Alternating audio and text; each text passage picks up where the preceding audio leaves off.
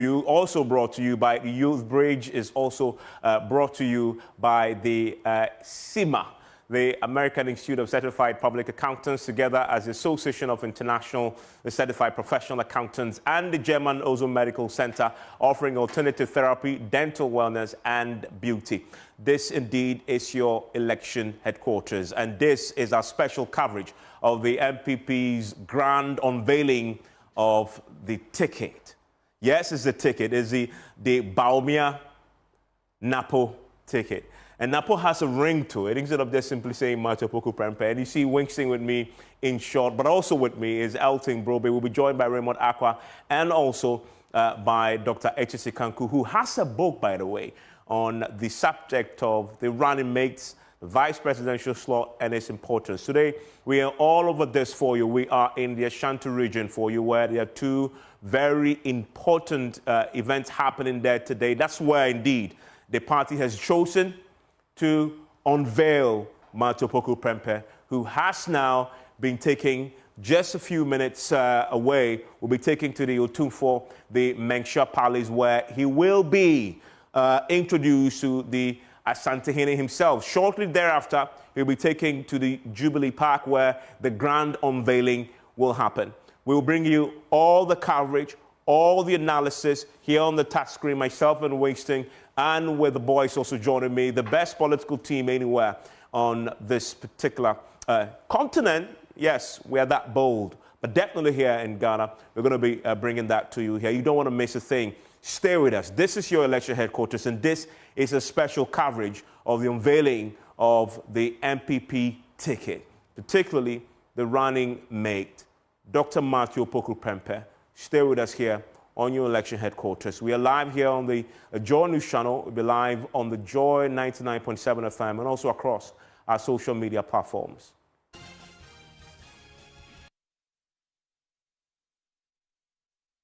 And this is your election headquarters. It's brought to you by Petrosol, your clean fuel in full quantity. It's brought to you by the Chartered Institute of Management Accountants, CIMA, and the American Institute of Chartered Public Accountants, together as the Association of International Certified Professional Accountants, and the German Ozone Medical Center, alternative therapy, dental wellness, and beauty. Also brought to you by Chopbox Technologies, a convenient service, and Youth Bridge Foundation. This is your election headquarters, and my name is Evan Smith. I'm here with Wingsting Amwa, and you see there, Elting Brobe is also with me. We'll be joined by my other colleagues who are currently, obviously, poring over the numbers a bit more. They will join us a short while for the conversation to crystallize a bit more here on your election headquarters. Raymond Aqua and Dr. H.C. Kanku, who, by the way, has studied this whole concept of the vice presidential slot, the running mate position, and who will join us with some thoughts. We'll be going to the Ashanti region. That is where the unveiling is happening. I want to bring you live shots there from the Menksha Palace, where we're expecting that the flag bearer himself will be ushering in and introducing Matthew Opoku Prempeh to the Asantehene Otumfor 32 pretty shortly. And that is where we find my colleague. You see him in your shot there, Nana Boache Yadom, who is standing by for us with some perspective as to what to expect. And then I can see in the shot there in the background that the stage is set at the Menksha Palace for Napo, Matthew Opoku Prempeh, to be introduced to the Asantehene. Exactly, Evans, and it is not just the stage here at the Menksha Palace, but the stage also at the Kumasi Jubilee Park, where we would have the official unveiling of Dr. Matthew Opoku Prempeh as the running mate to Dr. Bawumia. And so this stage here is for the presentation of the NPP's running mate, Dr. Matthew Opoku Prempeh, to the Asantehene Otumfor to the second. And why is this whole event important? Why is it important for the NPP to present Dr. Matthew Opoku Prempeh to the Asantehene? Well, it is because Dr. Matthew Opoku Prempeh is not just a politician, but then he is a royal who comes from the Apejafie here in the Menksha South Constituency. And the Apejafie, as we know, has a solid connection with the Menksha Palace. And that is where Dr. Matthew Opoku Prempeh comes from. And that is what makes it very much important for the New Patriotic Party to present its running mate, Dr. Matthew Opoku Prempeh, to the Asantehene Otumfor to the second. And that is why we have everybody who matters in the NPP present here at the Menchia Palace. This is the inner perimeter of the Menchia Palace.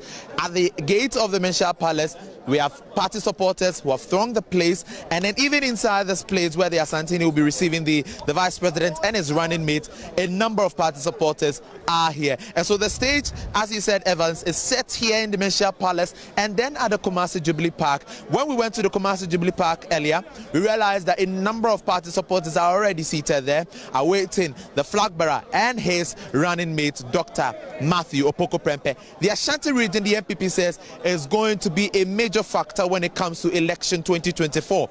And so if they get a number of votes from the Ashanti region, it is going to be a win for them. And who is going to make sure that this win becomes reality? It is Dr. Matthew Opoku Prempeh. That is what they believe. They believe that he can solidify the base and then strengthen the NPP when it comes to unifying it and making sure that they become one to prosecute their vision of winning election 2024. And that is why everybody who matters in the NPP is currently here. At my back, you have the big stage for party executives, members of parliament, and then also the vice president and then his running mate, Dr. Matthew Opoku Prempeh. So this is where they would be sitting. But already members of parliament are seated, party executives are seated, and then party supporters are all here awaiting the grand arrival of Dr. Matthew Opoku Prempeh and then the NPP's flag bearer, Dr. Bawumia. We can see the former chairman of the New Patriotic Party, Mr. Freddie Blay, seated there. We saw Kate Jemfua seated. We've seen Kojo Opon-Kroma in there. We've seen the Information Minister Fatima Abubakar also seated. The Greater Accra Regional Minister is also here, Titus Glover, all the way from the Greater Accra region, and he is in Kumasi to support Dr. Matthew Opoku Prempeh as we unveil him today. I mean, a very big day for the New Patriotic Party, I must say. Well, what are you expecting? It is indeed, because it's important that we all come from Accra and across the country to come and lend our support to my senior Honorable Dr. Matthew Opoku Prempeh, who is our vice presidential candidate. And indeed, we're going to rely so much on him because of his experience, his tenacity, organizational skills, and of course his communication skills. So we have a lot to share with the people of this country. So I'm here from Accra to represent the whole of Greater Accra and to lend my support. And we believe that you, the media, will also equally reciprocate that. Where you come to Kumasi, we say, yeah, the Accra Aba Kumasi. And so you've got Greater Accra to Kumasi. But then let's look at your running mate, Dr. Matthew Opoku Prempeh, and then his presentation to the Asantehene today. What do you think the presentation of Dr. Matthew Opoku Prempeh to the Asantehene would signify for the NPP? Politically, I think it is apt. Because when you look at the tradition of a great party, the symbol of the New Patriotic Party is the elephant. And the Ashanti region, more or less, is the adrenaline of our party. One of the Ashanti kings contributed so much, he even gave money in the formation of our tradition. And if one of his great-grandsons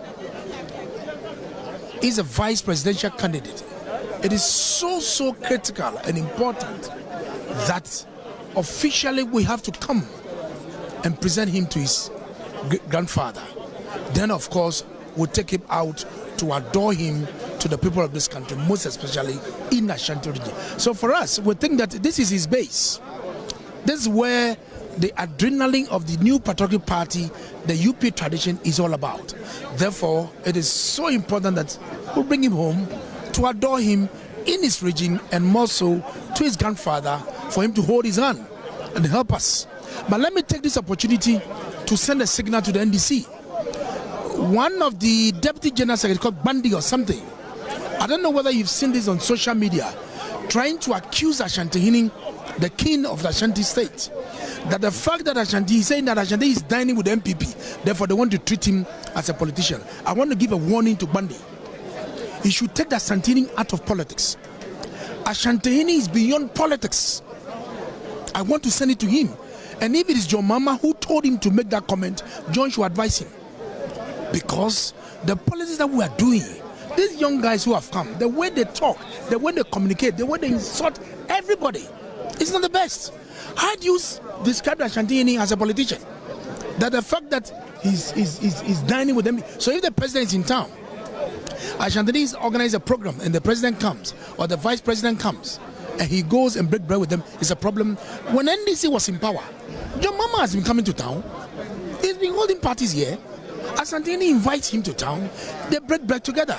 I don't think there's a nice language for him to go. So I think that Monday should be very careful. They won't want to lump Asantehene into politics. He should take him out.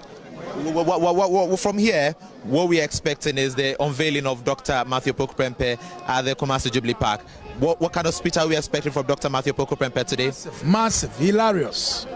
You can see the beauty and the acceptance of the whole Ashanti kingdom and the National Party itself. So for us, we are humble and grateful that he has got a nod, and we thank Dr Bawumia for choosing Honorable Napo to be his running mate. And we're going to break the 8. Trust me, we'll break the 8, and the NDC will cry. We'll break the 8, and your mama will cry.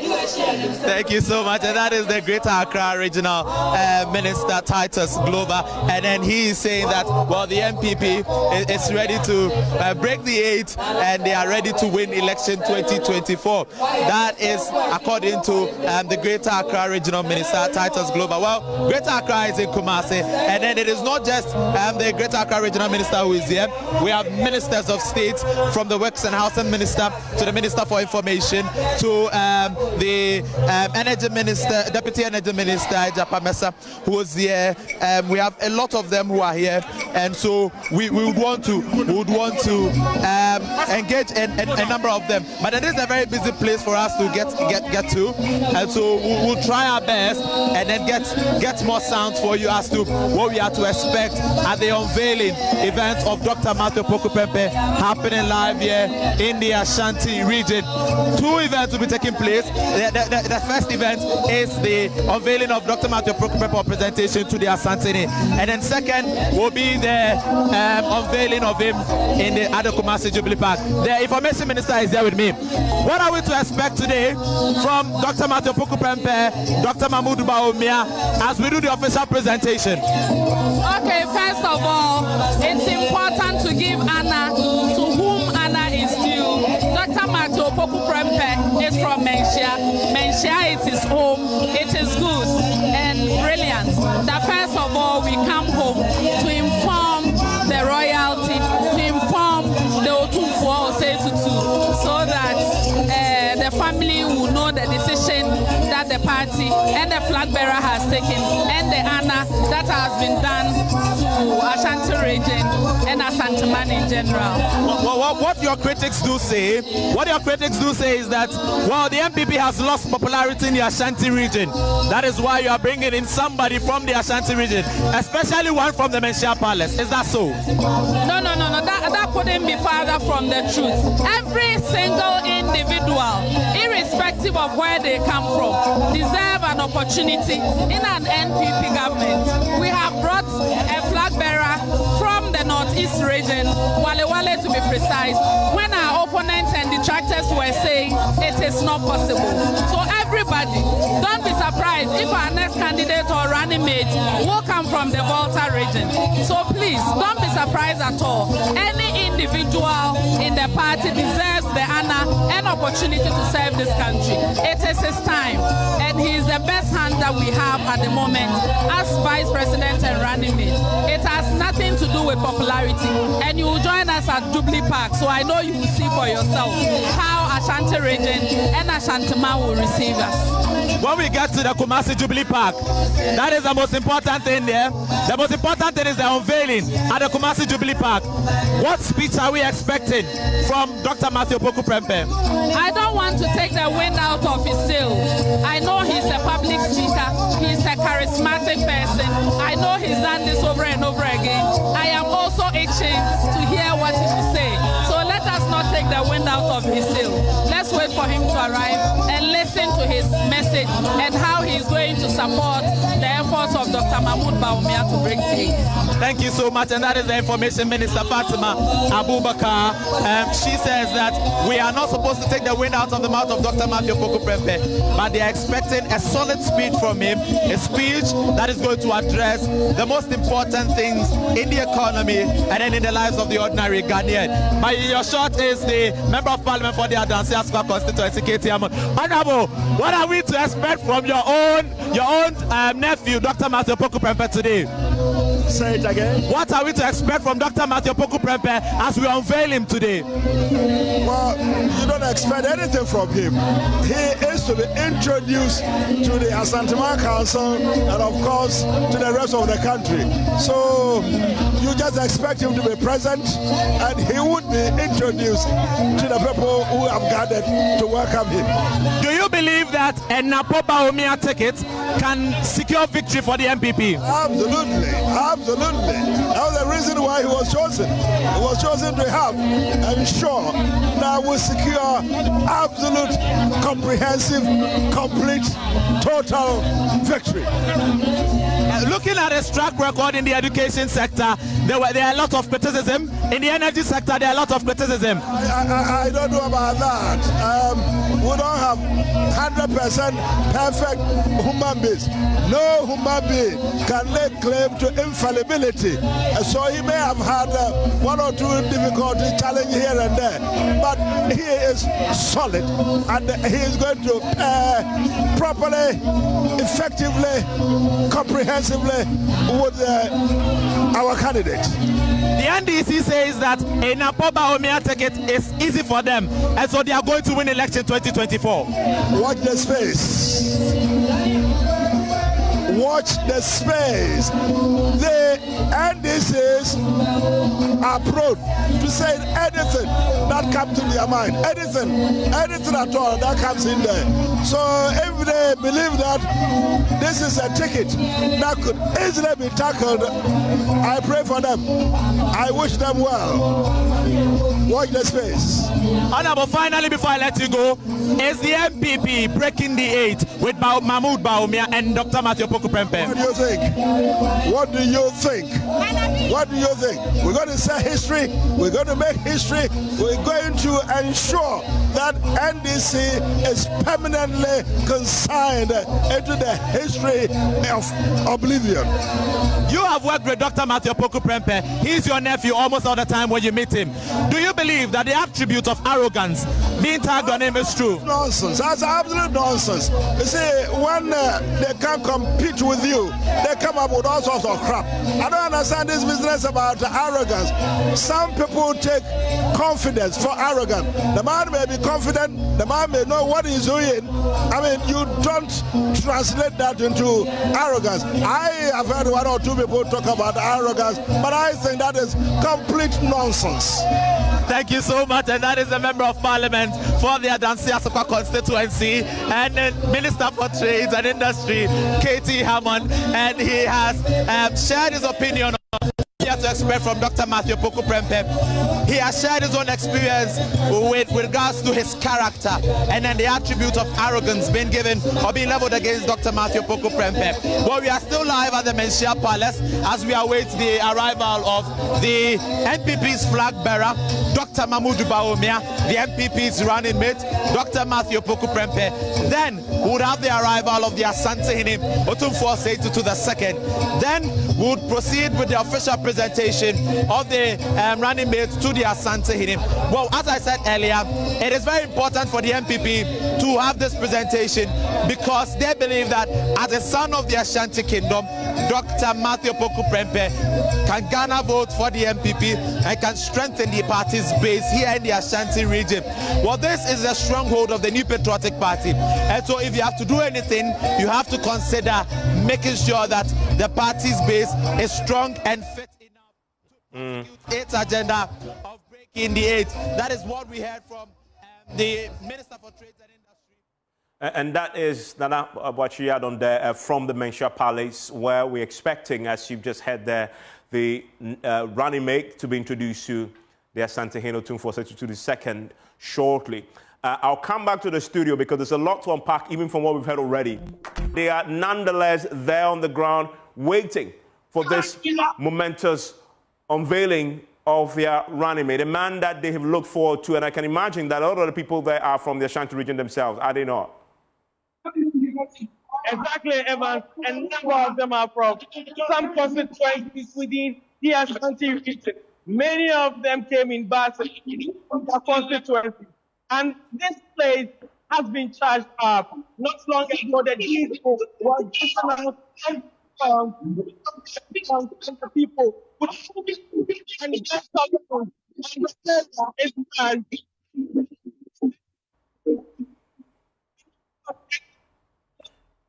so that is a crowd there, and of course, on a party executive arriving, he's just being thronged by a lot of the supporters who are in jubilant mood at the Jubilee Park, and that is the venue for the unveiling proper. What we've seen before is what is happening at the Menchia Palace, where he has to be introduced to the Otumfuo. And what is the significance of that? I have with me a man who himself, we call him the man who hails from the Ashanti region. He understands the culture. Raymond too, that's, by the way, but he isn't from there. He claims to know a lot. But today we'll get to see who understands the Ashanti culture and what the significance of this introduction of the running mate to the Otumfuo is. Winston is also here.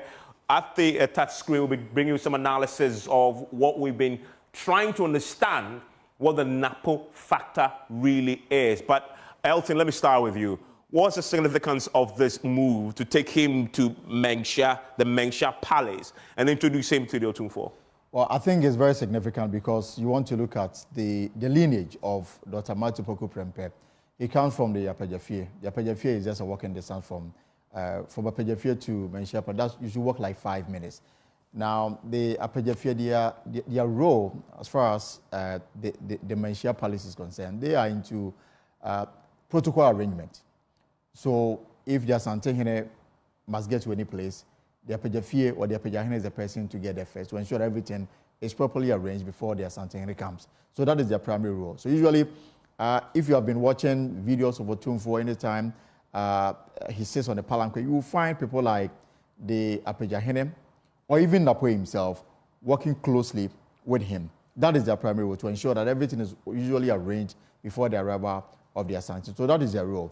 And persons like the former president, Kufuor, Ado Kufuor, all of them hails from the Apejafie. And I'm told that even Dr. Tony Yedu is also from the same house. So this is a very important stool in the Ashanti establishment. So if you have a son rising or on his way to a very important position as running mate of the NPP flag bearer, with the possibility of becoming the second most important person in the country and coming from the Ashanti kingdom, then I think it is fitting and proper that he is presented to the overlord of the Ashanti the Asantehene, because this is one of his own. And so basically, you want to look at the cultural importance and the political currency that they are hoping to ride on it. And clearly, you have it. And that's why I bring in Raymond. Raymond, the cultural importance is important, but I'm not sure the NPP is doing this purely for cultural reasons. They're doing it for political purposes. Is this one that inures to your favor, especially if you believe what we are told? The fundamental reason why Napo was selected is because they wanted to galvanize the base in the Ashanti region. This is significant, isn't it?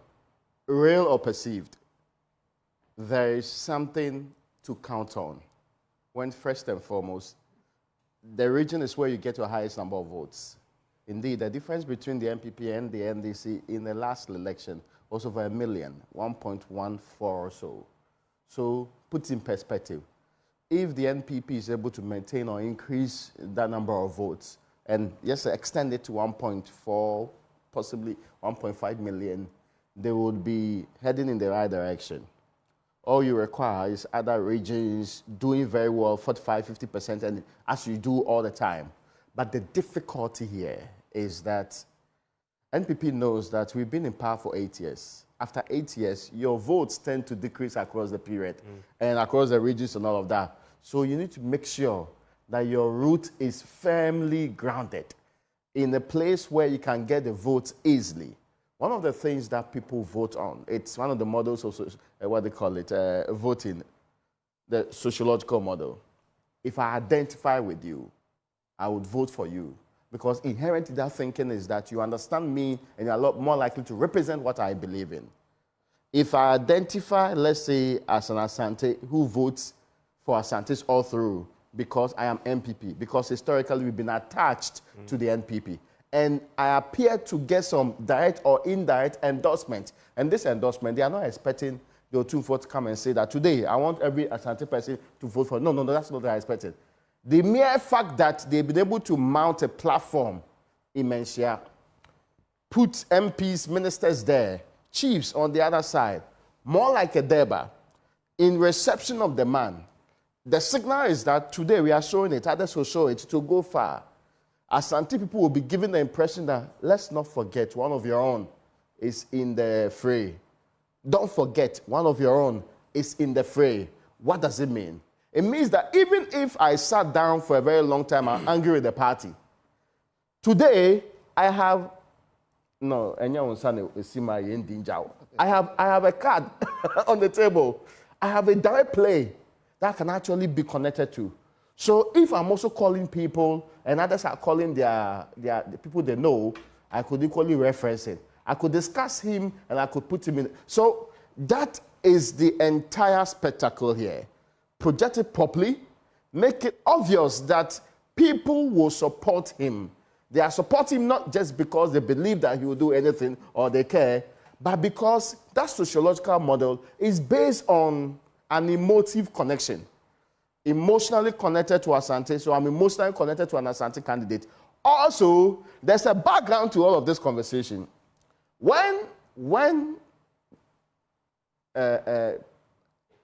for Change, when Chair Martin left the party, I know many people who had believed that he was next in line and that this was a catastrophic attack on Asante people in NPP. It drew me so. Yes. In fact, I have a family member who sent me a very long voice note about how this is so unfair and that he will be so disappointed. And you'll be shocked. I was particularly worried because I didn't think that people who are not very active in politics care that much. But the signal was that Asante was losing out big time in NPP. And it's being taken over fully by other groups. So this is a form of restoration. You might not have gotten the flag bearer position, but don't forget, his running mate, he may become, like Bawumia became the flag bearer, he may also become flag bearer. So you only have to wait your turn. Or in this case, it's delayed gratification that is being projected here. All of this may sound fanciful or, well, there's no guarantee that it will work, but don't get it wrong. That sociological model of voting has roots. It has always been shown to produce some results. Even among people who are supposed to be thinking of other factors, they may consider this. That is why we have this spectacle happening today. Yeah, and the symbolism of what is happening there today, and the fact that they decided, first of all, traditionally, you would do the outdooring in the Greater Accra region. But they decided to go to the Ashanti region. And they decided not just to go to Ashanti, but to go to the main Shepherd. The symbolism of that, Raymond has made a point about its political significance. When Elton talks about its cultural significance.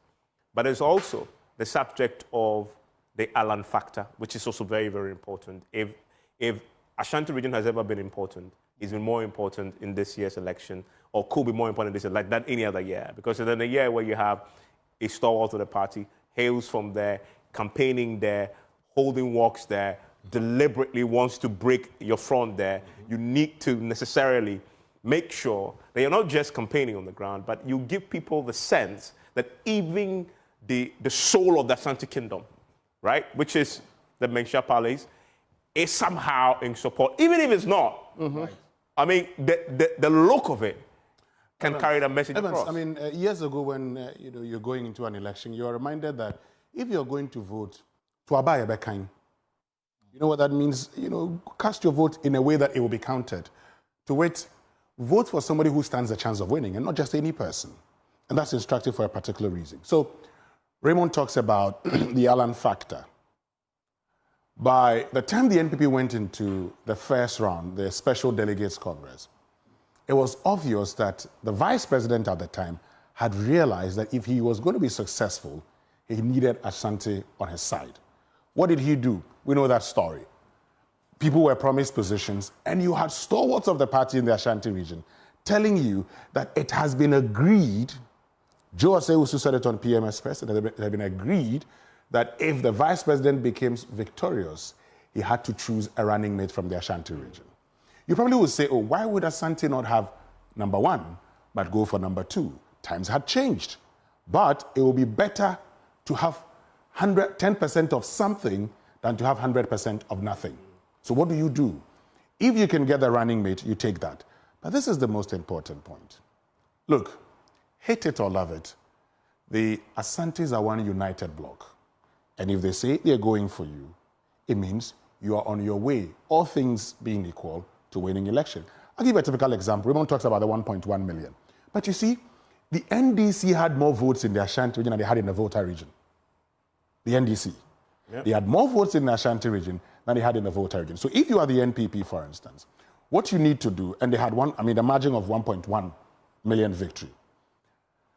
Subtract, the NDC is 600,000 and the NPP is 100,000, so 500,000 from the Volta region votes, you're left with 600,000.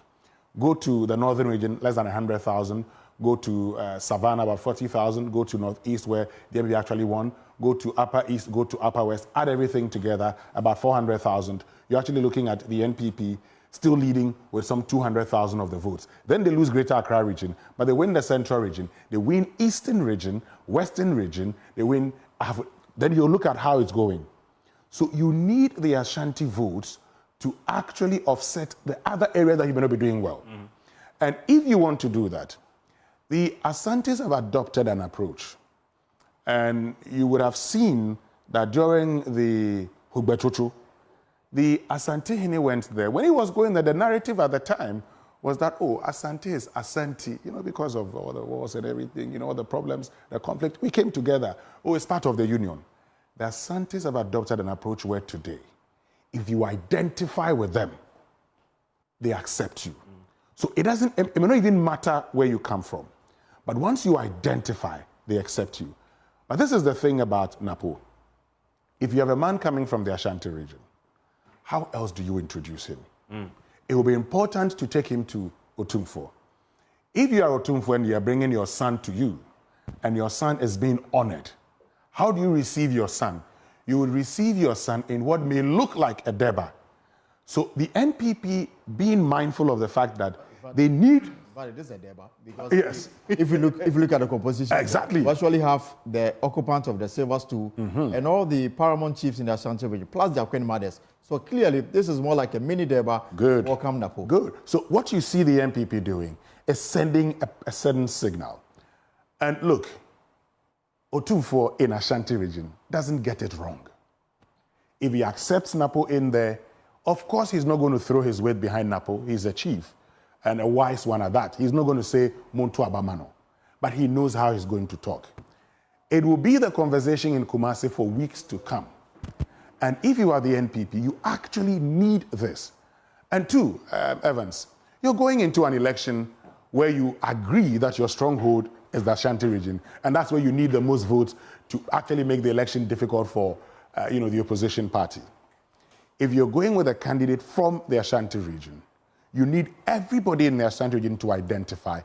And as a group of people who revere their chieftaincy institution, the first thing you do is to get that institution to actually accept that this is one of us. And in doing so, you would hear the people talk about where he comes from and everything as a way of sending a particular signal. A signal that says, this is our man, and this man belongs to us.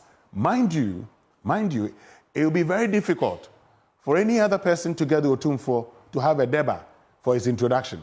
If not Napo, you won't get it. And that for me is a very important point. I want to say that Dr. Kankwit has joined us in the studio, and Doc has his book there and has written quite a bit about this vice presidential position itself, which was really launched just last month, indeed.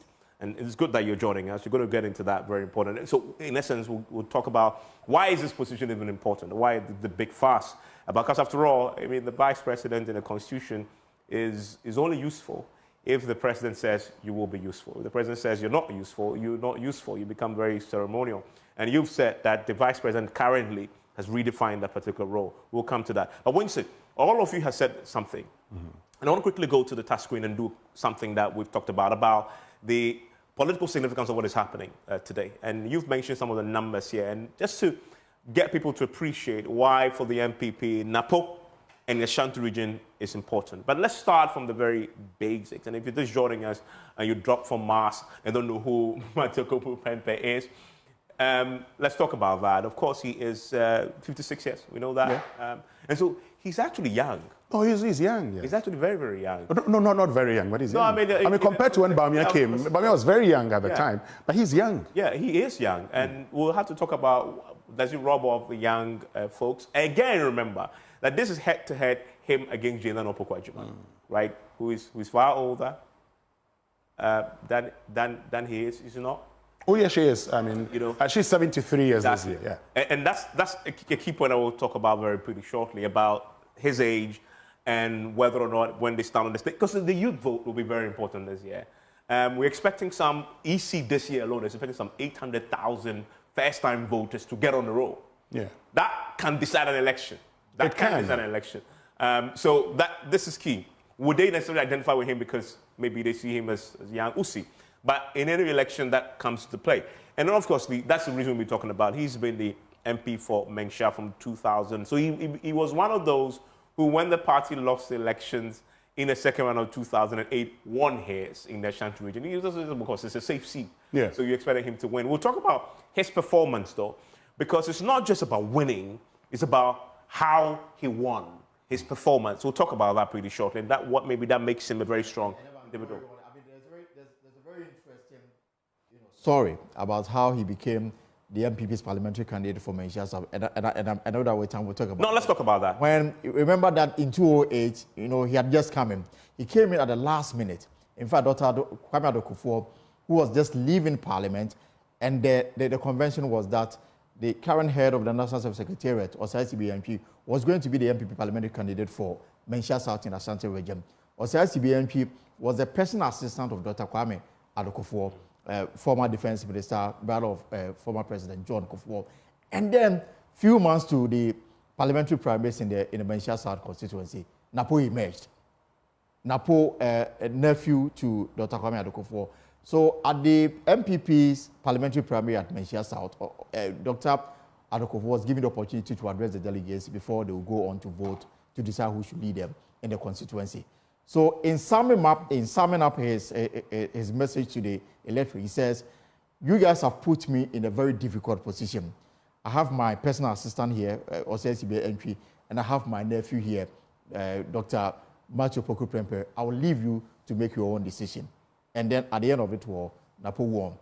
Against what was, you know, the wishes of the people then in 2008. And that's how come he became... I'm sure what Elting hasn't said is that eventually, even though, you know, Dr. Adokufo had made it clear that, oh, decide how you're going to do it, he had a scheme in place for Napo. It was obvious at the time that Napo was going to win that. And Elton knows a lot of the people who, you know, made that scheme very successful for Napo. Some of whom, as the time goes on, we'll talk about. And I don't know whether the same thing is going to play out in 2024. Okay. Well, that's an important point. And then he won, he never looked back. Never looked back. And when it was the Mensha South was carved out in 2013, it still remained. He still won that quite handsomely.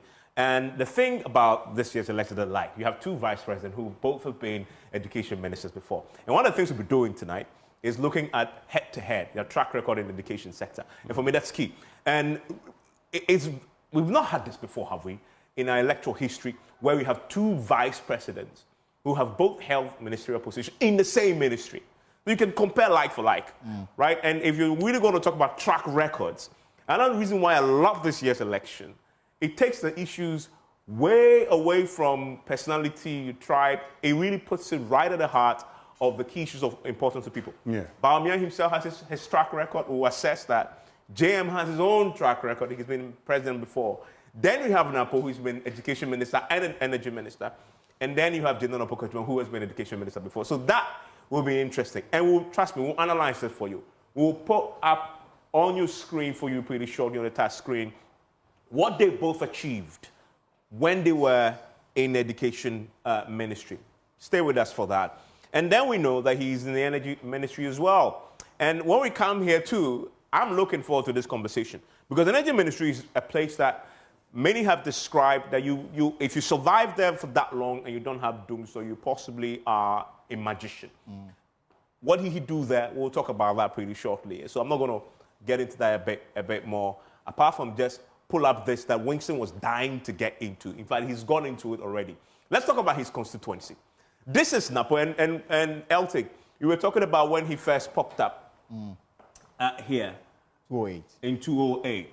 He had 77.20%. And really, if you compare to the rest before him, it wasn't that great. I mean, in terms of what happened before him. Evans, you're right, because if you're looking at 2004 here, you circle that for me, because once we move to 2012, it's been split into two. So we probably may have to do with 2000 from 1996 to 2008, where at the time as, parliamentary candidate for the NPP. So yes, by, 2004, Dr. Adokufo had just 75%. I say just because if you look at the Ashanti region, if you look at its significance, you're looking at probably getting 76. We've talked about the average being 76% or more. And then Matthew Opoku Prempeh comes in and gets some 77.2. Okay. Now, in that particular election in 2008, President Akufo-Addo had 76%. So he had more votes than President Akufo-Addo. And we've talked about Akufo-Addo, for instance, in the 2020 elections, we talked about how he had over 200,000 more votes than his members of parliament combined. Yeah. But in 2008, for instance, when he showed up for the first time, you had Matthew Opoku Prempeh getting more votes than Akufo-Addo. The thing about 2012, that had been split into two, Menchia South, Menchia North, then he becomes member of parliament for Menchia South. He gets 82%, still more votes than Akufo-Addo. Okay. But then he holds a record there in terms of the percentage of votes. Yes, he does. I mean, for those who have contested in that area. And for many, that shows his strength, really. Yes, it's a safe seat, but you have to win it and win it handsomely. He was just, 14 percentage points shy of 100%, which is really something. No, it is. No, but you see, the thing about, and for all of us who have monitored politics, and Raymond will tell you, by the time Napo got into parliament in 2008, he was a key member of the health committee in parliament. He took part in lots of debates. So he had actually endeared himself not only even to the people of Menchia, but to Ghanaians as a whole, as a member of the opposition party who played a major role in our politics. Mind you, the job of an opposition party is to have your say. Because in Ghana at the time, we had consistently said, you have your say, and the majority would have their way. At that time, as a member of the health committee, as a member of the appointments committee, we all saw what he did. By 2016, mind you, in 2016, so something you should realize, in 2016, the wind of change. Yeah, in fact, it was only in 2016 that President Akufo-Addo had more votes than Napo, even in Menchia South constituency. What's happening. But Raymond, let me bring you into that last point here. Momentum is everything in politics. And you look at your last performance, you see here that there is a dip, right? You are MPP, are you reading any meaning to that? Or are you saying, oh, this is nothing? It's just a reflection of what happened in 2016 on national scale? After 4 terms, certainly there will be a grouping that will say, well, you've been around for a while. So some people will know. See, with 4 terms, right, and being in power for 2 of these 4 terms, they can excuse your first 8 years. But when you are in power, the expectation is that you fix every problem. So all the problems from Ashtown, you have to go through Krofrom, do CPC, and reach every other area. The expectations are also different. Let's not get it wrong. Of course. Even within Ashtown itself, those very close to Menchia have a different perspective of how and what they deserve. Then when they come to downtown, they also have their own understanding of the things that ought to be fixed. Now that you are a minister who moved from education straight down to health, to energy. They believe that you've got some of the juiciest appointments possible, so it's to reflect in the constituency. It's not only reflecting roads I see done on the ground, but it should also reflect in the well-being of the people. So, some of the expectations are a bit too much. So you would expect a form of reduction. It would have been very strange if he was always going on the high, because it would sound as if they are voting for him because he keeps delivering. There's a point you become also tired of some of the groupies that feel that, no, so if Napo has been there for 4 terms, who else should be member of parliament in this area? Why shouldn't you have other people also contesting? Now, the other issue that would always affect any human being who is a member of parliament for this number of years is, it's not apathy, but it's also we are losing interest in the candidate. There's nothing exciting about going to vote because after all, he won anyway. That what's happening to Napo? I'm saying it will be difficult for you to get anybody, even if there are 6 of them. There was a time Kofi Akpalu contested Dr. South. Yes, Dr. Akufo. That's the year. Yeah. 2004. Kofi Akpalu's argument was that Dr. Akufo is a very perfect person. He's working very hard for John Akufo. He's very busy. He's always in Accra. Choose a member of parliament who is with you in Kumasi every day, so that he will do your job for you. He never told the people that he will go to parliament to go and work with you. But you think about it that way. He was exploring the point where they will say, Napo is busy in Accra. You need somebody who understands and represents our interests beyond merely having loyalty to a political party. Those are things you explore. And with time, it tends to have bottom line, you're saying that we should not read much into that. But he had bad experience with that ambition. Okay. Well, let me just... Yes. Raymond, you see, let me just give you other examples. So go to a constituency like Nabdam. Okay, Moses Asaga. 1996, 2000, 2004, 2008. By 2012, he lost. Go to Talensi. Okay, John Tia, 1992, 1996, 2000, 2004. By 2012, he lost to Robert Muzure, who eventually became a chief. In fact, you remember on election eve 2020, I was telling you the situation about Joe Garte, for instance, because he had been in parliament since 2004. And I drew from Papa Wusu Ankome's performance in his last term in 2012, where he almost lost the seat and say, he survived by just about 800 or 1,001. But by the time Andrew Japamesa came on in 2016, he actually won by some 9,000 votes. It's the same thing with, for instance, George Mrekuduka. By the time he was taken, it was about 4,000 or so difference. He won by 18,000 difference. So, yeah. What that actually tells you is that if you stay for too long, even in a safe seat, people... Right, so what are you saying? What are you saying then about that? What we are telling what's you... the point? What we are telling you is that... It's a natural transition. Okay. It was expected. So you're going to go. So his influence hasn't waned. It's just a reflection of longevity. Yes, I don't think it's about... In fact, it's one of the stellar performances that anybody can get. Being in office for 4 terms. Yeah. See, the thing with strongholds of political parties is that internally, there are also stronger people who are wishing to contest you. Exactly. People who are lacing their boots. People who, instead of going to support you every day, would only be telling people that, but why is this man still there? And by the way, if you look at his performance, say, in the primary, it shows that he's still very, very popular. Very popular, yes. Because he had way over 84% of the votes there. In fact, amongst those who were tipped to be... Oh, but he had to show proof. Don't forget. Exactly. He has to show proof. In fact, we sat here and said... did analysis. One of the criteria for determining whether you can really be a proper one is how you garner votes for the flag bearer, who's now the flag bearer of the party. At the time, he was seeking to get that position, political position. But there's something else that we need to look at. And let me just clear these here, so we can look at that. And that obviously, Wingsting, is the Ashanti region. This is what you've been looking at. This is a story of why fundamentally we say that he needed somebody. Not we, but the party decided before even the Napo was elected, that individual must come from there. Because as you will notice on the screen, if you haven't, let's just isolate it, Winston. Let's go back. 1996, they were below 70%. They lost the national elections, right, to Rawlings. So you see that here. First time they did that, lost elections.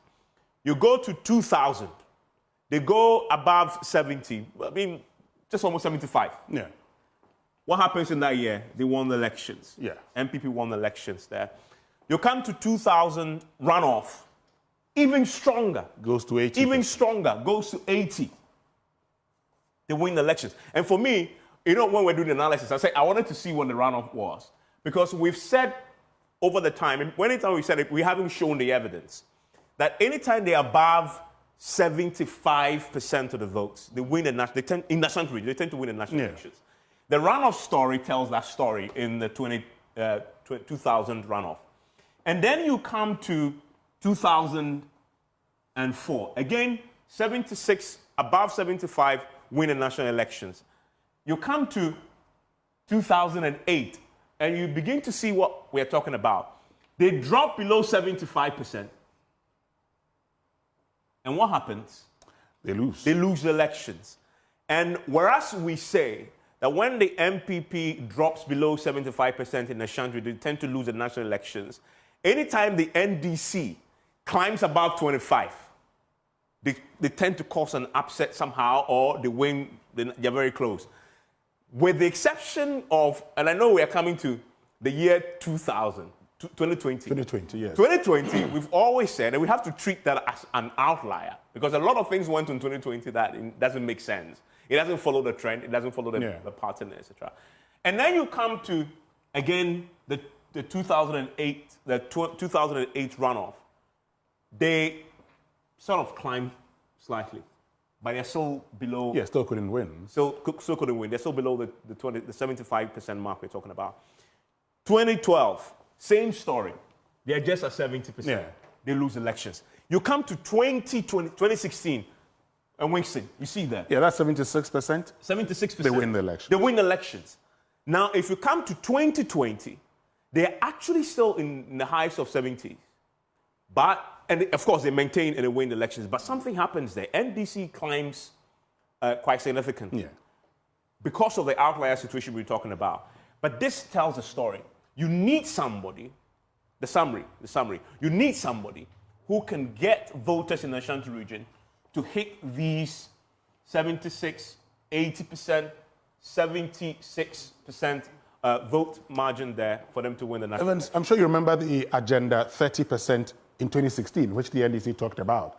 They wanted 1 million votes in the Ashanti. They targeted 30% of the votes because the NDC knew that if they had 30% of the votes in the Ashanti region, case closed. And it was almost their trump card in terms of strategy. Yes. They didn't really mind to, but they didn't have that same strategy for any other region. No. But for the Ashanti region. Because they of were the numbers at this. And you see like the numbers. And you see they had 28%. And so, I mean, generally, you're expecting that to improve to 30%, coupled with population increase. It means you're targeting 1 million votes. And if you get that, you're done.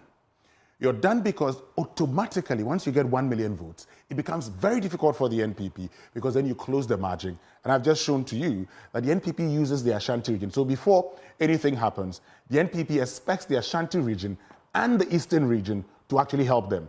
And you realize in 2016, the NDC also talked about Agenda 50-50 in the Eastern region, for instance, because they knew that if they were able to deny the NPP votes in these two regions, that would be the end of the NPP. Okay, but if you are the NPP, you know that if you are able to get, and you've heard the Chief of Staff say, if we get 80% in the Ashanti region, we're done. Right. If they get 80% of the votes in the Ashanti region, Evans, maybe because of the lessons we've learned from 2020, we can say you can actually get other votes from the other regions to make a difference, but if they get 80% of votes in the Ashanti region, the elections become very difficult for the NDC. And both Elting and Raymond, to this particular subject now. So where does Napo play in this picture? The NPP would have looked at the same analysis. They know this. They know what happens there. First Elting, where does he play in this picture? Why is this picture important for his selection? I think basically, even if we want to take the narrative of the party grassroots, they themselves are quite clear that indeed, if we want to win the 2024 elections, then Asante region will play a critical role. Now, the NIB survey, where they spoke to 5,000 people ahead of the nomination of Napo as a running mate, 92% of them said the running mate should come from the Asante region. Perhaps they themselves understand that if we are able to make good impact in the Asante region, move it to 75% or above, then we are in a poor position to win the national election. That's how come, at the end of the day, the selection of the running mate was narrowed down to the Ashanti region. So all the frontliners, Napo himself, Dr. Yao Aduchum, Oseche Mensabonsu, Joe Wise, the chief of staff, all of them from the Ashanti region. So Ashanti region is key. Now you're also looking for somebody who connects very well with the region. And so even before the announcement was made, I was clear in my mind that there was no way the vice president was going to go beyond anybody apart from Napo. Because if you go to the region, I think he's done so well in terms of positioning himself as somebody to look for, to look to as a future leader of the party. In fact, I can say with all certainty that currently, in terms of popularity in the party, perhaps he's elevated himself to the position of maybe Nana Dankwa Akufo-Addo. In terms of, I mean, the position the party took, that until you are elected president, we're not going to allow anybody to be elected or to lead the party. And that's how come, since 2008, the party stuck with him until he became president in 2016 and 2020. Napo is gradually moving towards that direction. It'll be interesting to see how, beyond the vice president, whether he'll be able to take that position. So in the region... Interesting points there. Yes. And Dr. Sikanku, does he guarantee this? Does he guarantee... Evans, Professor Sikanku. Yeah, Professor Sikanku, you're right. Absolutely. Professor Sikanku. Absolutely. Professor Sikanku, thanks for joining us. And indeed, we're happy to have you. But does Napo guarantee what we just analyzed there? For them to hit above 75. Winston, you made a point about, party folks saying they want 80. I don't think they will get 80 this year in the Ashanti region. They want to get definitely above 75%. Because of the unique year we are in, trying to, break the 80. Perhaps just maybe if I can make one point. Yeah. And then, because of what I've been told, I mean, if you look, for example, look at the figures of 1996, when the NDC got what? 32.76%. This was under the leadership of Jerry John Rawlings. Yes. Before 1996, remember the Ashanti region, the driver of the Ashanti economy back then was the timber industry. Now, after 1996, government decided to ban the export of round logs. And that collapsed, perhaps, the many businesses in the Ashanti region. So, around that time, and from what we've been told, the decision was taken that if you want to strive in terms of business and everything, then the Ashanti should make sure that they have their party in power. And that's how come there's been a steady rise in terms of the voting party in the Ashanti region. Perhaps if you look at some decisions taken in 1992 and 1996. But Evans, before Professor Sikanku comes in, I think that this election, we're talking so much about the Ashanti region. Yeah.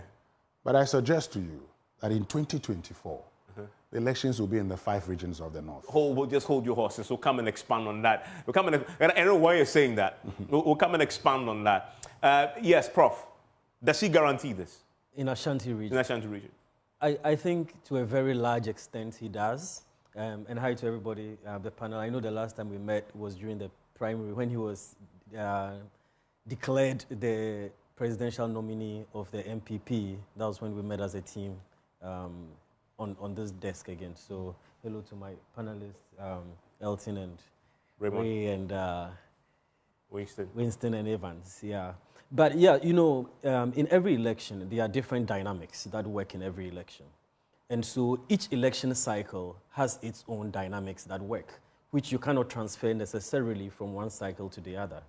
And so in this particular cycle, the candidate has made the determination that he needs to consolidate his base first. I mean, it's a very interesting dynamic where for the first time, we have a candidate who is not from the base of the party. And so it's important. And you begin elections by consolidating your base. Once you don't have it, you really cannot move to bring other people in or move to the center. So the candidate made that determination that it was important that he consolidated his base. And one of the ways to do that is by appealing to the people that come from your reliable region, which is the Ashanti region. So I think Napo does that for him to a very large measure. He's a wildly popular figure within the Ashanti region. If you do the research, and I've done some in-depth interviews and talked to people as well, and the feeling and the results that you get is that, and this is not my own position, but as a result of that qualitative research attempt that was done, realized that there is a certain intuitive and very natural connection that Dr. Matthew Opoku Prempeh has with the voters and the people of that particular region. And that's one dynamic of his appeal. And I know Raymond has a contrary view. I know so because on State of Play, he doesn't believe that the man is a given, that he's so popular and he will just sweep everybody. No, he actually makes reference to the National Intelligence Bureau. Let him speak for himself. Says that there are many people who say any MPP candidate goes. Yeah, I mean, Raymond, about 80%. You don't necessarily agree. You don't agree with the views here already. So what really is your point?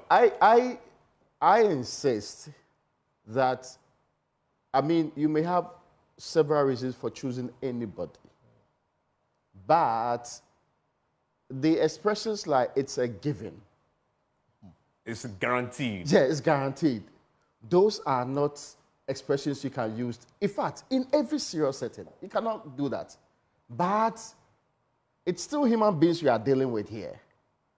He may be your best chance on the table today, looking at all of the, but you cannot say that merely because Napo is candidate today, and let's even take it beyond the what they call NPP executives. Merely because in OI 5A Block 10, everybody in the House has voted MPP since they knew MPP. Automatically, when you are born, transition, voted MPP. I know them because they are my family people. So it's not a problem. Everybody in that house automatically votes MPP. That when they are peeved today, and they'll list a couple of reasons why they are peeved, and half of them say politics, I mean, follow him. And all of that. It will change with, don't forget, Matthew Opoku Prempeh is their member of parliament. Don't forget, his people brought those things that they give to people during Christmas and all that, ahead of elections and all that. All of those things. But during the last election, even the last election, half of them went about their business as usual, feeling, oh, after all, NPP will not lose here. So it's not a big deal. But that's also the problem. So I am saying that you do not counter set problems with merely saying we have installed Napo as running mate. He's not even a flag bearer.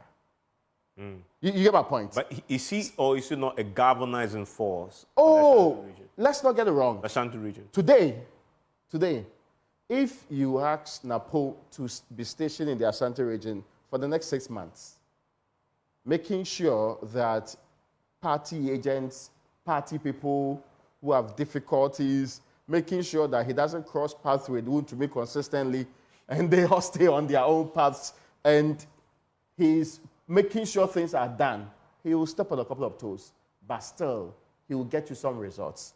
He will rally some people behind the party. Does it get them enough to get over 75%? I do not think that that is enough. I fear that people have given that impression so much and so well that they think the panacea to the MPP's increasing votes in the Ashanti today will be Napo. I bet differ. You see, my disagreement with Raymond on this is the fact that, I've said it before, that Napo may step on toes, but he's smart to surround himself with very good people and people who also command huge following. So you may not like Napo because he may step on your toe. But this is the other point. Let's say you do not like me, but Raymond is very close to me and Raymond's destiny is tied to me. You're going to support Raymond by voting me into office, because if I get into office, your bread is going to be battered by the very fact that Raymond is closer to me.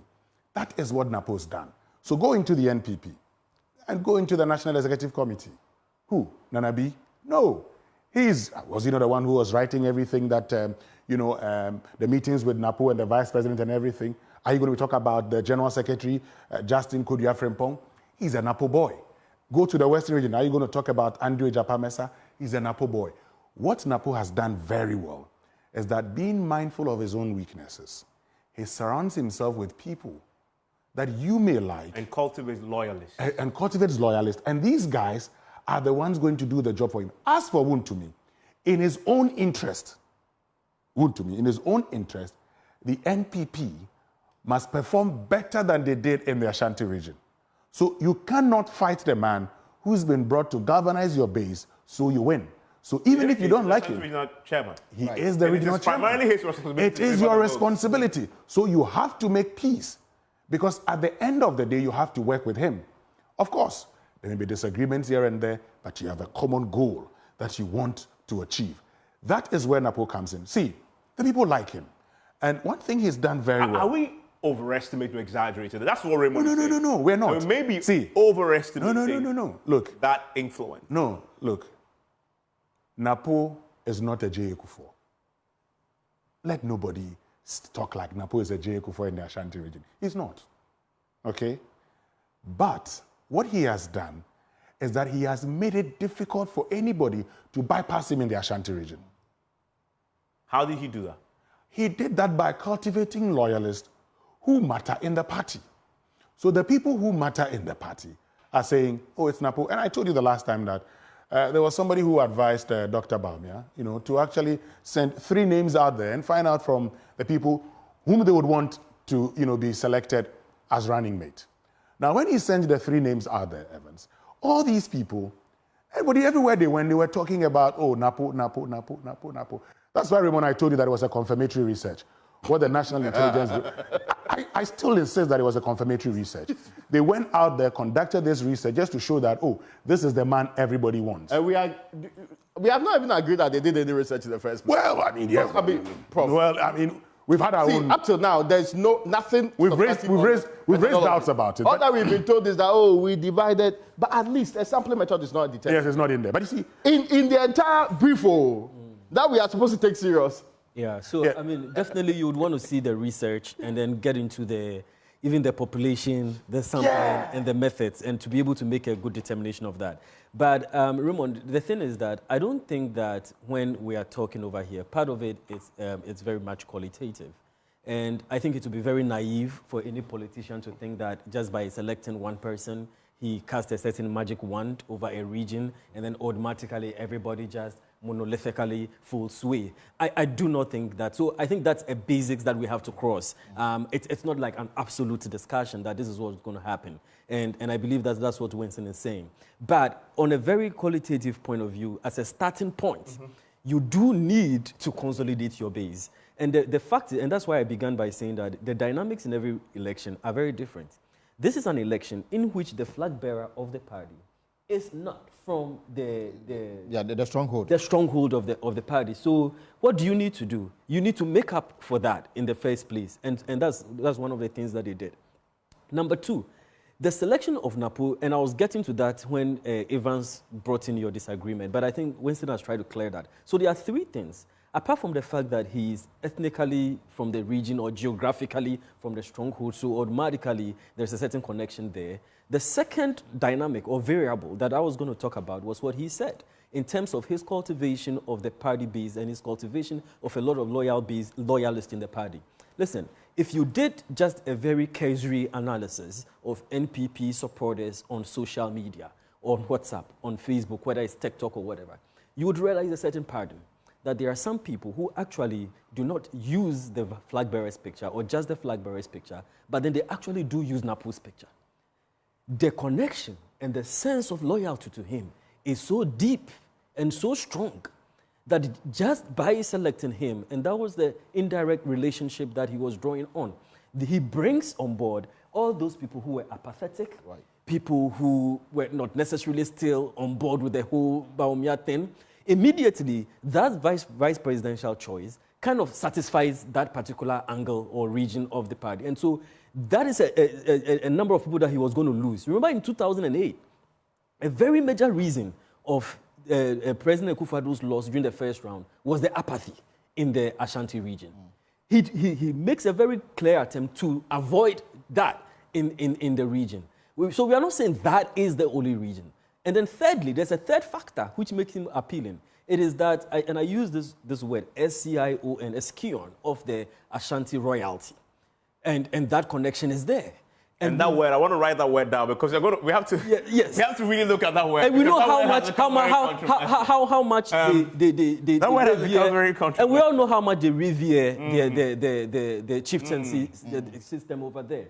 And so that royalty alone is a very, very natural connection and a very emotional one that they have. And so it's not a big factor in the equation, but it's definitely something. Prof, I have a question for Raymond. Yes. What is the biggest threat incumbents face in their 8th year, in their 2nd term, approaching elections? That you will lose elections, that you're... Is it in their stronghold? Biggest in their stronghold. Oh, no, biggest threat. People will come out and vote for you. Apathy. Yes. So if you also have internal people who feel that your party is better off coming back so that we can reset. Yeah, but in your stronghold, the biggest threat is apathy. If you've identified that problem as your biggest threat, what do you need to fix that? Isn't it galvanizing that base, getting somebody who can do that? A unifying factor that can bring out the people. And that key word there is unifying factor, not a dividing factor. You think Napo is a dividing factor in the Ashanti region? I'm saying Napo's unifying elements. He unifies the Ashanti region. Does he not? Because if we use that word, then it fits in the Ashanti region. I'm saying that... And I've said, as a strategy, Napo may not be your best bet in calling out unifying. Because, in the Ashanti region. Because what you're going to do today... Where people would ordinarily vote for the NPP what you're going anyway. to do today, even with the blocks, what you're going to do today is go and speak to them. Let them forgo their internal differences, join together. Napo may have to set up a different team to do that because we all know that he's not very good at doing that, first and foremost. Secondly, you would have to come down and plead with people of different walks, of different areas, and come to the conclusion that, well, we can put aside our differences. Assuming we're expecting Napo to be in the Kumasi Central Market, pleading with market women, that all the things that have happened over the period, we want you to go beyond that because this is your party. That expectation is not real, except something extraordinary changes now. So I am saying that we are not pretending that we don't know the person we are dealing with here. We are not pretending that, and there's a certain thinking that, oh, well, all that's required is a few people in the party. I've heard the names of Henry Nanabuache. I've heard some even go as far as mentioning Vincent Sasifua. And I'm just asking, are these the people with the roots to even get people to go and vote? But Napo's cultivation of loyalists goes beyond party executives. In fact, you have to go down. You have to go down to the party's rank and file in terms of its polling agents to look at the deliberate cultivation is done at that level in the Ashanti region. And I've made a point to you on State of Play that these people are the party's base. And remember, Ashanti region has the largest number of delegates. Okay. For the party. So no, I'm just giving you an extension. Add the rest of the names, apart from the ones that have been mentioned. You ask the rest of the names. No, I'm even not... Huge rallying forces I'm even not talking about... That's my point. I'm even not talking about... No, I'm not talking about... I'm not talking about the executives you know. I'm talking about the party's if you go down, polling agents, constituency executives, I agree, who and I'm not still see him as somebody I'm not disputing that. They have to be loyal to because of the way he's cultivating them. I get you. I'm saying, which people are we referencing here? Because we have spoken in a vacuum on this matter for long. I am not hearing the people. In all fairness, but that's if you mentioned, my point, and these are rallying factors, everybody who understands the politics of the point to you I made on State of Play. Yeah. That these people I'm talking about at the very base who still see Napo because of Napo's very deliberate, calculated attempt to cultivate that base. They are those who be going from home to home, constituency in Ashanti. They are not the folks you'll be hearing necessarily in public forums shouting his name. But they are the guys who be doing the groundwork, the canvassing. And those people, in fact, if you do that multiplier effect, that is where you galvanize that base. In fact, because of that effect, they are really... For a very long time in downtown Ashtown, it was almost as if, even though you are MPP, Alhaji Akwasi Eboa is the one that says that, see, this election, let's all move together and go and do it. He never became assemblyman. So ideally, he was not in the assembly.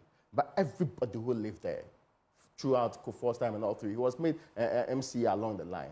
Respected Alhaji Akwasi Eboa because for all the times he tried to be assemblyman, people of downtown felt those are the other ends are the ones who decided, and that he's the most important factor. It wasn't whether or not the Mensah constituency secretary or chairman or what the executive was the most important one. I'm not saying so. I'm saying I'm still not hearing those names. And they are... But that's the point. You don't need to hear them. Those people. You don't need to hear... Now, again, this is also politics. Yeah. So it's not... And we are postulating here. Tomorrow, when elections are held, we will come back here and come and have a conversation as to whether Napo was that single most important, and I want to use the word, unifying factor in the Ashanti region that actually rallied it beyond the numbers they are looking at today. We will get to know that. We will get to know whether or not he helped or rather reduced the impact of the NPP's campaign in their region. Elting, and I'll come back to it. And by the way, you got shots there of the Mensah Palace. You're waiting for that. That's the shot there of the stage that's already been set. The ministers are seated. The only thing we're waiting for, in this case, Elting, there's no way that Asantehene will sit before the vice president comes in. That president will have to come in. Protocol. Napo will come in before we see that Asantehene. So that's a shot there, and we're waiting for that to happen. Once that happens, we'll bring that to you live here on your election headquarters. Yes. I think that basically, because of tradition, I mean, they are going to Otumfuo's house. So Otumfuo must be seated first before the vice president call on him. So maybe... Oh, so the Otumfuo must be seated first, because, and then they will come in. Yeah, they are visiting your home, so you must be seated It's good to have the man from the police. But then, Evans, I mean, my point, I mean, Raymond is fantastic on the matters, but I think that if you want to look at the history of the NPP, this perhaps will go down as the first time the party nominated somebody for running mate, and there wasn't much of a rancor. Yeah, I mean, you can go back to the time of Aliyu Mahama. Even Dr. Bawumia himself, I mean, the records show that when Akufo nominated him, I mean, it took 3 meetings before the party came to accept his nomination. This will be the first time in the history of the NPP that a running mate was named, apart from Andy Appiah Kubi and few other people. I mean, there's general acceptance of his candidature. What that translates into people going out in their numbers to vote, I think that there are a lot of factors that will influence people to go out and vote. Already, the government is struggling to even meet the expectation of the people. The country is in an economic crisis. Those are the factors that I think that may, work against the party going into the 2024 election. The factor of Napo, I mean, is well grounded. He's from the Ashanti region, he connects well with the people. He comes from Mensah Palace. In fact, this is the constituency, the Otumfuo vote. So it is just natural that they'll go and present him to the Otumfuo. But I'm saying that on December 7th, the factor, the Napo factor may be key. But the most important issues are what people are battling now. And I'm sure that will influence how people vote. The personality may play a role, but I'm absolutely certain that people may look beyond the personality in deciding who they vote for. In fact, we are having the same thoughts on this particular matter, almost 80%.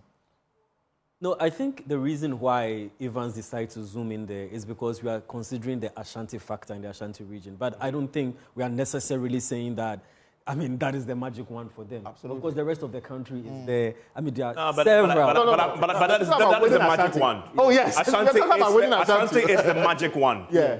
The research just showed us that if they do well in the Ashanti region, and I say well, meaning 75% and above, they should. Yeah, but I'm just saying the reason why the discussion is focused there is because of that context. But also because the reason the discussion is focused is also because of what the NPP told us. Yeah. You see, the NPP in selecting Napo actually told all of us that they wanted to galvanize the base. They felt he was a grassroots person. Yeah. And so if he's a grassroots person, where is his base? Raymond plays a very smart strategy where you're asking names. He knows that there are some people who support Napo whose names you can't mention. Yes. So, and he knows that there's currently a conflict even within some quarters of the NPP because of people who are angry that certain stalwarts of the party are the ones influencing the choice of Napo. But it's not for us to sit here and mention names of those persons. So I can understand. For purposes of an argument, he would bring and say, mention those names, knowing very well that you're not going to mention their names because some of these people don't want to be drawn into, all of this fight. After all, they probably would say, oh, let's leave it, let's move on. But the point is this. I do not subscribe to the royalty thing, but that's a matter for another discussion. But no, it's a very important. Yeah, I don't.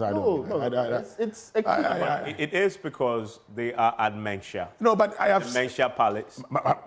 Evans Mensah. But Raymond here. Why is it? Why no, don't you subscribe to Raymond here. Oh. He's a royal from Jabbing. He doesn't like it when I say it, but I say it because that's who you are. He is because his mother is from Jabbing. He is not because his father is from Jabbing. So when we make the reference all the time that Napo's father is from Apejafie and all of that, I don't want to go into that. Yes, no. you can talk about. And I want to hear Elting on this. You can talk about his closeness, okay, his closeness to the Apejafie and by extension Mensia. But when you say he's a royal, for Christ's sake, that's his father. It's not his mother. If it were his mother who was from Apejafie like Kufuor's mother was, it's not a big deal. Yeah, let me hear Elting on this. I think Winston is correct on that matter. But, I mean, if you want to look at it... Oh, there's a but. Culturally I'm saying that if you want speaking. Exactly. Is correct on that matter. But if you want to broaden the discussion and to look at the bigger picture of the constitution of the royalty, you can't take him out. Because he comes from a wing that is well respected in terms of the structure of the Asante Kingdom, Apejafie. And it's a member of the Apejafie. So if you want to broaden the discussion and say that, okay, in terms of the bigger picture, who is a royal and who is not, the children of Otumfuo right now, they will never become king. Exactly. But they are not from the royal family. You can also say that Otumfuo's sons are not royals. No, but they're not from the royal family. Yeah, but you see, the point is that the fact that there is even a certain infinitesimal connection, at least, is there. But it's not infinitesimal connection because, in fact, I mean, I didn't want to drag this, but if you really want to go into it... But you are dragging that. No, because of what Prof says. If you really want to go into it, the moment it is your father and not your mother, bingo, out of the picture. You're out of the picture. Nobody looks your way. They only would look at the mother side. Okay, when you look at the royal matrilineage, let's answer the question. So why is this conversation important? It is important because of its potential to convince Asantes to vote for him. But they know. I'm making a point. This whole conversation about whether he's royal or he's not, it's insignificant. It means nothing. To most people anyway. Exactly. If it doesn't have a certain political advantage. Yes. Right? So, the point I make to you off air is this. That for the people of the Ashanti region today, who'll be watching the form, the style, the presentation, and the fact that it comes from Apejafie, they really don't care about the substance and the specifics you guys are talking about. They care about the presentation. They care about the form. The fact that he can get the Otumfuo to sit in state and receive him. And that they've seen him growing up. And we went to the family house. And we spoke to his uncle. That when indeed the Otumfuo was sitting in state, when he was a kid, he used to walk with his father. As of course, the king for the representing and doing the duties of preparing the place. They've seen him in short. They've gone to the house and they've seen him performing his functions with his father. Of course, he's a royal. How are you defining it? By blood? By inheritance? By lineage? Or by performance and perception and what they've seen? But in politics, which one matters more? You don't have to be a royal to serve. Exactly. And that's the point I'm coming to. No, okay. No, so I agree. You don't have to be a royal to serve Mensia. Indeed, we know that the Apeja stool itself, Otumfuo actually set it up. So, and that's not the first time, and it will be the last time Otumfuo over the period actually establishes stools. Indeed, it makes sense that the occupants are close to Mensia.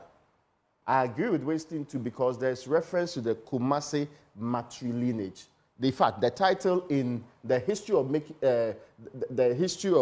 what they call it, Otumfuo's book recently launched, the history of the Ashanti, is rather made to the royal Kumasi matrilineage.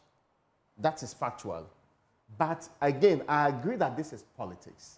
In politics, the appearances may matter more than the substance. And that's my except that there will be a debate along the line. And I feel when people feel it is being abused, overworked, they will have the interest in probing further. I do not know how many people will change their mind. In the Ashanti region. Yeah, because you know what will happen. Oh, we saw him grow up in the house. That's it. We saw him. That's all that matters. We saw him with this one. But yeah, we saw him with this one. Yeah, that's it. But it is also going to be a counter argument on the table, without doubt. Some people will say, well, I didn't even know the actual facts on the ground. But these conversations, because, see, we have carved a certain role for Matthew Opoku Prempeh, which is why it is important. We're only having the conversation here because, remember John Kufuor's time? How many people really cared whether or not Kufuor was anywhere close to the Menchia Palace? Or in any way, what they call it? I mean, it took it for granted. In fact, it was, people were skeptical to vote for Kufuor because the thinking was that how can another Ashanti become more powerful than the king? Yes. And so it actually became an issue. But you see, that's also another point here. Mostly, the royal conversations are had about people who might belong to the family in general. They sometimes draw them closer because they're not competitors. Because in the future, when people would want to actually replace Asantehene, the people who are qualified today, it's a massive competition. So the people who are not necessarily in line or have no proper lineage are drawn closer sometimes because those people are more likely to be loyal to you. There's historical antecedent to that. So I'm not disputing this. I'm saying it makes for political talk proper. It makes for political connection. And it makes this particular spectacle and for me, today. that's my point to you. Yeah. That the only reason why this conversation is important is because of the political advantage that it presents. Good. If you're looking at that, then NPP has done very well in presenting him as such. And today, the folks nationally who've been watching this, they'll be thinking about... And the fact that at least that connection being there is better than it not being there.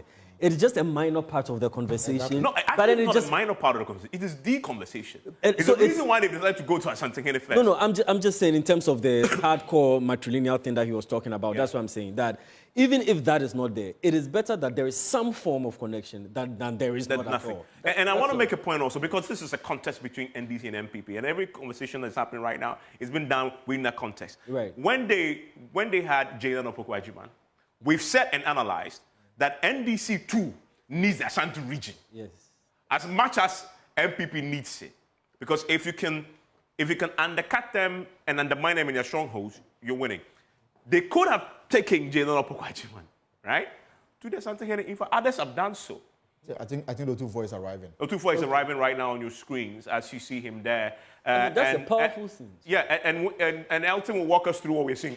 Elton, I've seen what looks like his stool being carried. Exactly. So even the umbrella speaks volumes.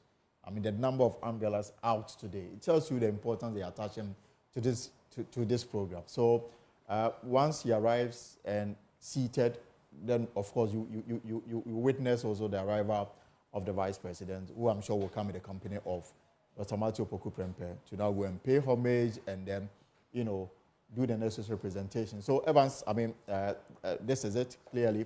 What you've seen early on, I saw the occupant of the silver stool, the Mambohene. So this is perhaps turning out to be a deba of a sort, looking at the caliber of people available, including, of course, all of them that are there. Yeah, the Jabin, the chairman of the Council of State, who, in terms of ranking, is also ranked very highly in terms of the Asante tree. So this is big. Yeah, but how significant is this? If they turn this into a proper deba of chiefs, where the Otunfoɔ will be sitting in state for one singular purpose of receiving a running mate of a political party. Well, how significant? Raymond, you remember Jay Kufuor said it before that when you are from the Apejafie, the Otunfoɔ can actually come there and pick a wife and all of that. The Apejafie being the Otunfoɔ, very close to the Otunfoɔ, anybody from the Apejafie, like Elton has told you, is seen as very close to Menchia. Otunfoɔ has consistently referred to Napo as Menana, as he may refer to a lot of all the Asantes. But this is a man who's born there. And look, if you're bringing an Asante, if you're making an Asante a running mate, and you're bringing him to me, I must welcome him. And we've talked about how the NPP has been smart about this. Nobody's going to run away from the fact that they've been smart about this by actually creating a whole... You say you're making an Asante running mate. they have Alan Chemanting, who is vying to be president of the Republic. He's also been to Menchia, has you know? You know, yeah, he's been there. Did he get? I didn't get this. But do you know why? Well, I mean, only them can explain. And what? This one we can always explain. I can explain to you. But what the president is trying for main political parties, it's for the fact that the person involved perhaps is more closer to the stool than the others. Right. But even for presidents who visited the Asantehene to introduce themselves as a flag bearer of this party or that party, they didn't get this kind of. Sometimes you have to choose other days, like I consider and other things. Where he's sitting, Look, let's be straightforward. No, I'm not saying we're. Look, we know. I started by telling you that in the past when we were engaging in elections, this is the point. What is the position of Asantehene today on Alan Chemanting and the NP? What's their position? While you may have people supporting Alan Chemanting, majority of the people do not support Alan Chemanting becoming president. Why? And the results will show you that Alan Chemanting will not win the Ashanti region. Is it because he's moved away from the new patriotic party? That is the point. Fundamental issue. Because in the Ashanti region, the NPP is seen as their party. Mm-hmm. Okay? So in effect, he's actually undermining what they believe to be their only vehicle to Jubilee. As in the Ashanti's only vehicle to Jubilee. If they really want to have an influential person there, is the NPP. Yes, the Asantis see the NPP as their party. And look, the Otunfuo's chief linguist formed the National Liberation Movement, which became a key part. Agotose, which became a key part of the UP tradition. Okay, so they came together with other parties and the Northern People's Party to form the UP. I mean, let's not run away from the fact that in the NPP, and that's why if you've consistently heard your party.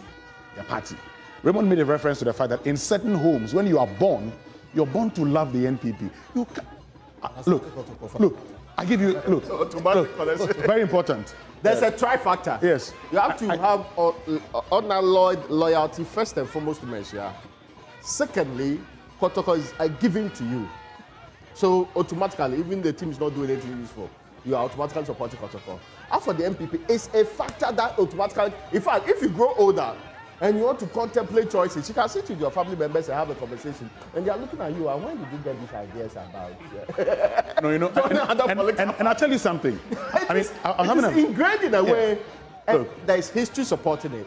It's been exploited too. But it makes sense for people to feel very comfortable because you are told all of the stories about people who are attacking your people who had actually made life difficult for your kind, people who had supervised a period which saw the killing of people. So all of those things come together to the extent that there was a point that young people, one of those elections, were willing, these are 12, 13-year-olds, willing to travel all the way to polling stations because they've heard that somebody is about disrupting the election. Young people who have no real stake in the election, 13, 14, who cannot vote. And even when they are forced people to go and do the children's registration, mothers were willing to let go of their children because they felt it was an important calling to make sure that they contribute to the voting. Yes. Yeah, so one reason, I think the president is also arriving at this event. So the president himself also arrived. The president himself also arrived. I've just seen the. I didn't anticipate that the president himself was going to be there. Exactly. But of course, if the president is going to be there, it's a whole game changer. Yeah. So the MPPs do, and we need to analyze the form. And I'll come to you, Prof, on this. The fact that they are deploying everybody to Menchia Palace, including the president. What does it say about what they want to do today? I'll come to that. Yeah, but I'm just adding something to what Raymond and Elton said. I was in Santasi one time, and I was told of, the time when they had voted. I think it was in 2008 or so. And in one of the polling stations in Menchia, NDC got one vote. They said, why not to Sabawe? They're looking for him. They're looking for the man. Then somebody says, I know somebody who stays in that house. they looked for him. The person doesn't discuss politics. Mostly the presumption is that they everybody actually says one thing, but if you are quiet during those conversations. Yes, so they actually went to his house. They were looking for him. You see, so this is a party that is seen. So in Ashanti region, the NPP is seen as the party. Okay, it is actually the reason you hear the likes of Boja Jenfi and others say that in the Ashanti region, when even NDC people come with Asantehene, sometimes they have problems. They ask them, why are you infiltrating our camp here and there? Because the belief is that in the Ashanti region, it's just NPP. And a lot of the people who support other political parties say the NDC might be migrants. To the extent that when Nkrumah won the first election in the Ashanti region, you know that people still have stories about it. Let me tell you one of the stories I was told. I was told, which really was not factual though, but I was told that Nkrumah's people had gone out to say the election was on Monday, when it was indeed on Friday. So the people who would have voted against Nkrumah did not show up. That was the only time Nkrumah had a massive showing. And one of the worst contests you could have, bitter contest in the Ashanti was between Ashanti CPP and Ashanti UP. It was bitter because they felt they were a united front, the same grouping, and that a grouping who was trying to take away chieftaincy in and of itself, even though that was not really what was from the beginning happening. A grouping who was trying to also take away our cocoa and give it to an entire state and give us a raw deal where we cannot fend for our families. That is a life and death matter. So the history books, recently I was speaking to the Asokori chief, now Professor S.K.B. Asante, and explained how bitter that was because it was almost like a family fight. A part of a family was being taken away to support a grouping that was fighting the same family and was extreme. When you expand it over the period, so it has been the same UP trend all through. Even though those days, the main conversations were about whether or not cocoa farmers were being protected. Very little to do with ethnicity. But it transitioned over a period to do with protect yourself or a grouping will attack you. Then it is exploited by politicians. Because politics is such a way that if you're able to divide and tell that these people are part of us, they can be a problem to us. You can get the people voting for you on the sociological model. So, and it's been entrenched. I don't know whether younger people now feel differently. And I was having a conversation with a musician recently.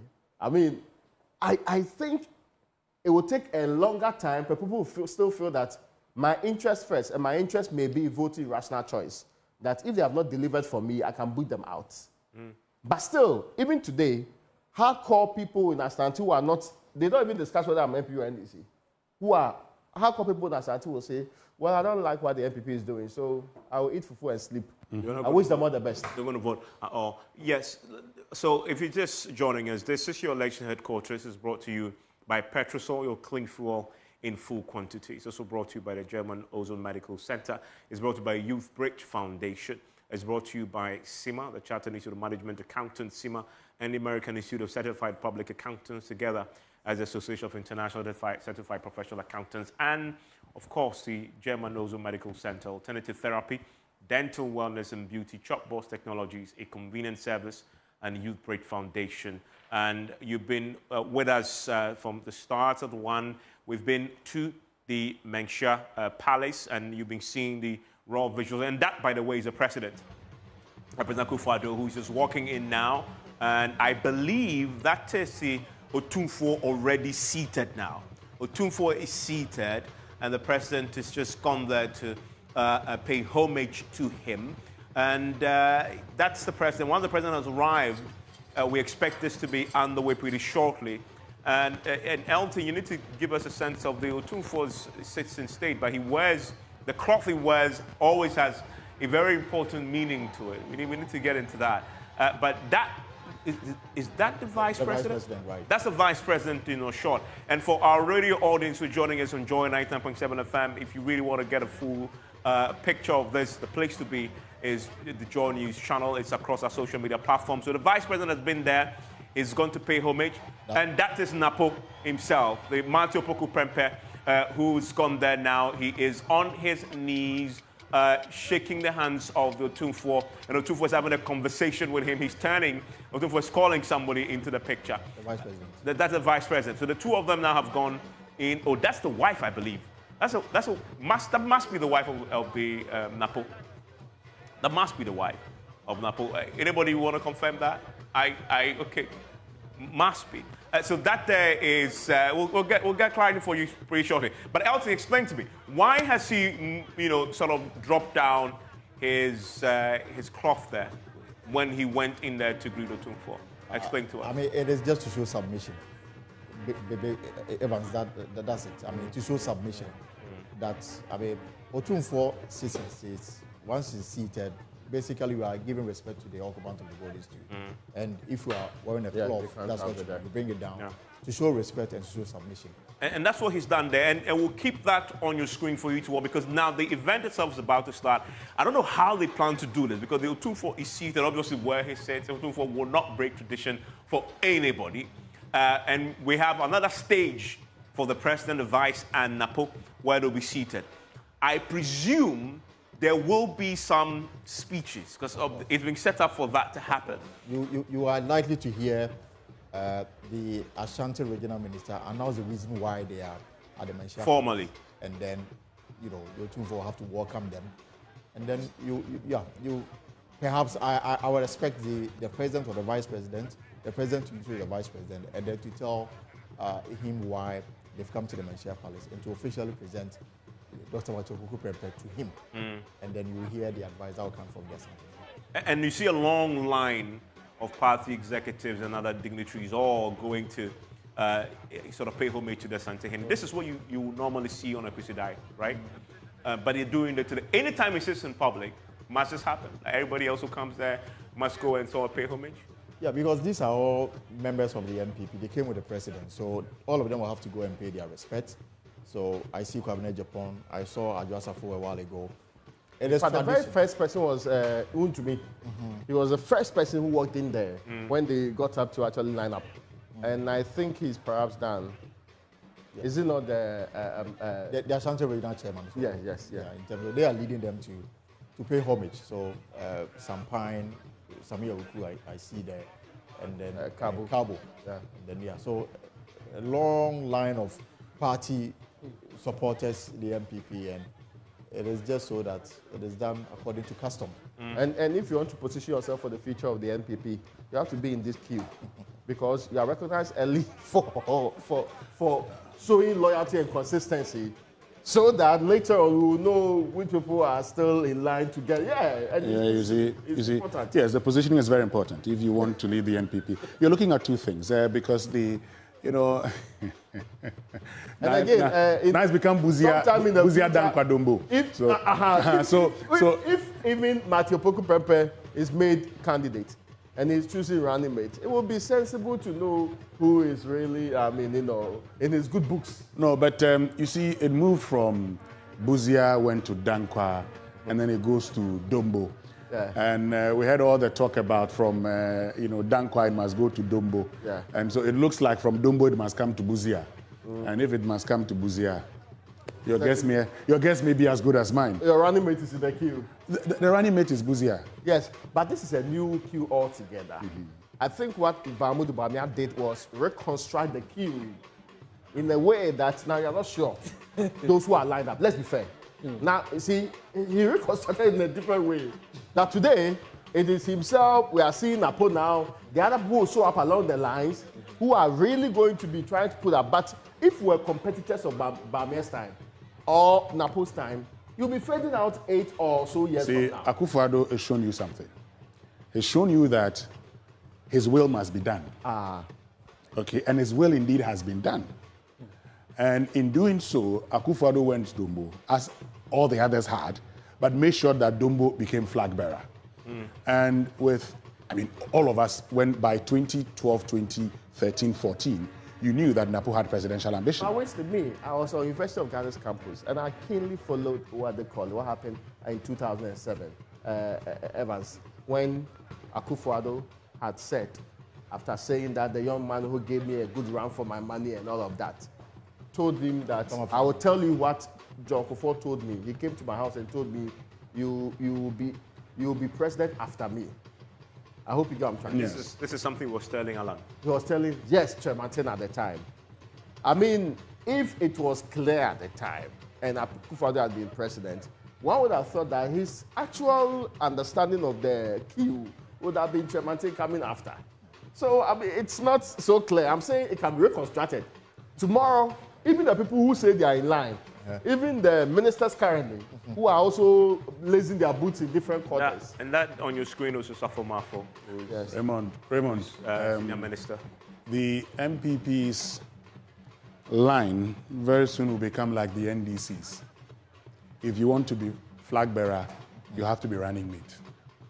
It's almost becoming. It will become like that. Yeah. So I mean, look. So for all it's those, almost like a transition level. yes, for all those who are in line now, they will know that if Bawumia becomes president, then the man to beat will be Napo. Yeah. They will know. Okay. So I mean, that's become the line now. So if there's anything you want to do, make sure that next time you become running. That is mate. why the contest to become Bawumia's running mate was that. Yes, it was. But what has happened, and again, I've heard that part of Napo's speech today will focus on unity. Yeah. Oh, I see. How to unite, how to unite the party. It'll be interesting. Yes, I'm looking forward to that. And because we focus on unity. Because as you know, this was a keenly contest, and people were aggressively campaigning.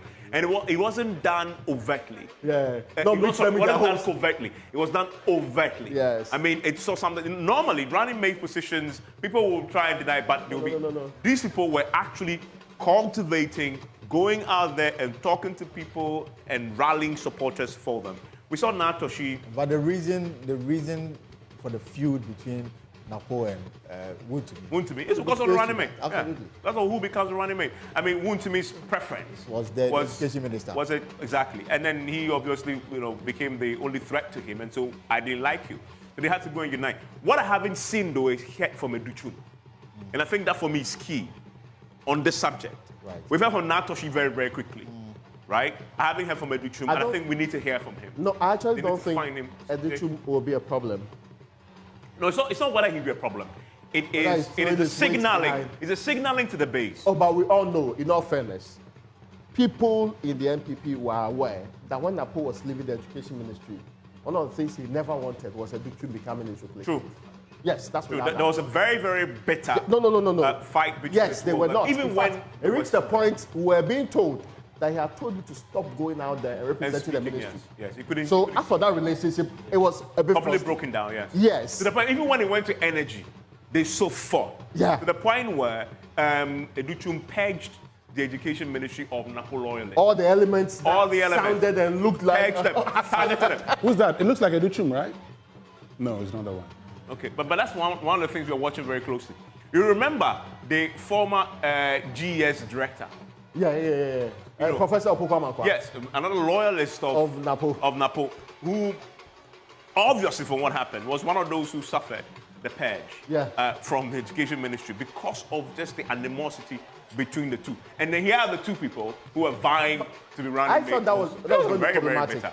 I always knew that was going to be problematic because even though they were distinguished people in their own rights, I felt mindful of their history. It was always going to play out differently. And we are lucky to have Dr. Osei Educhun rather. He's not the one who's going to play out differences openly. Yeah. Don't pick up If we were to some other people, they would have been out there speaking. They'll be more experienced. Yes, they would have been out there saying whatever they want to say, but he's a bit more, he's calculated. I mean, he's naturally reserved in ways that he can maintain. No, this one's, I cannot do it. It goes against my party, it goes against. But I know people who, if they were in a similar position, they would have been throwing a lot more tantrums. Even today, would have shown that, well, this is still not the man. Because it's not exaggerating to say they hated each other.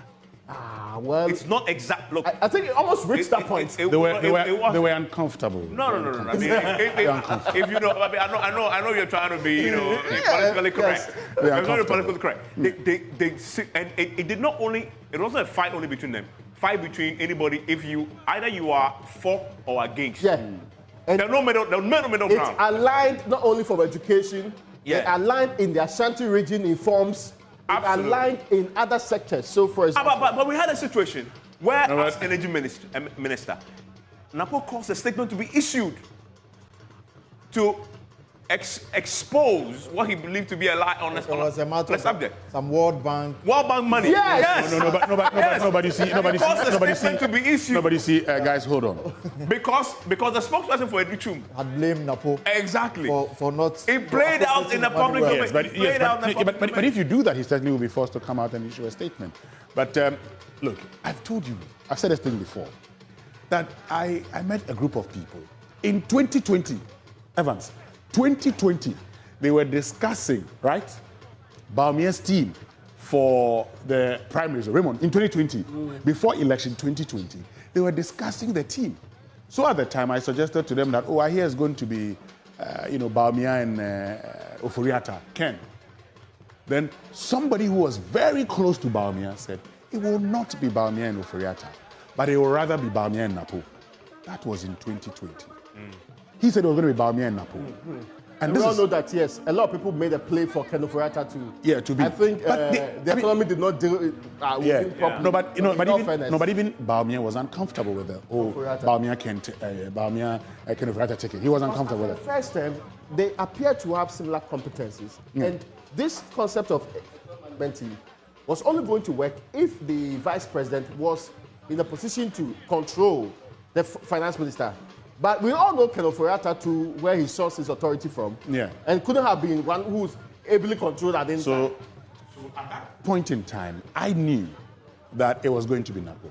Then I think 2 years ago, I was moderating, I was emceeing a program at the Accra Technical Training Center, an education program, the launch of the Ghana TVET Council. And then when Educhum showed up there, at the time somebody said, Bawumia had come to, somebody said, the next president of Ghana, and Educhum said, I support that statement.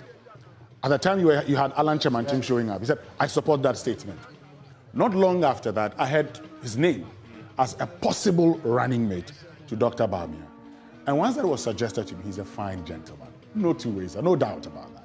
He's a fine gentleman. I mean, you can't hate Educhum.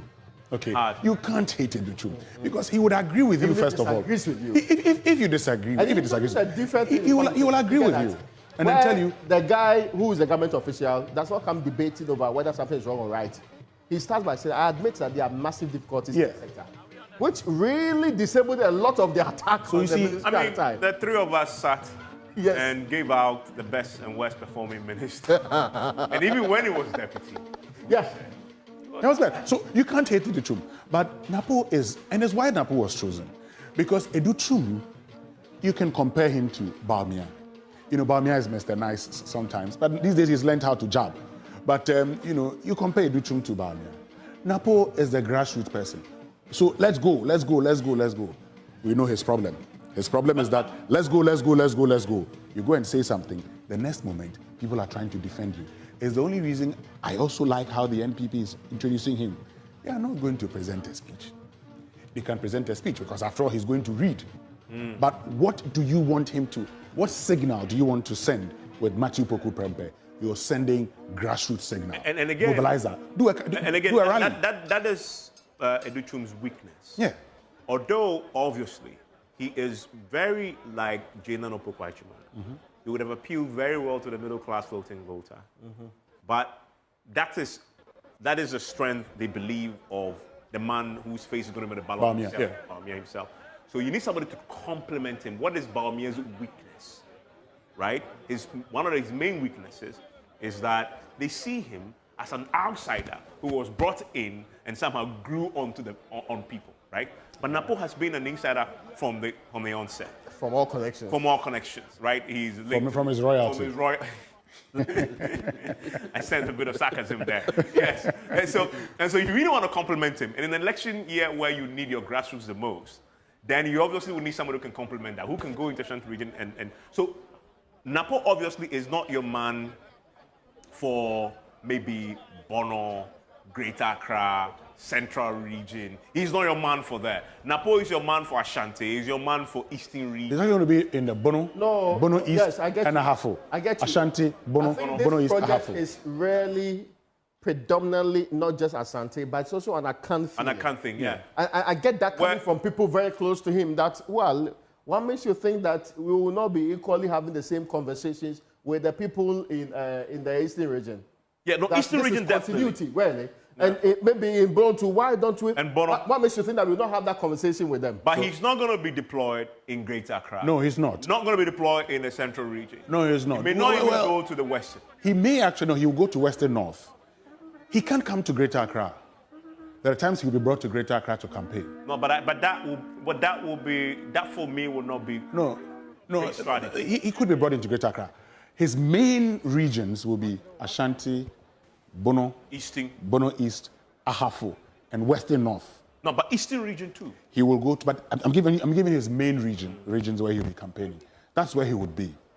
The vice president, as has been his stock in trade, will be in the northern part of the country, but would have to go around the whole country. You will have to. So today, which is what he's starting. Yes, this time around, yes. 275 yes, yes. He's going. This time around, Bawumia will not only be in the, but he would be more in the northern region. So then you would have the other people. Okay, Akufo-Addo may also do a campaign or two, particularly in the eastern region, in the Greater Accra region. In the western and central regions, they will find a way around it. Sometimes Napo could be brought to come and campaign in these regions. It's important you made the point. We haven't mentioned the role Kufuor plays in all this. Especially when we know they need Ashanti more than we've just analyzed it. How do they deploy him? How do they deploy Kufuor? Because he's still there. He's still there. I mean, the last time when Bawumia was outdoored and delivered his speech on the back of him, it was Kufuor who started it all and told us how great an individual he was, and he spotted the talent in him and told him one day he will come. So he deployed him there, right? How should they deploy him in the Ashanti region? Because he's there. So you're saying Kufuor told President Akufo-Addo Bawumia could fix the economic problems? No. I'm talking about no. That's not economic. No, Kufuor at that meeting in London. In London. Saw Bawumia and said, "You have a great future." And deliver a speech on the economy, and he had him, and he said, "Goodness me, this person really has a lot." In fact, he tried to convince him to come back and serve, and he actually told him. He said it at the event. He told him that he sees in him great potential, and that anytime he wants to come back, it should. So I'm saying, how do you deploy Kufuor? What's the mischief on your face? Listen, one of the greatest people the NPP has introduced to this country is John Ajekum Kufuor. But the question was to Elton, because the smirk on your face is what I wanted to understand. Oh, no, I thought you were going to ask me that. No, okay, I'll come back to you. But the question I asked you was about whether or not that was when the Economic Messiah title was imposed. No. This was way before Bawumia was even Bawumia. Okay. This was a time when nobody knew him, but before had encountered him. Yes, Elton. I'm actually wondering how they're going to do that, because we all know the former president's state of health as of now, his mobility issues and all that. And we know that he's not really also been very politically active for so long a time. Perhaps. But he was out for Bawumia. Yes, I mean. Just a couple of months back. But I hardly see him on national events. So in this but they need him, don't they? They will need him. They will need him more. I mean, they need him more this year than they've ever needed him in Ashanti region. The fact is, but the reason they did Kufuor is also the more reason they did Napo in the Ashanti region. In terms of, if you want to look at their own connection. The Apejafie connection. Exactly. So basically, the real connection. But if indeed the Bawumia Napo tape is going to campaign on the achievements of or the record of Akufo-Addo, then Akufo-Addo is the person you need more to help show up support for. Can I suggest where he'll be needed? Forgive me just a second on that. See, there are conversations that Kufuor ends by appearing and saying, "Mo Fanchemi, I've taken over this matter. You should resolve it as brothers." And even in his home today or any other day, people go together, be it on business, economic, party issues. They present you a different front. There are people in NPP today, especially Asante NPP, that see Kufuor as next to perhaps the greatest individual that the NPP has ever produced from the region. So there's no dispute about that. Why would you need him? You need him to solve problems that are becoming intransigent. To get people to sit down and say, listen, this thing has been going on for a while. You can put your differences aside. And you leave it up to me to resolve it. Just that will garner a lot more support and rallying. Assuming today, Kufuor has Napo sitting with him. and meeting every other grouping that they have difficulties with. I think that it's a better rallying factor. I do not know how many people in Ashanti, even if they are not NPP people, when the Siku is calling you, when they actually will refuse that invitation or say, I've heard you, but I still go to do what I'm going to do. That is perhaps, but of course, there are mobility issues. There are also difficulties. No, but they go to him. Yes, so that is the role he can play. But Raymond, the reconciliation aspect, it's already been done, is it not? I mean, when you had the vice president invite Wuntumi and Napo to sort of patch up their differences, and I know that a lot of these meetings have gone on, behind the scenes to sort of, even ahead of this official inauguration, a lot of people have been spoken to let go of the differences that they had with the running mate. So it's already an ongoing matter.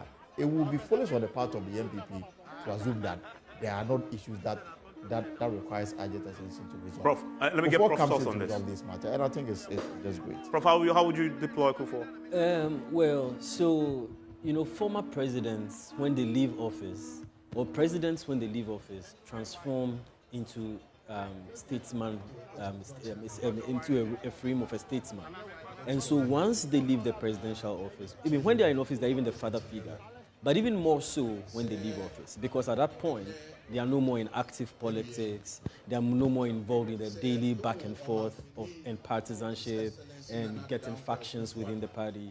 They are seeing beyond, that partisan role. So even from a national perspective, the former president occupies a statesman-like role, but even more so within the political party. So I do think that President Kufuor has transformed himself into one of those enduring statesman-like figures in the history of this country and even beyond this country, and he would serve as a unifying factor for the party.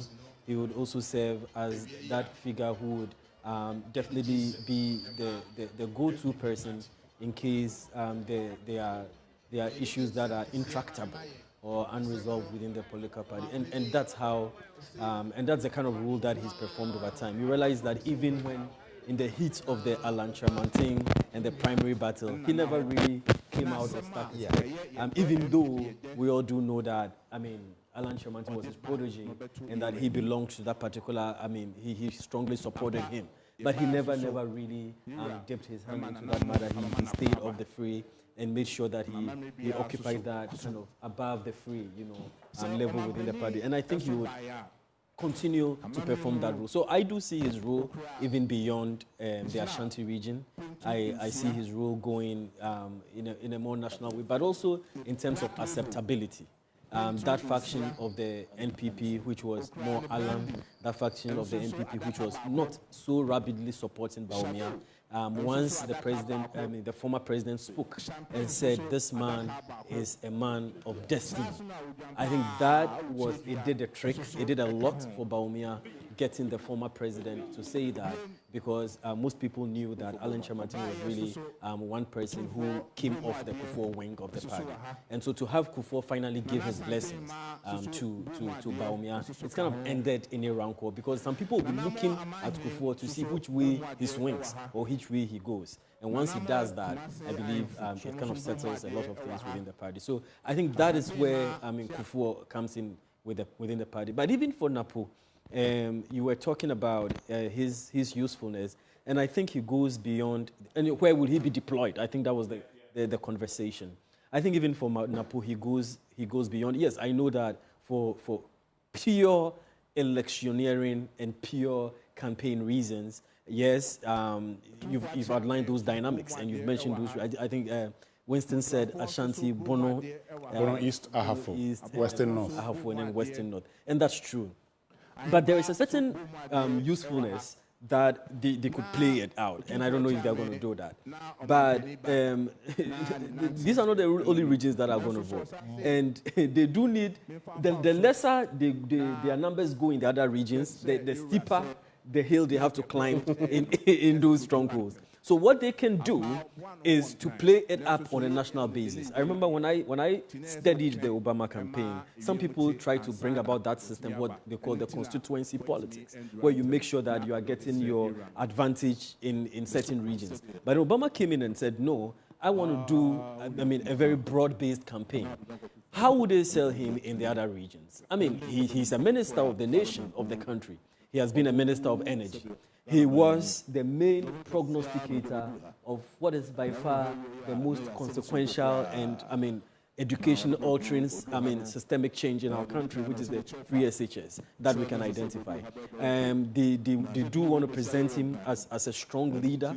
He's somebody who has been quite courageous. And so that's one angle that they can present, a very direct, no-nonsense person who can carry out the president's agenda for him. JoyNews channel. We're also live on Joy 99.7 FM. We are live across our many social media platforms. This is your election headquarters, and it's brought to you by Petrosol, your clean fuel in full quantity, the Chartered Institute of Management Accountants, SIMA, the American Institute of Certified Public Accountants, together as the Association of International Certified Professional Accountants, and the German Ozone Medical Center, Alternative Therapy, Dental Wellness, and Beauty, Chopbox Technologies, a convenient service, and Youth Bridge Foundation. This is our coverage of the Grand Unveiling of the NPP Ticket, the unveiling of the running mate, Dr. Matthew Opoku Prempeh. We're going to take a quick break, and that's where you have him in your short. We're going to take a quick break. When we return, we'll take you live to the Mencha Palace, where that grand introduction of the man you see in your short to the Otumfuo will commence. We expect to hear possibly from the president himself, the flag bearer himself, and then him. But this is just part one of today's program. After that event, they will move to the Jubilee Park, and we have our team on standby for you there too. We'll bring you that speech that we are now anticipating that the flag bearer will be giving. But for us, most important, we'll hear from the running mate for the very first time address the party's base in its stronghold of the Ashanti region. We've told you already what the statistics tell us and why they need the Ashanti region. And a lot will depend on what he says tonight. Will he be galvanizing enough in what he says to the grassroots? We'll be analyzing that for you, and that's why we have Professor Siku with us in the studio, what he says, and how important is it that you have him on that ticket. The vice presidential slot is something we'll be unpacking. And then we'll be telling you also, head-to-head, Napo versus Jane, who has the upper hand. There is a long day, in fact, ahead of us with a lot of analysis here. We'll help you make sense of everything that is unfolding in the Ashanti region and within the NPP. Stay with us. Right back, we'll take you to the Mencha Palace. And just when I was taking a quick break to return to the Mencha Palace, the president has picked up the mic and is speaking. I want to take you live there now. Listen to President Nana Addo Dankwa Akufo-Addo. Abampenyu Fonsusu Wahabi, Air Chief of Staff, the ministers in Penyufo Bebre, in Swaba. And it's true. Asantehene Waunim, Ghana Mra Yedi Achichiri Omai, HSA, Ghana Nibia, Befro Kunya Kesi Enwa, which we found in Premier no. Na Ubreswa, as he said, Pobi, no Babeshe Wanemu. Ebinu me nyakwa ya ntu na mfunu mienu. Ebinu mfunu baako pe.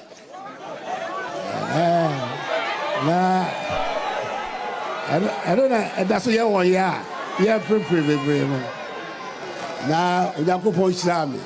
I'm quite a fool, you know. Lebrano, feel what you know. A banner year. NPP 4, Siku, a quaco ye, the Obabe Shema name. Me, I'm a baby tree. 8 years, if you're watching me, Minina year, Juma. Our boame a kwansu bebre. Wabuame. Minister President Bia enya tisa mimi nyae. Onyo Bia. Waho brase. Ujawachi so ujawachi pinti. Mindanda da bakwa. But you can say, hey, and then oh yeah, baby, Tembia kai utimechi.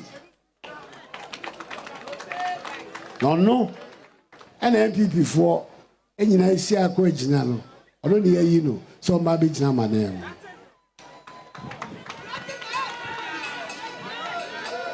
Hey, no crack. I don't hear you so my baby breaking the 8 now my head. American. You'll be a Jumana. Ghana for Adaro, my Baba said in Sano. Obey to me, I ye, papa. Yamaye, or they be a Baba cow, and my broso, and my Ghana so, and a tumpo. The band is also, although I can't see that anyone to want to me could be. I saw new beer. Obeta nechi obenya na bedi echia nyakopo makwan na bano bana fa ono no bebu o man no as vice president and then answer and NPP National Council ekoshia tie ba be tie fie Dr Bawumia anu say hi ena opese ono no yes adwuma yi wan fa ba bia o 2 for 1 fa baby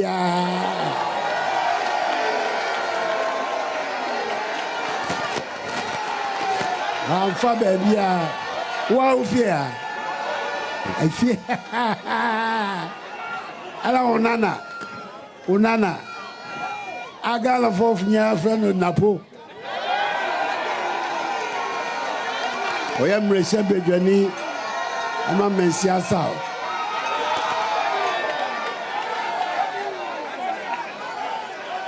a minister so ever my ben or no and I hear Ramabia a National Council.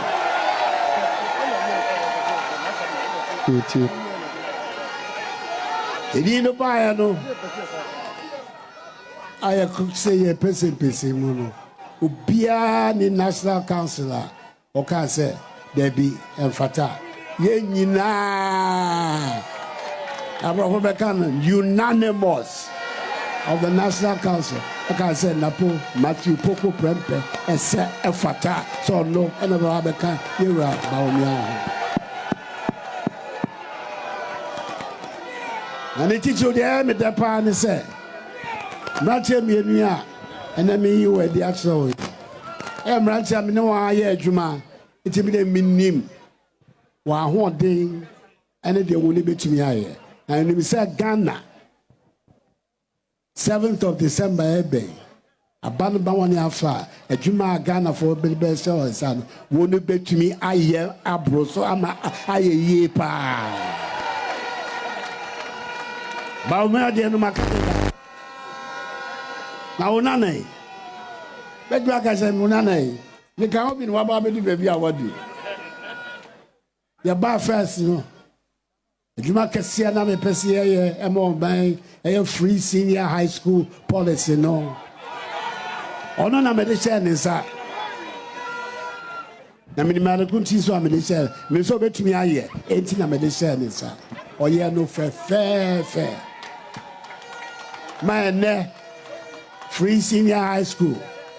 The Groveji who achinye Ekika nsema emfata nyina fa won se ene won ne won de bae ye be fa ne sa onyakopo wo he onai enti ye be fa ne sa no eno ye se aduma pa no the ba second term Mrs. Ano the Minister of Energy also wa bomodin dum so na binum se e ba na e mada e manso owo sanete Waya Juma pa amo man. Timni say Juma Dr Bawumia de Ashanti say obetumi aye ama ye fe e ma Ghana for so. Ghana for nya ne ho faso. Tia baya, me baya. Na me din panyifo nyina anim. Se me ba, no ba be Dr Bawumia ene Dr Matthew Opoku wow nana. Edi dia bro. Na ansakwa ansa ye be kodwom ekwa koyi wa tre Ghana for no. Amane ne tre se me be fia na me be tre wa ansa na ye sikrom a ye sikrom. Tia baya ya sem no. Ye ba nya wa be sra unhira. Ba be sra unhira kese. Se ne team a ticket a NPP for a year. Ye Dr Matthew Bawumia. Dr Digitalization.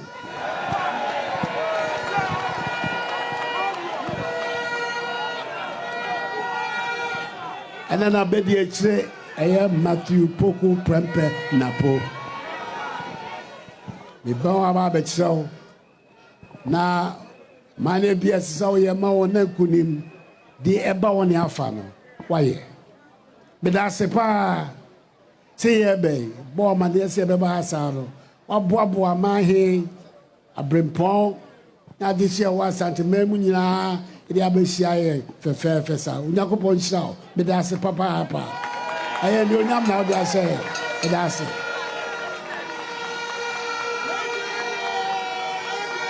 And Isabe. This only metra fefe. Sa so na only one so ba betra fefe. Where do you go so and the man how? What are you go for? Orange is me. I'm meaning I go for. Where is this?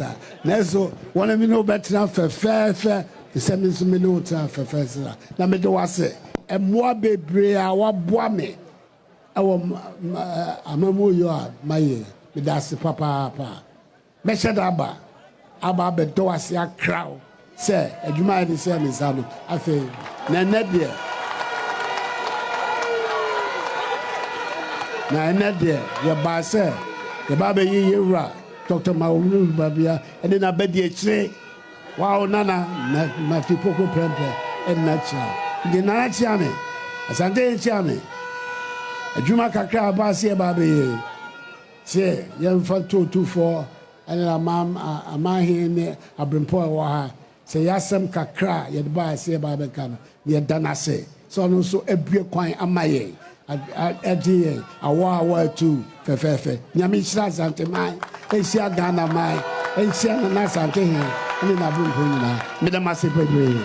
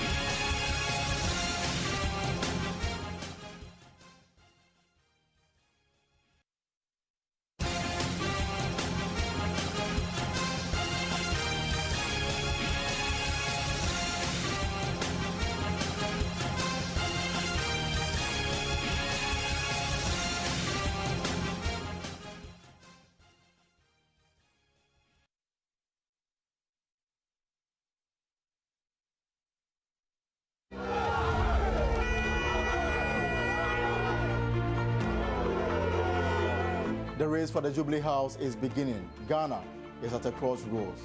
It is time again for the people to choose. And the world is watching.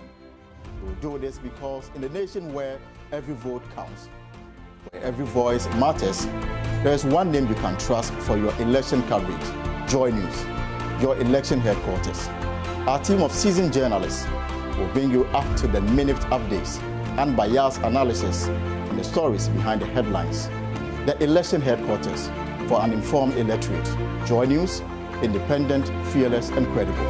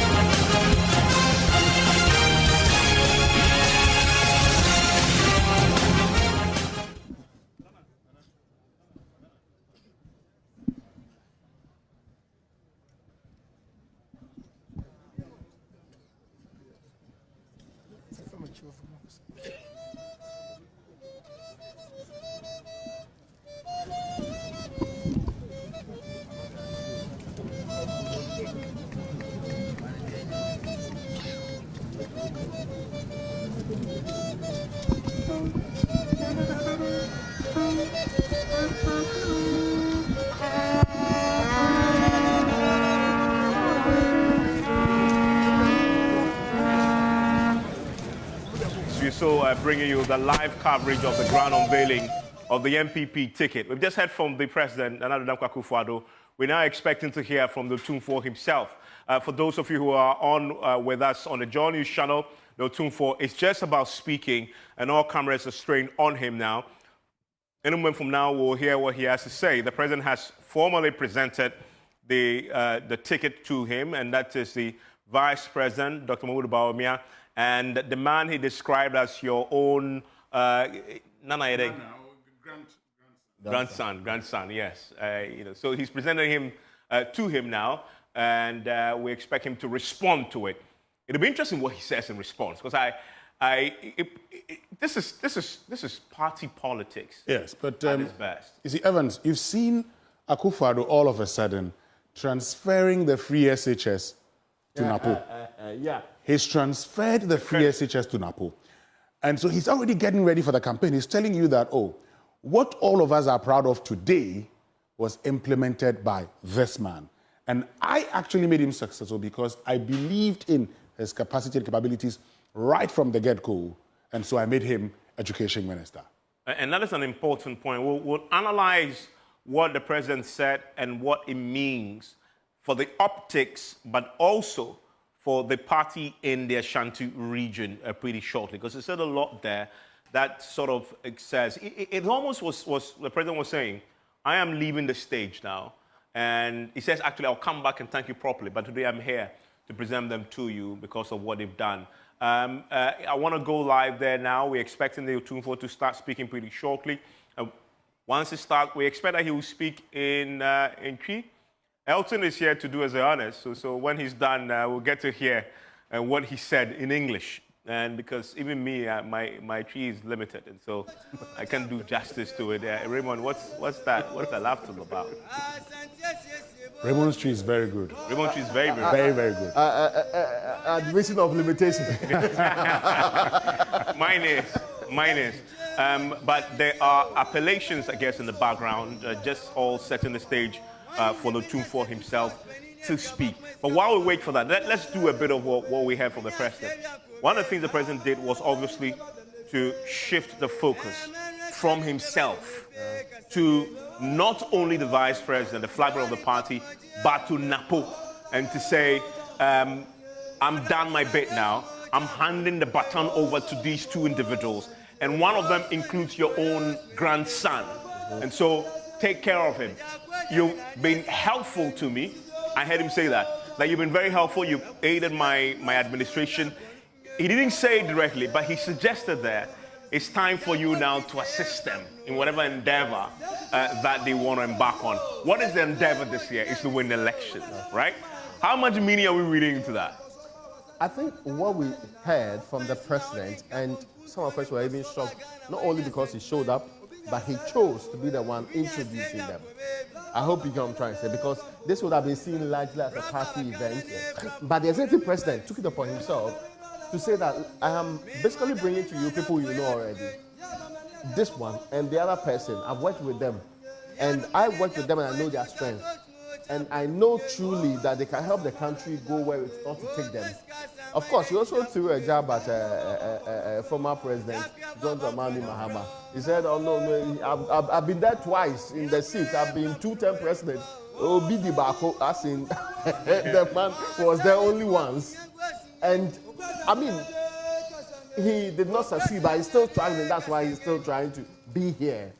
He also moved the conversation into talking about the strengths of the people he's dealing with. He says, these people are very important to me, and I think they'll serve Ghana better. I'm not sure when he gave that indication that you have been helpful to me. Yeah. Hopefully you will be to them too. Yeah. Almost indicating, and maybe one will think you have been helpful to me in my presidency. But in the case of helping these two, it is a time they are now going to contest an election. So is that the kind of help he's expecting of them? We can listen now to the tune for 2 seconds, speaking in response to what he had from the president. Now what they are saying, and then what they are saying.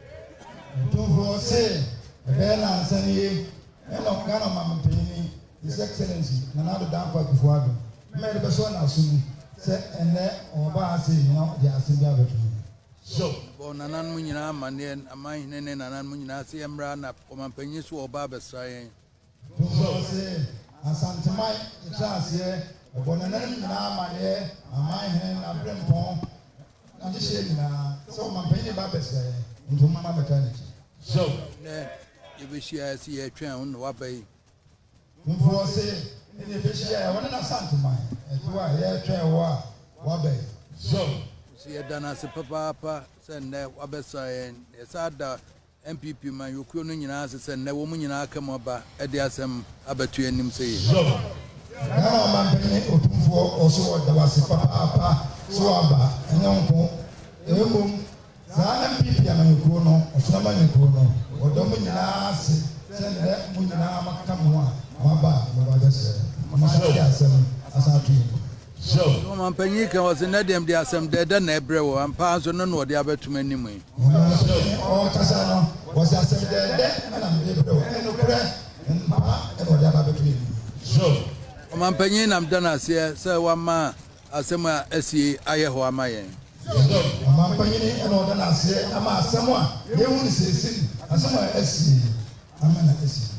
Son, I'm down, man, Penya Bede, Church was a set or no, so and I'm no so now, my day to any see. Dr Bawumia, or no so to force what was Papa, and I'm so and the side is so. May ban me nana no dear. Yeah, was a bar and then another dear. So, and Ra was sent away a minuet. Ra, Napra, no, yeah. So, me better how I am in Nana. Ya won so menene papa nyina na wo no.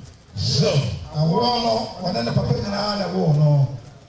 So, ya ni azo ne tete no. O ma so na tete no. So, what to any school fees nyina na ni die eche mitua e ma no. So, what to we school fees nyina na ni die eche utua e de ma. So, na okoye doctor. Okoye doctor we and Obaka was aqua so or Holland baby akoye bibi. Doctor we about say Miss Masako Holland. So Okoye me on was aba and a quametiase was aqua broche him a crew masako sua bibi aka ho. So one chief what he has here. Was a sample to Nibrum. And I mean, because oh, what's your doctor? Oh, my bopany and I saw in the way.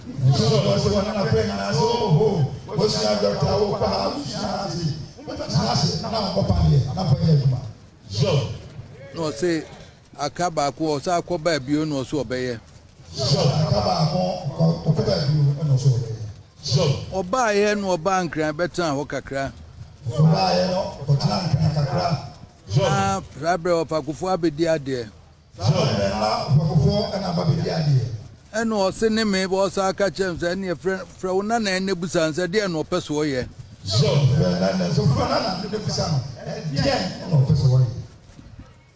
a family or one or bus, a Kwame Adokufo of our free hand or pursue Kojina. So, Honorable Kwame Adokufo o free Manchester constituency so now also manapaya papa so obo was ya mane no se da bi nyame tumi ndie wo na na hokobo na mane ansa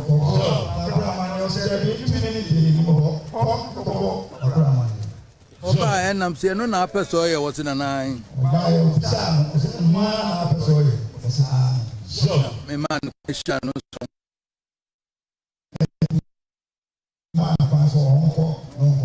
so enu amu anu mampanyin ekufu ado baaye ya to aba no 2016 wie ye wo ba hihye wono ana ba ma wo ba ka za wonana no me de na ko education amena koye so 2016 aba ya tuye Ghana man peli na go na ko fufu ado wono na ba no wo ka kire nse wonana me de kesi ya pa ye hye wo policy wono afisa ko to ana abe education minister so e ho adwuma o man panya kan se de osi ye no na ya ti Ghana man peli na mo kwaya Napo so yes man so ya tu bio wie ye 2020 no oba bio no se me sesana de na ko energy so tu bio 2020 na to sama ba bio was me sesana na ko energy so na me de adutwum na na ba ko so akosoro akoho na me o se adutwum o so na ba ko na ko education so wonso odne ko ye nene waka ho asemi so odne ko ye ni papa wo ye no na Ghana man waka ho asemi so eno nene mua nene o mampanya ba de chenso woto ana hweye wose akwala na mesa afa no mo adi machi no aboa me so nene mua Ghana man na be de chia ono na o tu franka ma NPP wona ni fe mua se bi wona ni mua na mtase so me be de makasa ache no wode metunufo so was in the banana na e makasa ache no wode wotunufo so nanso ma men kan chiro so Dr Matthew Opoku Prempeh otu was man kan chiro ma Dr Bawumia nunu ho so wo yi wo so ma Dr Bawumia nunu so yi wo so ma nunu ho so wo yi wo so nunu so yi wo wo koya no koya sumpa ne dinachi na de obekire won na wo so ye koya sumpa ho brase ne dinachi do obekire won na wo so ye so dem no waka ne dem na meka se sa se we udika aka kire wo dem nso wo kana ase so pa ho brase ko di akire na ye ne kama mame pa ho brase ko di akire na ye ne kama mama ya sutie na de ono obekire won na ye so eba ye yesen krofo bi se wani nso ade me se akwalai me titi no ofie ma hunu sa ade enti na ne ye kasa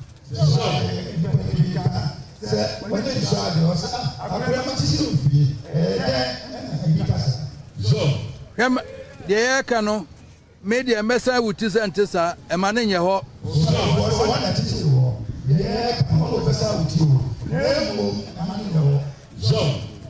na ubanso anyame tumi nti ubedi akire na bibia ya bompa ya akire na de nyame ahyehye ayeho amaye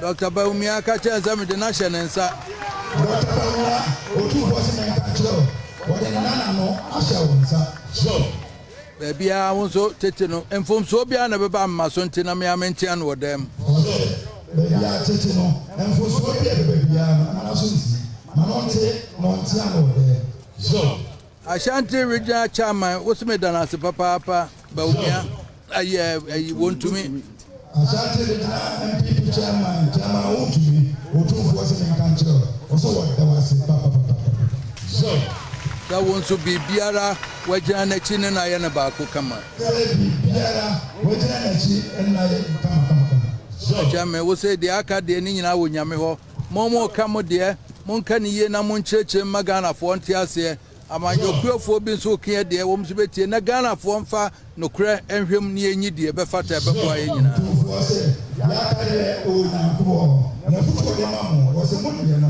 mon cheche de amai bia na de mo ba mo de mon cheche mu na ma ma fo nti anya mo ko amanyokuafo bi so wo mso cheche de ni Ghana fo do bi se ampa we na do Ghana na no ko do ako so na mom na sentia wa meka che won se so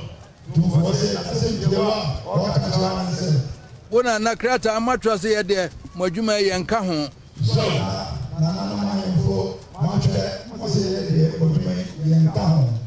nanso ya se ene okra nya aka nya nichibua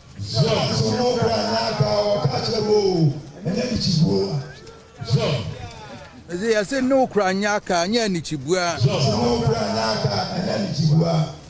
Enti ye den ya. Ya say no kranya kan so ani chie de ebebu. So I say no kranya ko. So ni chie de. O se ebu. Ti o se me de asese na na ba. O tun fo se me kan kire mo. So o da ma se. O de mu nyina ma se. Se enne mo do na na aba. O tun fo da ma se. O da mu nyina ma se. So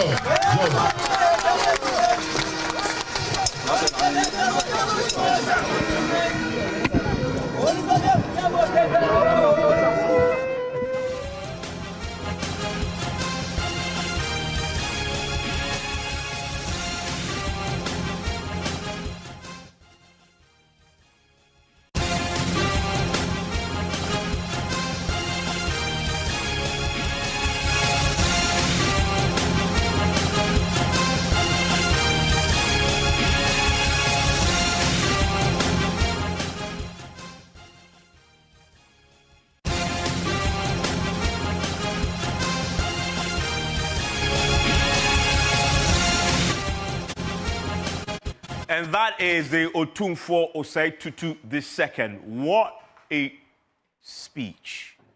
This is pregnant with meaning, and everything else we had suspected, talked about Napo, he placed it in the open. And he says he's been told. And he says he warned us. That's not how I raised you. Yeah. So I don't know where that came from, that I've been told that you are arrogant. We need swadie. How do I say it properly in English? Disrespectful. You're disrespectful. And I've been told that. Well, listen, let me let Elton first lay out for us what he said so that I don't misinterpret what he said in English. Elton, I don't want to be lost in translation. So a few things that Asantehene said. He said he trained him, and when he goes wrong, this is what he told Dr. Matthew Bawumia, that Napo has been trained well. But if he goes wrong, he expects that Dr. Bawumia will alert him so that he will school him behind the scenes. He spoke about the fact that in his upbringing, he's known to be, according to Otumfuo, he's known him to be very respectful. He's therefore surprised to hear that he's very arrogant and disrespectful, and he's wondering why it is so in the public domain. And he doesn't expect him to upstage Dr. Bawumia. He expects him to be the running mate, not the man in front. So, I mean, basically, these are some of the things he said. And then he said that don't let Dr. Bawumia regret making you a running mate. And I thought that was powerful. And he said it twice. Don't let him regret making you a running mate. And then when he talks about people have said that you're disrespectful and arrogant, he says, well, that's what I've been told. That's not how I raised you. And I hope that that is not what would actually happen. But I'm advising you, to, in essence, do not disappoint Bawumia. Yes, and it says, exactly the point I want to make. Don't let it be. Don't let it be. That's what people have said. That's not how I raised you. But don't prove people right. Exactly. And, you know, when he talks about the fact that when people came to him, then he says, but watch this carefully. Otumfuo starts telling the story of Napo. And forgive me, I need to say one more thing. He says, before he went ahead and said all this, he said, this is something I have told you and advised you in private. Right. Yes. In sort of behind closed doors. It was dim. Like, in other words, it's come to me, I knew about it, I've advised you, and I didn't think, honestly, he was going to say it in public, in those exact words. And then he goes ahead to say, well, I will say to you in public. Yes, so in telling the story of Bawumia, of Napo, Otumfuo does something. He carefully weaves the story in a way that shows you that this is my son. Beyond being Menana as all are, this is somebody that I have practically been involved. He said, I paid his school fees. Yes, in his upbringing. Paid his school fees. I paid for him. He came to me. He said he wanted to be a doctor. I sent him away. And he even joked that when you finish the doctor, you didn't even come back. Come and work, and you say you want to go to school. Exactly. Yes. So he actually tells the story of this young man whom he had known, raised him, okay, and at every point in time, his expectation was, you said you were going to do this. Why aren't you doing it? And even when he decided to be a member of parliament and told his father says, well, I don't have a problem, but go and tell Asantehene that he has the final say. And just a second, Winston, for the benefit of those who are listening to us on radio, this first part of the program is over now, and we see in a shot the president, the vice president, Napo himself, the running mate, I believe, exiting the Mencha Palace. Elton, you know that architecture of the place? Yeah, pretty sure. Or they are going to Tune 4 to bid him farewell. Right. Goodbyes, and then they will head to the Jubilee grounds where Napo will be unveiled to the entire NPP, I guess, fraternity and the people there. Please continue. That's what we're seeing now on our screen. So Evans, you can see, and now you can understand why the NPP would want to have this in Kumasi and why they would want to have all of this. Because in all the things Otumfuo says, he concludes by saying, na nyame, niawashisheno, enyeho.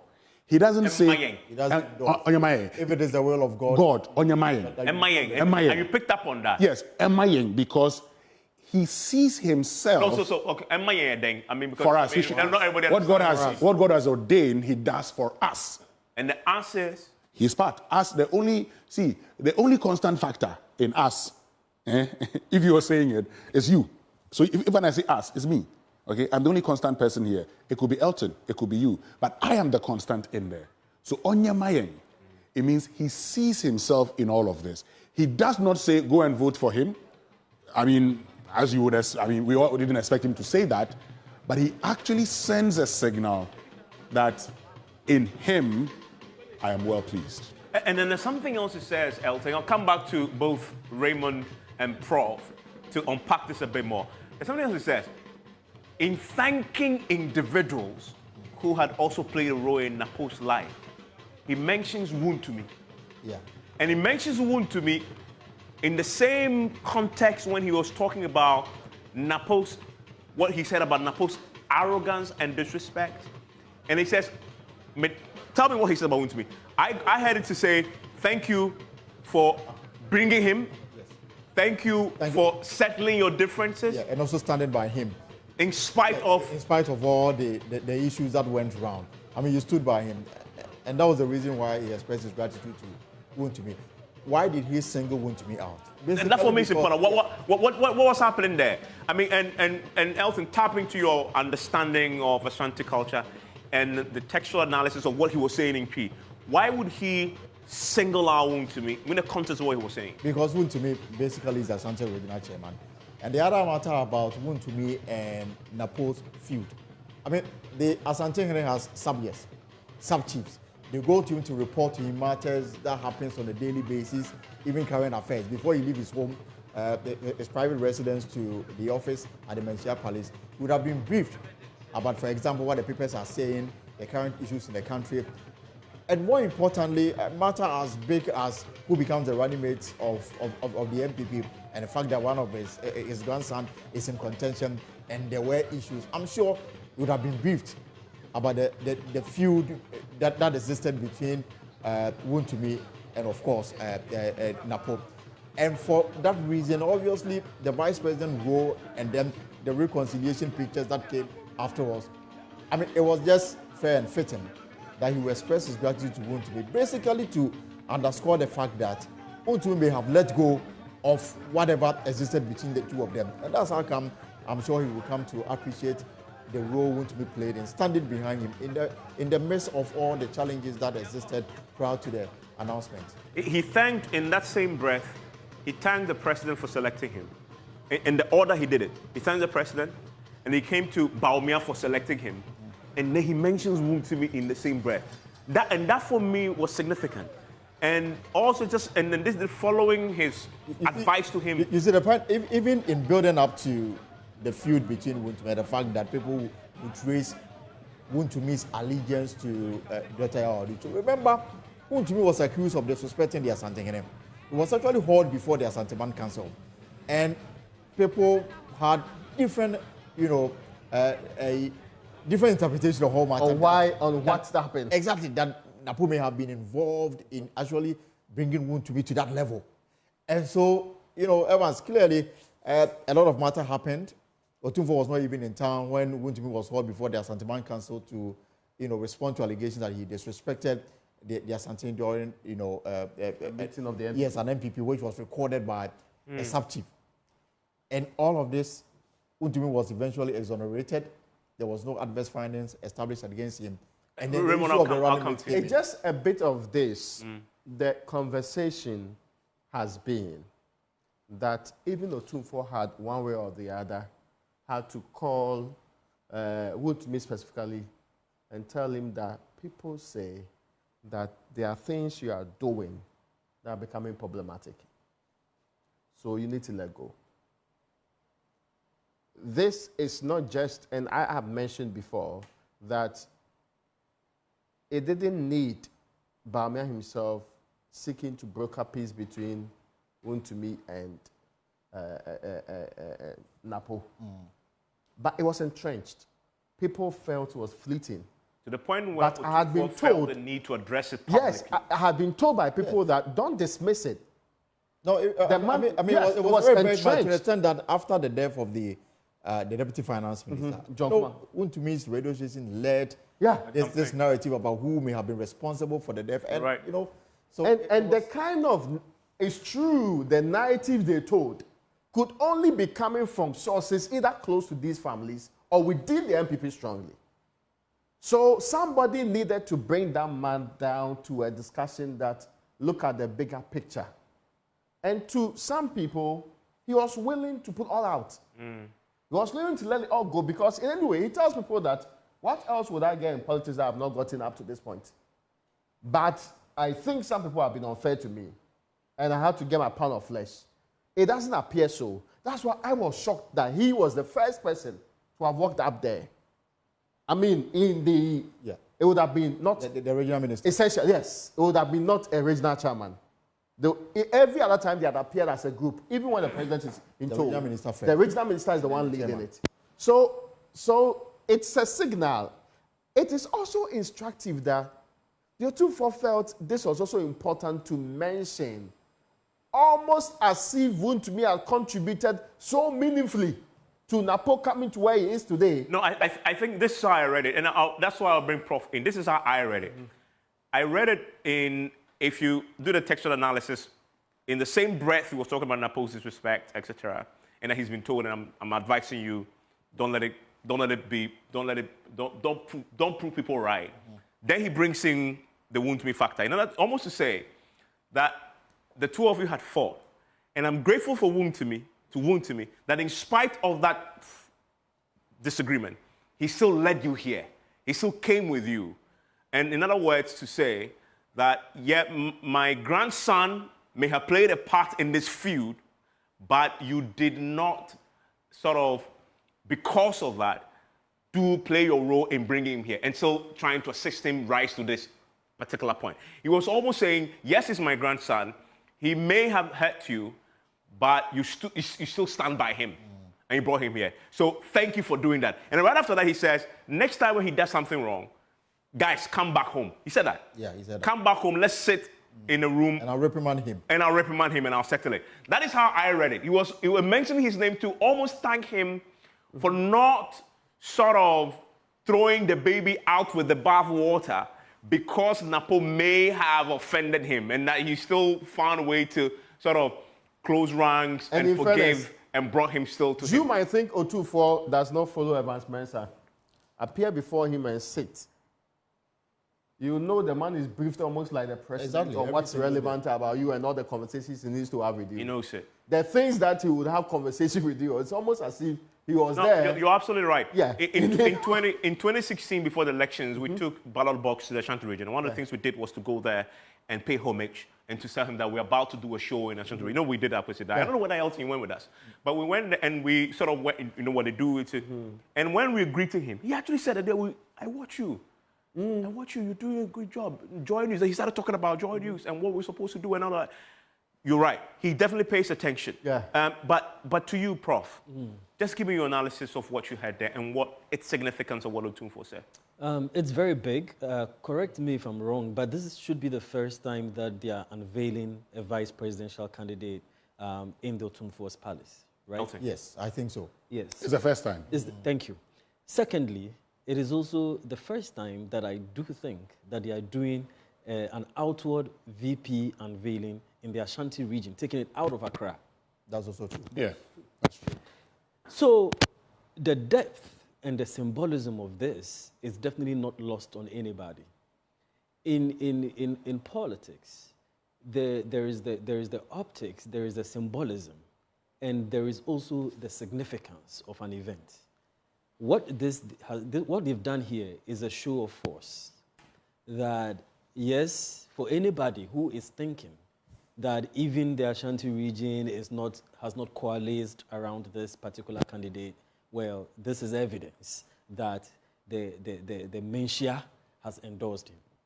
For anybody who is thinking that there are still some cracks within some of the factions in the region and in the party, well, some of the statements that were made was a confirmation that no, there's reconciliation. In every presidential race or in every primary or in every contest, there are likely to be some factions. And one of the first things you do immediately after making a choice or a selection is to begin to heal the wounds. This is one function that his speech performed. But beyond that, it was also a speech that showed his personal endorsement of Napo. And if you know what the kingdom means to a lot of people, how much they revere it, almost to the extent that the way some people see their pastors in church, and they'll probably follow the pastoral endorsement of somebody. This is the same rule that this chieftaincy institution plays in that particular region. And he went to great lengths to show that he was personally invested in the candidate that has been presented to them. And so this is the symbolism of that event. For the vice presidential candidate, there have been a lot of honest words that have been spoken, and the Otumfuo did not mince words in talking about some of these things that have come up. How do you reflect on that? How do you reflect on the specifics of what he said? And the fact that he took a private conversation, a private advice he's offered to Napo into the public domain.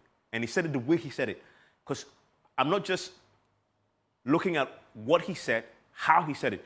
Look at his demeanor, his body language. He meant to say it. He had this very intense look about him. He was almost not looking at the camera. He said it and turned away, and I was paying attention to the body language. I'm like, he means to say this. And so that if he didn't listen to me in private, I want the world to know that I told him, and this is what I told him, and I mean it. And I think there's a lot in there that probably we haven't paid attention. Well, so I mean, I would call this honest discourse. You know, sometimes people try to make certain statements indoors that they would not necessarily bring outside. But I think that the depth and also the level of concern that people had around the public posturing or the public image of the vice presidential selection was important enough, and maybe it signifies to us that it had assumed a very large, a very large frame and a very large, meaning among the general public, and even within his circles, that he thought that it was time for him to do this, publicly. But what this also does for them is that it kind of shuts down a lot of the argument that people have against the VP pick in terms of his public disposition.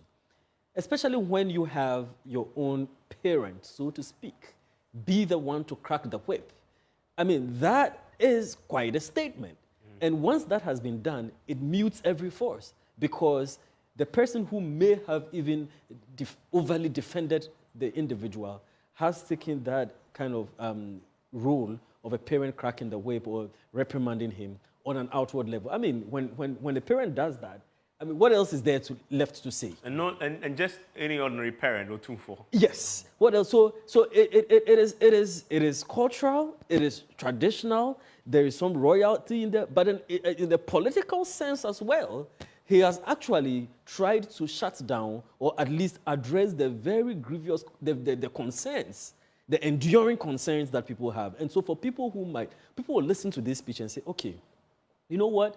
I may have been on the sideline to this. I have serious concerns about the candidate, but I'm just going to take the Otufo on his word.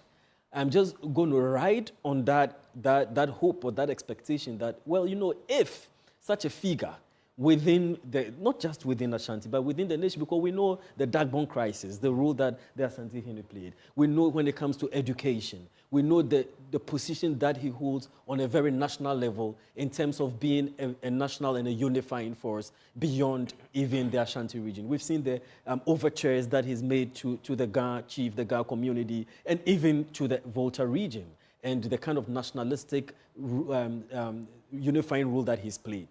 If such an individual has decided to do this and decided to kind of make a claim or make that assurance that, you know, if you were on the sidelines, I have publicly reprimanded and made sure that this particular concern would be addressed, and that in the worst case scenario, there is a father figure, there is a supervisory figure who is likely to hold him in check. I think it might be a very good I just want to say something, perhaps. It's actually a question that perhaps all of us can try and answer. So today is Napo's day. So he was taken to the Malaysia Palace for formal introduction. Now, my understanding, and I'm guessing that all of us can bring our minds on it and explore the significance of this day on the fortunes of the NPP. So Otumfuo's admonition, if you like, was basically to Napo. Yeah. I mean, and then sort of endorse the fact that he's now been elevated to the position of a running mate. To what extent does this comments help the NPP? Because obviously, John Mahama and his people will also go there. The other political parties will go there.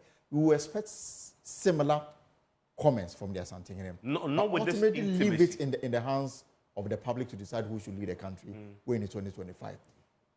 What happened today? Today, the personality, for all intents and purposes, is Napo. Any comment? I don't know how you guys will bring your understanding. Just a quick one. How you extend... And I'll come back to Raymond, you have something substantive to say. But how you extend Otumfuo's comments beyond Napo as a person that's been elevated to the position of running mate to the fortunes of the NPP. Does it matter if it doesn't matter whether this comments is an endorsement of the NPP going into the elections, or it is restricted only to Napo's and his new role? For me, it is an endorsement of Napo. But if it's an endorsement of Napo, it's invariably an endorsement of the NPP. That's how I see it. And listen to the way he starts. He starts by trying to prove to us that he has been instrumental in his upbringing, not only raising him, but paying his school fees. This is a father who is telling you, I'm proud of my son. Right? That's for the first thing. I'm proud of my son. I'm proud that the man that I raised, I paid his school fees, is raising now to have the potential to become a vice president. So I'm not proud of him. That is an endorsement of my son. And then he goes to the next step to say, because he's my son, he is imperfect. He's imperfect. I did not raise you to be arrogant and disrespectful, but people have told me so. So I'm advising you, right? Again, he's reinforcing the point that he believes he's capable of doing the job. And even where he has fallibilities and flaws, I have raised him to overcome those flaws. And if he hasn't overcome those flaws, I will check him. For me, that endorsement is important. And listen, who is the audience? The primary audience, the people of the Ashanti region. Trust me, across all radio stations, and he spoke in Twi. The president spoke in Twi. It's very important. The audience is not the entire country. The audience is not the entire country. The primary audience is the Ashanti regional audience, first of all. Then you can, of course, extrapolate to say, what benefit does this have also beyond Ashanti? But let's focus on Ashanti, because that's where the audience is, the primary audience is. That primary audience in Ashanti, across all radio stations in Ashanti, they'll be taking this. If you don't even want to play the president because you don't like him, because Asantehene is sitting in state and is speaking, you will play. People will be tuning to listen to in the markets, on the radio, in their vehicles, and listening to the man. Endorse Napo. I don't even want to come to endorsing the NPP yet, but he's endorsing Napo. And he's told us a part of his relationship with Napo that we didn't know before. I didn't know he's paid his school fees. I didn't know how involved he was in his life. We were debating Apejefie and how close they were to the student. But now he's shut that conversation completely up, right? He's told us, I was personally there. I was involved in his upbringing and endorsed him as my son. If you listen to this in Ashanti and you're driving and you're in the marketplace and you hear the soul of the kingdom, the man who embodies your soul, your traditions, your religion. Well, it's actually even a religion for many people, actually. The Maisha Palace and the Stu is a religion also. But also embodies your culture. Endorse that individual.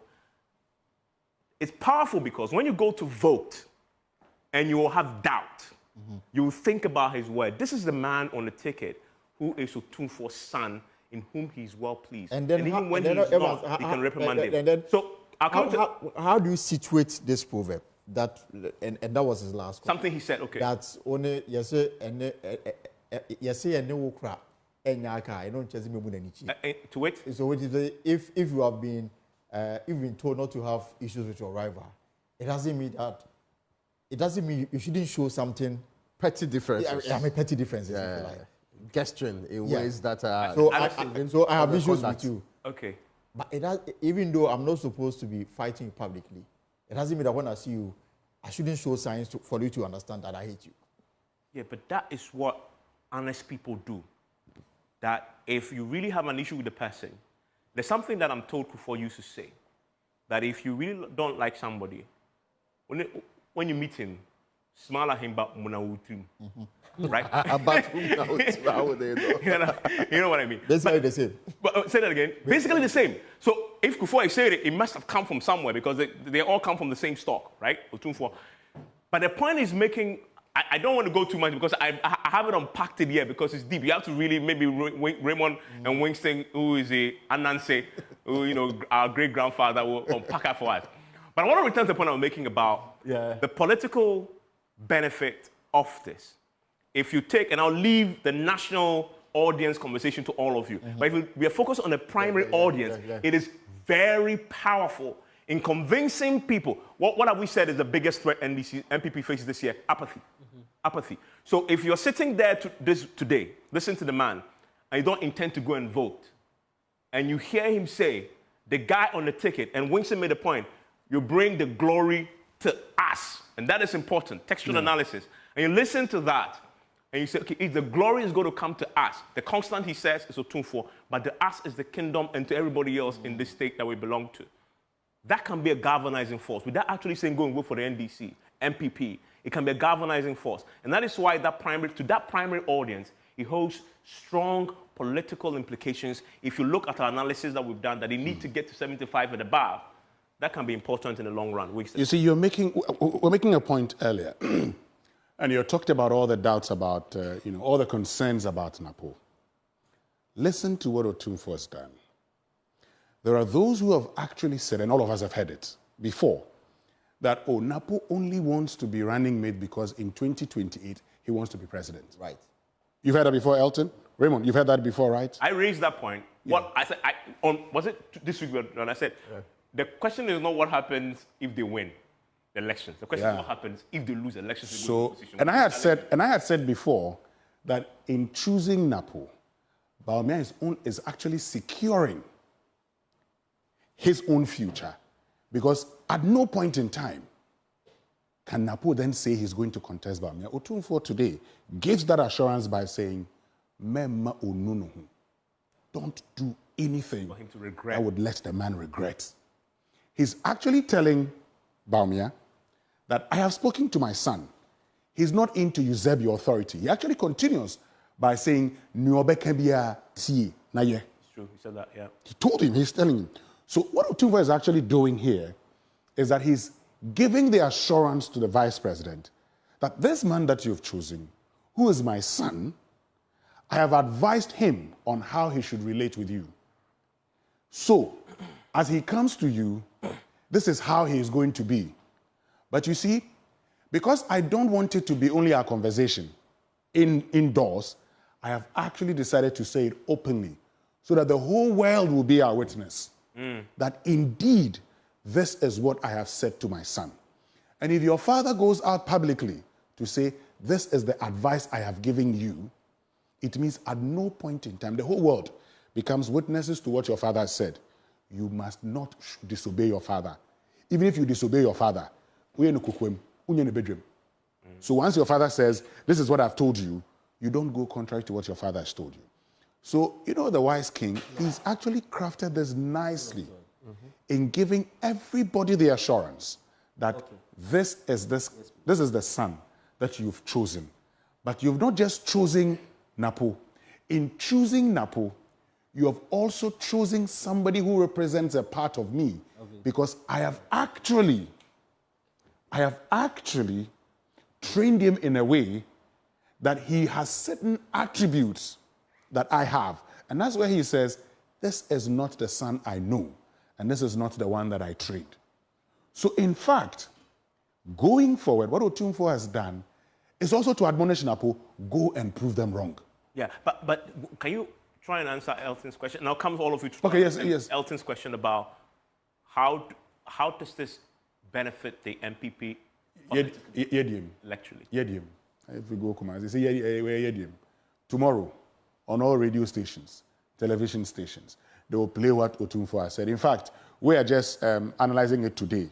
If I'm to go and listen to it again, when I come back tomorrow, the analysis will change. And these people are going to interpret it in detail. What Otumfuo has done is to subtly endorse Napo. In subtly endorsing Napo, he's endorsing the NPP. Otumfuo would never openly endorse a political party. I didn't say this, but I said that, Raymond, in one of the meetings with Akufo-Addo, he said, I speak to you, he says, oh, we are yoko nina, amena mi do yoko ano die. Ewo mu se, ye nyama yosem, na nse me kofo nim, bebi ameni kire no, hono mo behwe. Otumfuo said that. Otumfuo said that. I remember that. When Akufo-Addo went to see him. To wit, once you're part of the Yoko clan, and I am the head of the Yoko clan, it is true that chiefs are not supposed to engage in active politics or partisan politics. But my people know that where I look, literally, is where they would look. So you don't have a problem. So then he continues. So in doing this, he's actually set the stage for him. And you could see all the smiles in the face of Napo. But as to whether the people would heed that call, December 7 will show. Raymond.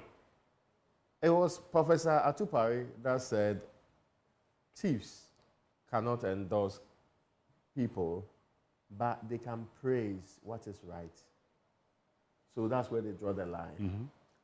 Otumfuo has had, and if you have listened to him tomorrow, if, say, I present Elton to Otumfuo, he has a special way of connecting you, the relationship he has with you, the history of your people, understanding the connections. And this is not only about even Asante people, but it goes as far as, I've heard him connect to Dagbon people in ways that you will think is the same family.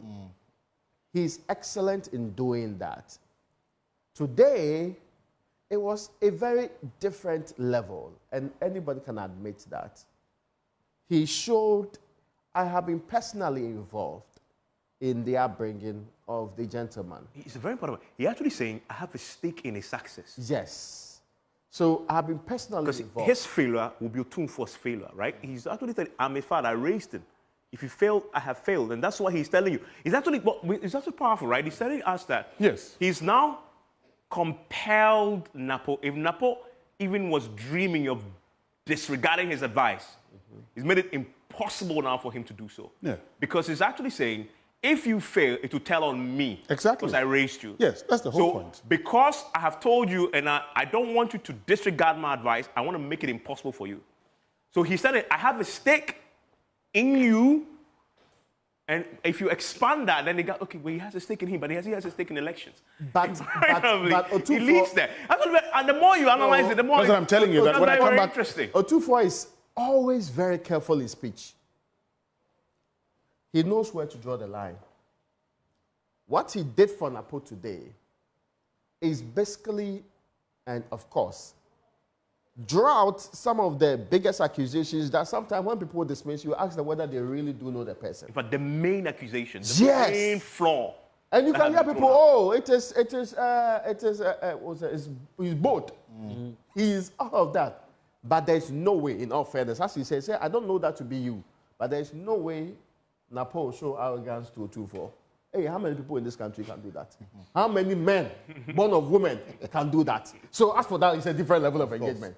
But it's what people will tell him, what he observes from other places. He did calculated in a very nice way, say they have drawn out some things that you cannot prove right. Because first and foremost, you are riding on our back. You are riding on Menshia. I am basically intricately connected to you. And he drew that connection. So he had basis to now call out the things I consider flaws and the things you have to work at. The other accusation is that Napo will also not be subservient to Bawumia. He brought that out clearly and said, I hope that's not what you're going to. In fact, I've not heard anybody so before listen to your presidential candidate. Clearly showing that you can only be number 2 to him. Cannot be actually rubbing shoulders or trying to be like him in forms. He gave all of that advice, still quoted in the father-son relationship. But that's also where sometimes I differ with views because, you see, Otufo expresses father-son relationship with different people, even people that you may consider big people in very high capacities. And he does that nicely to show that I can advise you and advise you very well. I do not think he crossed the line. I do not think so because he Otufo is very much mindful. See, there is something that's said on the street in Kumasi in a jovial manner that sometimes you are not sure whether the Otufo support the same party that the people support. You get the point? Yeah. It's said in a casual manner that sometimes you are not so clear. But Raymond, I mean, not to cut in. Yeah. I've heard that in Kumasi also. But I'm sure I can bet this with you, that tomorrow the conversation will not be, I'm not sure whether he supports the same party. But the conversation in Kumasi will be, Nana, I declare, you wait and see. Listen, in fact, I wish I were in Kumasi. No, I get you, but... And you hear the conversation that about... can be explored. Yes. I just do think that he was very careful and calculated in saying that you are my son, go forth and do what is right. In fact, what he has said to Chairman T before, if you remember, is that I wish you well. I know you're a good person. I know you do good for Ghana and all the nice things. I wish you well. I wish that what's on your heart, what is your vision comes to pass. And I heard him also say a similar thing to our father some time ago. But there's a difference there, Raymond. The difference is the stake, the personal stake he has in Napo. It's not the same stake he has in Nanado, nor Alan, nor Educhum. In fact, in this case, he actually mentions Educhum. In telling a story of the people who were promoted, he says that it started in 2016. He says in 2016, the president came to him and told him that Onanano, Mayano, education minister. And then in 2020, the president came to him again and said, Onanano, Mayano call energy. And now Onana back on Sono, Educhum. He mentioned it. I'm elevating him to become education minister. But they are not, he calls both of them Menananum. But he hasn't got the same personal, intimate stake in the Duchum as he has in Napo. So although he uses that phrase, of course, because he's a kin, everybody else is a subject, and everybody else is, they are my sons and daughters. So he uses that loosely. But in Napo's case, it's different. He's talking about somebody he's related to by virtue of, you see, the father's relationship, somebody he's had a personal stake and investment in, paying school fees, advising him, raising him, see him grow. He hasn't done that with the Duchum. I don't know. No, okay, in all fairness, he hasn't done that with... We have not seen him... if Duchum was being presented today... Maybe he would say that. Yes, but maybe... As is the history of Otufo. Yes, but Raymond... You would have found a very wonderful way of expressing connection. In terms of going to the extent of telling us... You see, exactly. This is what I see. Raise him and all that. This is what I see. You see, just so you can understand, and not... so that it doesn't become like one of those... Otumfuo weaves the story in a way that he's very connected. It leaves you with no doubt that it's a very intimate personal relationship. Raymond, if we bring you a child, a daughter, a son whose school fees you've paid, and you say that men gui anymore say. A man who know na nyanyami asheshen onyema. Who would blame you? Can I blame you? No. The same person whose school fees you've paid. The same person who's consistently sought your advice on everything that he's done. The same person that you've actually said, and you want to do a course of questions and you're panning. Oh, mama, what panning? And you say, oh, me man yourself. As in, we sent you to be a doctor. You jokingly come and inject us. You want to go into other things. You want to keep going to school. Eventually decide to go into politics. It's not for nothing that he says these things. He says them because he sets the tone for you to actually understand his subsequent statements. That because of all of these things, whatever happens to him is either a disgrace or blessing to us. Again, the question then becomes, Raymond, would he dare? Otumfuo can't do anything. He's Otumfuo. But if he was talking about Educhum, he was talking about any other person who hails from Ashanti region, Alan, for example, would he dare say, I advise you in private, but I'm going to tell you now in public? No, it's not a peculiar situation that we find ourselves in. And I think that was rather helpful to... He would do so if he found it useful. Do you know why? But also because why? I've heard him talk about the conversation he's had with people in private, and that he's not going to stick to that. He's going to tell the people his peace of mind in public. That's not the first time I've heard it. So, the last, perhaps most pronounced one was when they brought the speech to him. And they've written some speech for me, but what I have to say may go beyond this speech. It's not unknown to his nature, especially when the traditional expectation is that he could be imparted by the spirits to say things that he has to say without any difficulty at all. I am trying to situate this within the context of, oh yes, this is an endorsement of which way to go. And I'm saying he was crafted, he was careful not to cross the line. Yeah. Which is heavily always, but I agree that for me as a politician exploiting this matter tomorrow, I say this is the biggest endorsement anybody can receive in the world. But you see, you get the point.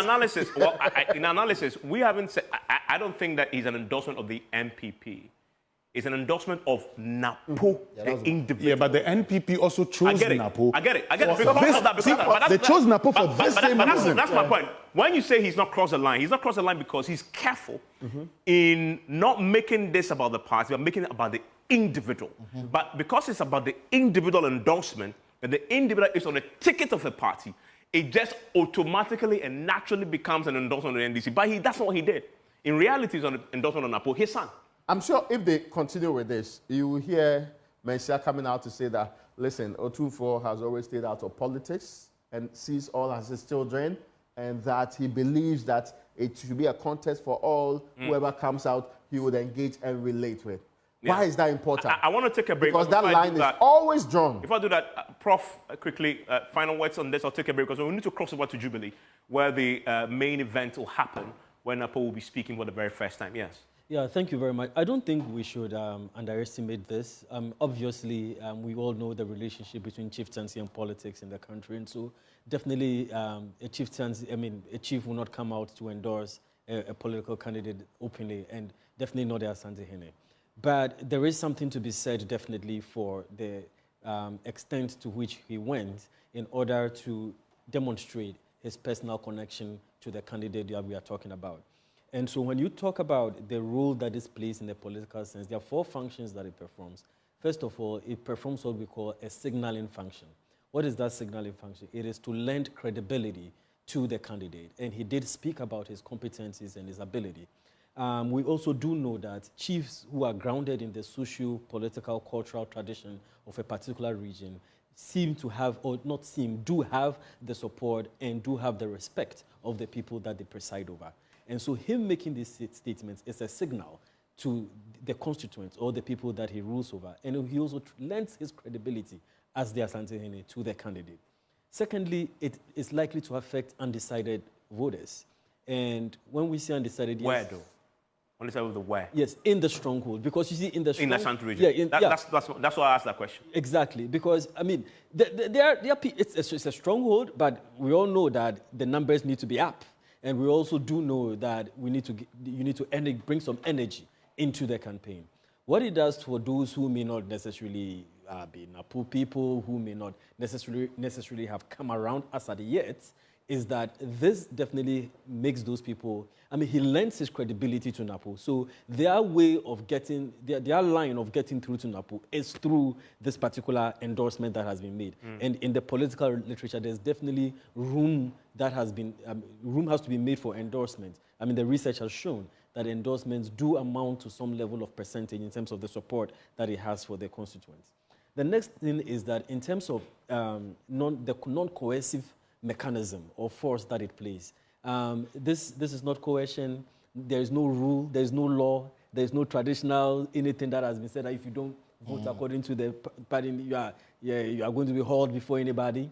But it is non-coercive. There is a certain individual, indirect, signal that is being shown. Also, there is some level of accountability measure. And that is what I believe we've been talking about, but we can bring it into that frame. Accountability, democratically, it's one of the basic elements of liberal democracy. Traditionally, it is also important. He has given or performed that role or lent that accountability by saying that in case this person goes wrong or does not do what is expected, I would serve as that accountability crucible or measure for him. In other words, and that you can bring him back. If you are worried about him being arrogant and disrespectful to you, the voter, don't worry. I'm a final check.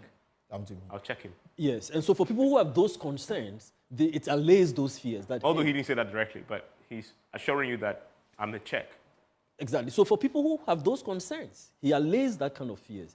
So on two very important scores of political evaluation of a candidate's image, one, the personal characteristics or the personal character, and two, on his performance variable, he has lent his credibility and his endorsement to allay those fears on his personal qualities as well as his performance indicators. And so if you put this within the, in the interpretive analysis, what he has done is that he has performed here the role of an information shortcut mechanism that for people who are trying to still evaluate him, for people who are still trying to come around, they find this as a short circuit in terms of the informational gap that it fills to the kind of personality or evaluation that they will eventually make of Napo. The Otumfuo has served that informational shortcut for them.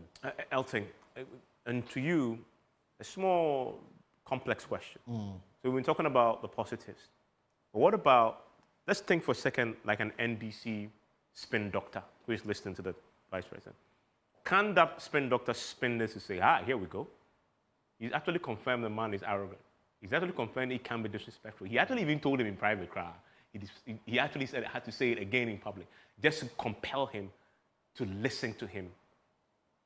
Can that be spent? Can that become a negative? Can that become a campaign message for the NDC in the Ashanti region that, hey, even though Otumfuo is warning us, that a man is? Of course, Evans, clearly. I mean, it would be unwise on the NDC part not to play on this. I mean, since Napo's running mate bid became public and finally endorsed by the council of the party, from last week, Thursday up until now, only one issue has been topical. That is the posture and arrogance, the perceived arrogance of that. That's what everybody's been talking about. In fact, every MPP commentator has been on radio has had to answer that question, from the national organizer to the general secretary. No matter, once Napo character is involved, the issue of arrogance has always been an issue.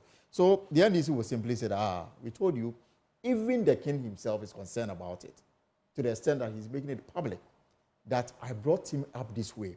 It looks like in public, he's portraying another different character altogether. And I'm surprised, because this is not how I brought him up. And so for the NDC, I'm sure that they will look at it and say that, well, even his own father appears not to be so sure about the character, because in private, there's a different attribute of Napo, and in public, it is the same. But then again, others also say that, but the king says that this is not who he is. So whatever impression you have about him, the biggest endorsement of character. Yeah. And so it is really going to be an issue. I mean, I didn't expect anything less from Otumfuo as far as Napo is concerned. I mean, this can best sit in the popular Ashanti proverb that says that the opera What does that mean? Which means that somebody who is bringing something great to the kingdom should not be denied that opportunity. And that's what happened. But again, you also heard Otumfuo in his closing remarks says that go and sell your message because the other political parties are doing the same. It will be up to the public to decide who should lead them.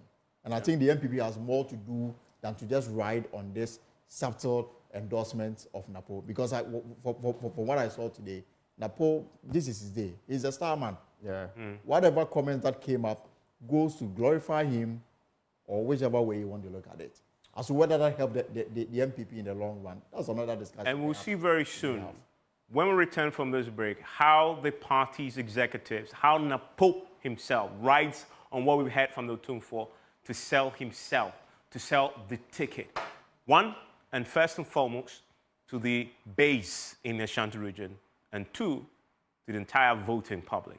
We're back here on your election headquarters. We'll take you live to the Jubilee Park where the NPP is just about to have a rally to properly unveil that ticket, to properly unveil Dr. Matthew Opoku Prempeh to their base in the Ashanti region and to the generality of people who will be voting later this year on December 7th. Stay with us here on the election headquarters. We've been live on the JoyNews channel, but also live on JoyNews and across the social media platforms. You don't want to go anywhere because we have more analysis for you, including head-to-head, Napo versus Jane, who has the upper hand, will isolate what they did at the education ministry and tear into their records so you can come to an informed opinion and make a decision on which of these individuals will best serve your interest as far as competence and delivery is concerned. Stay with us.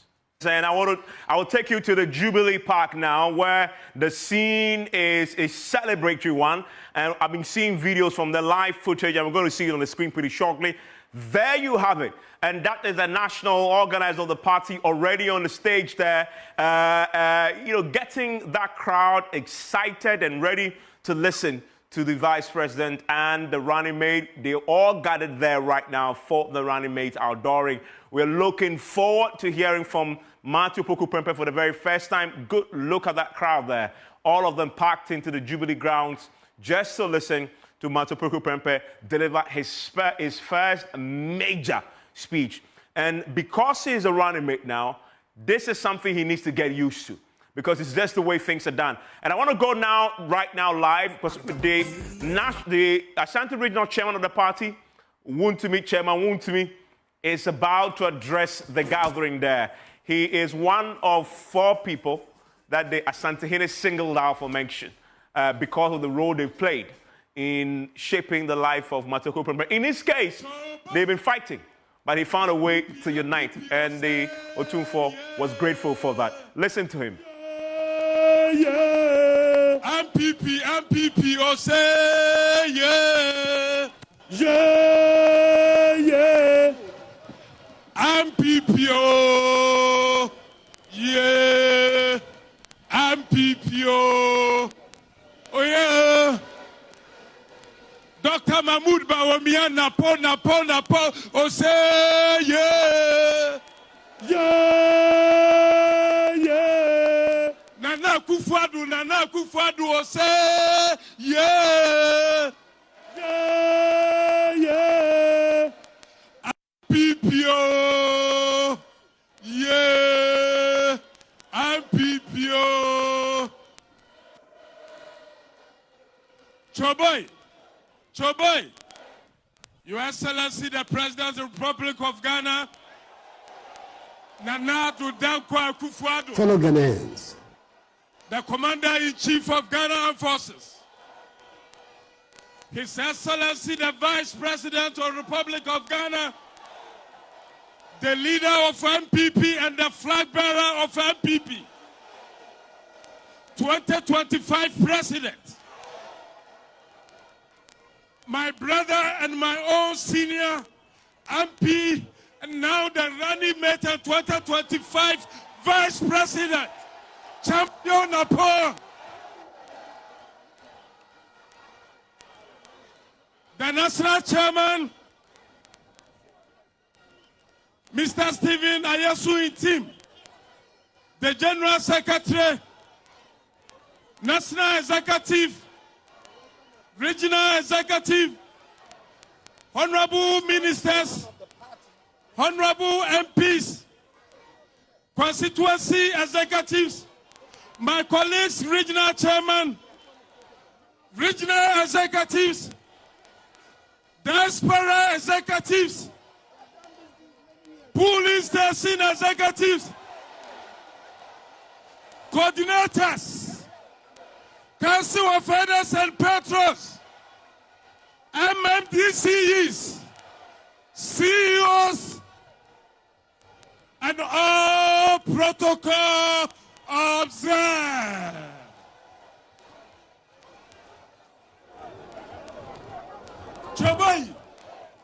Chabai, today is a very special and important day for the new Patriotic Party.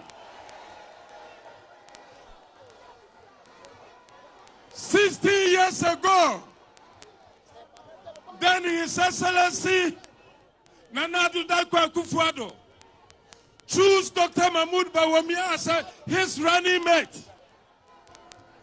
60 years today, the same history is going to introduce in this park. Chobai, let me tell you something. We know how to win the elections. We know how to win the elections. Tell the NDC people that now, NPP, we have finished from polling station, electoral area coordinators, constituency, region, national, MPs, presidential, and now it's the running mate. We have finished every internal elections in the NPP. Now, what is left is winning 2024 elections. They can't stop it. They can't stop us. 208, they delay us. 208, they delay us. 2024 election, NDC, you cannot stop us. You cannot stop us. You cannot stop us. We are winning. We are winning. We are winning. It is possible. It is possible. It is possible. It is possible. Tell the NDC people, we have 1 million ways to win 2024 elections. We have 1 million ways to win 2024 elections. And we are ready. We are ready. As a regional chairman and the campaign chairman in Ashanti region, I want to call all my brothers, all the regional chairmen to join me to send a signal to NDC. All the regional chairmen to join me to send a signal that we are the campaign managers. We are the campaign managers in our various regions. And we are going to win. We are going to win. Getaka Regional Chairman. Yes. Chairman Divine, Eastern Regional Chairman. Yes. Western North Regional Chairman. Yes. Savannah Regional Chairman. Northern Regional Chairman. Bono East Regional Chairman. Yes. Upper West Regional Chairman. Upper East Regional Chairman. Ahafo Regional Chairman. BBC North East Regional Chairman. Oti Regional Chairman. Volta Regional Chairman. Yo. Regional Chairman. Mutie. Utumi. Mekachi kakrabi. Mekachi kakrabi. Mekachi kakra. The American on the side. NPP. Yanumukwaya first where they win elections. Now you need a regional chairman, 16 regional chairman for the Yano. Yawahasai. Now you need campaign managers. It's going to be a competition. Now you send your man, Nana Addo Dankwa Akufo-Addo, only Dr. Bawumia, the policies free SHS and Yabaya. I had dear Kwabia Swababa Hobain. We cannot disappoint Ghanaians. We cannot disappoint Ghanaians. So these people, we are using the people to send a signal. And the Padoma Omaba Hadinano, that they shrine this for the side. NPP, we are united and we know how to read the elections, and we are going to our various polling stations to campaign, house to house, and win the election. May God bless you all. May God bless you all. May God bless you all. Thank you, Chairman Wontumi. We love you. And all the 15 other regional chairmen. Thank you very much. Mumbonsam, Mama Mumbonsam. Yadamwase. Choboy. Choboy. Choboy. Jumedia Ingina. Nia Esini Naswo. Aye. The national chairman of the New Patriotic Party. Jumedia Ingina. Nia Oti Jom. Nia Obabe Pia Jumedia Yano. Edia Mayai. Aye. The national chairman of the New Patriotic Party. With a thunderous round of applause, let's welcome the national chairman of the New Patriotic Party to open Honorable this Stephen ceremony for us. Honorable Stephen Ayesu Inti.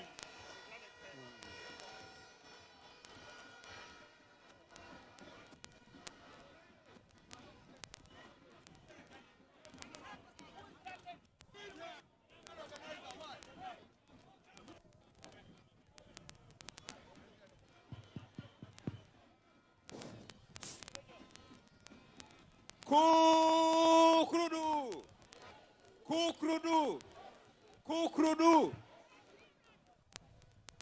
I was for this year a way and Maria. Then in Butaya, a sea and this war. Alhaji Mahamudu Bawumia Atuno Numutuo. Achre party near Opese. Ordinary year na bedi tree.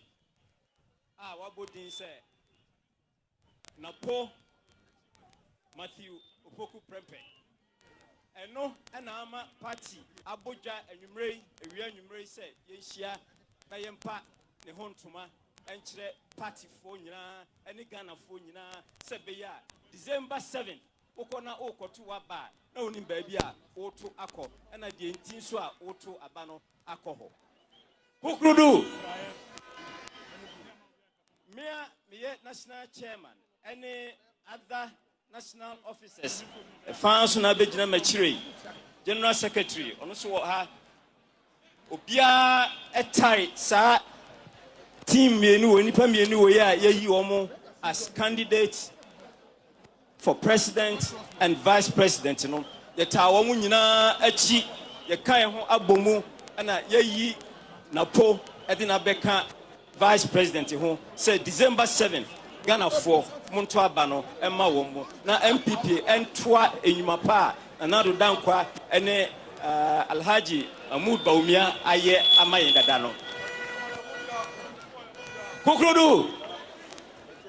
They say, Yakuma Bono Akasi Betranity, and December 7th, no. Timobia Nadobia.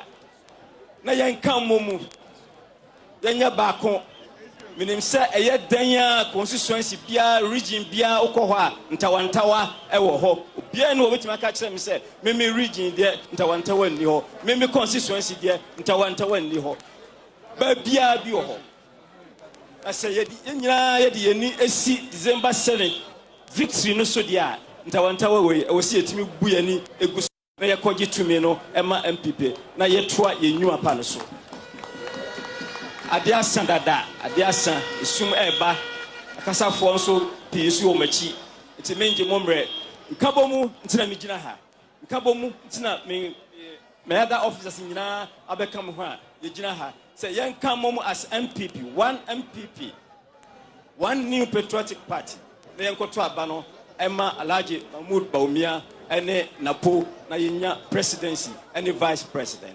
Thank you very much. Thank you. Thank you very much, National Chairman. Thank you, National Chairman of the New Patriotic Party. National Chairman has just opened the ceremony for us. We have, before the General Secretary will give his brief report or remarks, Mepacho Yentun Zamfra, Samini, Obabachia, Guru, Babachia, Prior Babachia.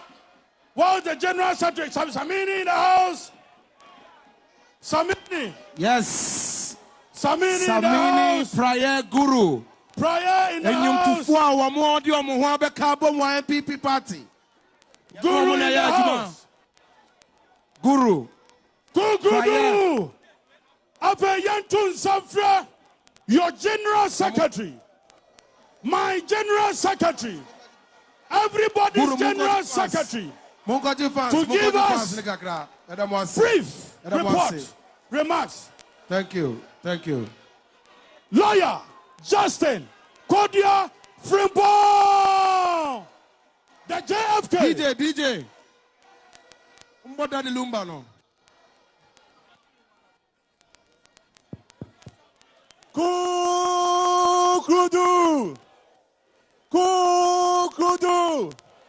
Kukudu.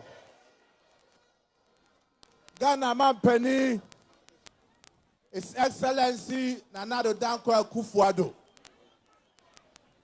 Ghana man penny abedi His Excellency Dr. Alhaji Muhammadu Bawumia, inshallah December 7th, the President of Ghana. Yema me Chief of Staff.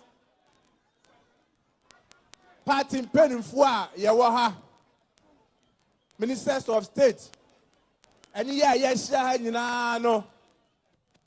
Yan fa Semboka si and yan down man penny Nanado Danko Akufo-Addo asepa.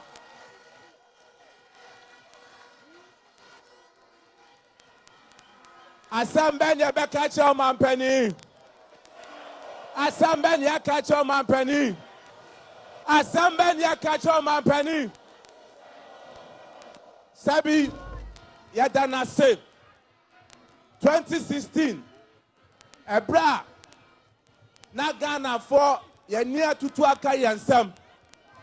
Ebra na wofo ekunafo ejanka omoma no mon dwene ho da se ombako senior high school.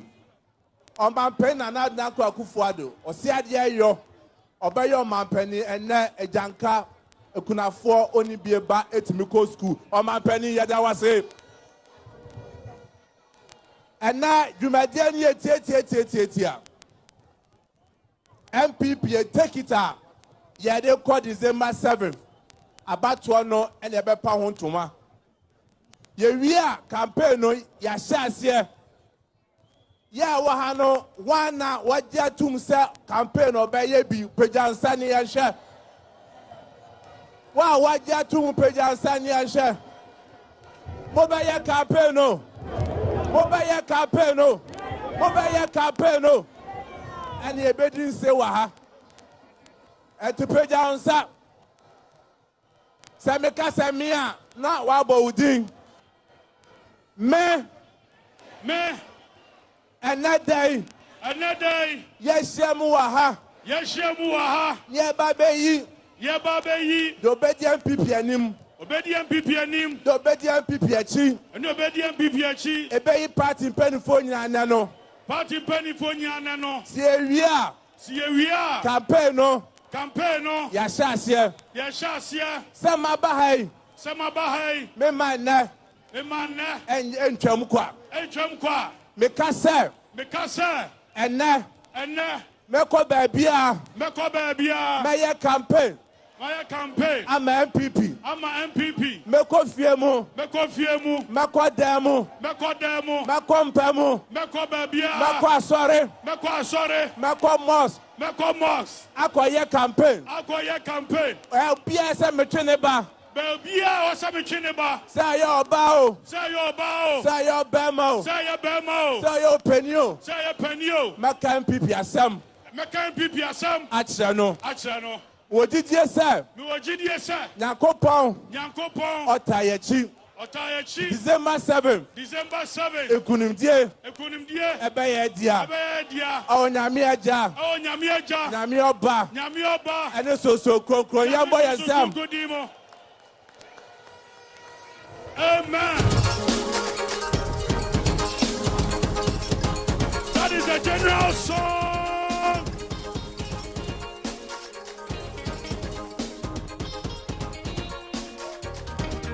That is the general song.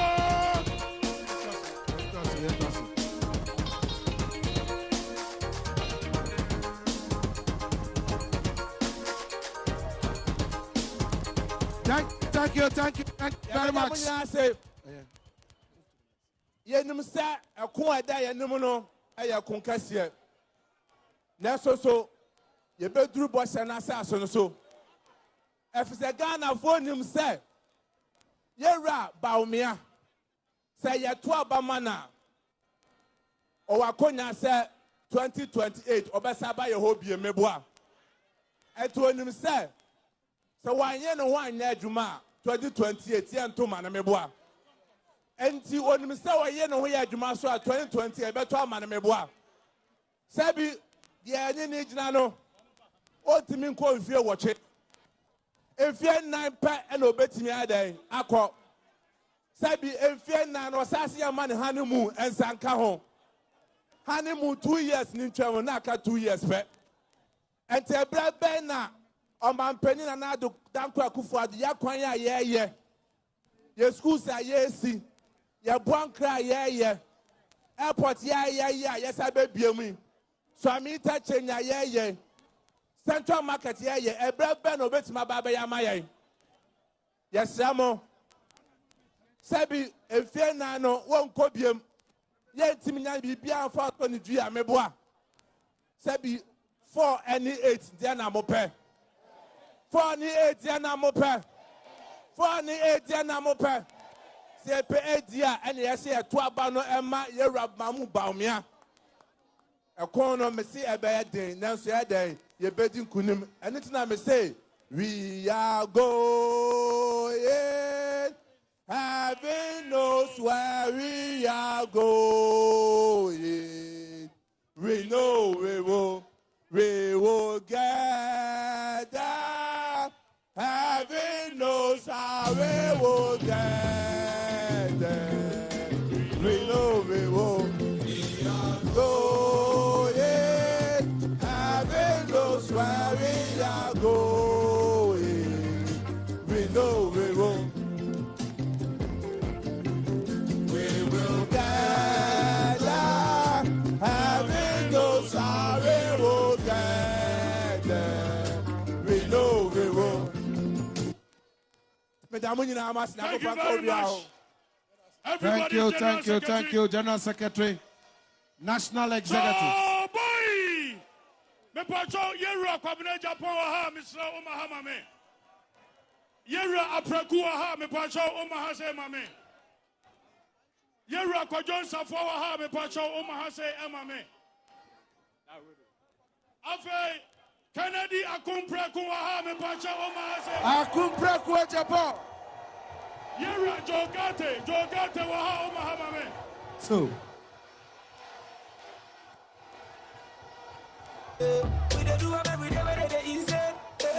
all the presidential aspirants.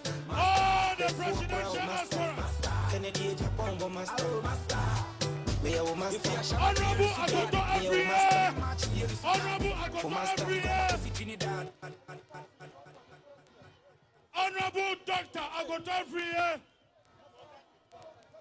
Honorable Jogate. Honorable Big Joe. Choboy!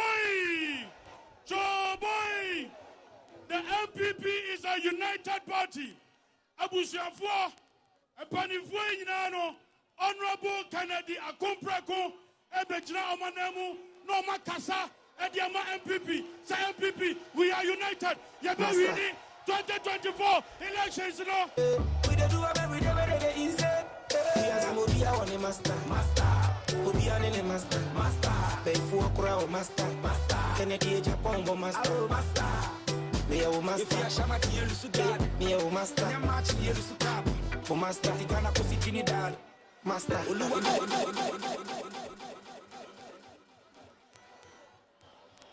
Cho boy. MPP, oh say yeah. MPP, oh say yeah. MPP, oh yeah. MPP, oh yeah. Choboy. Mijina Minian Yane Vice President. A flag bearer, echo contest, and name Emma Yade Inchia Kessia Emma Bunyra. And then say a Nije Dase Osha Yani Vice President contest here. Yemu Insia Ewaha. And no natural say party no ye united. Na empayfo bu baby o say sakramasi wo mpani do mpea na nkire se agiramoa mefa nko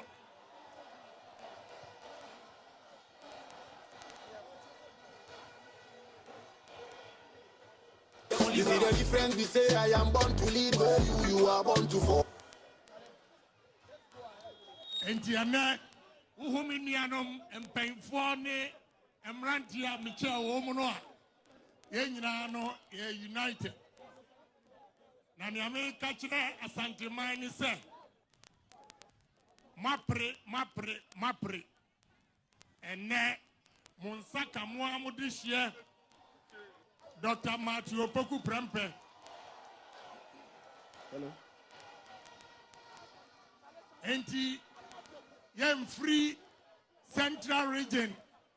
Ana Eastern Region, Ana Water Region, Ana Hafuni Abuno, Emekanchira say, Saudishia, and the neck, Yayiru as Vice President, Kokotua Bamano. If you say one Kasa, Unim Adia a year. And Benfo say, I did and no day, na I didn't so, I will fear, the Masramo Momiamfa a cruye. And Rabbi Beck Kumasano. Na Ebinamu of Fu Mesra Machita for some in free party Munquadia. Men to min Kasa Party Yadia, men Kobi, and I mean Kasa Media Mecano Crash Ramo. Alternative no.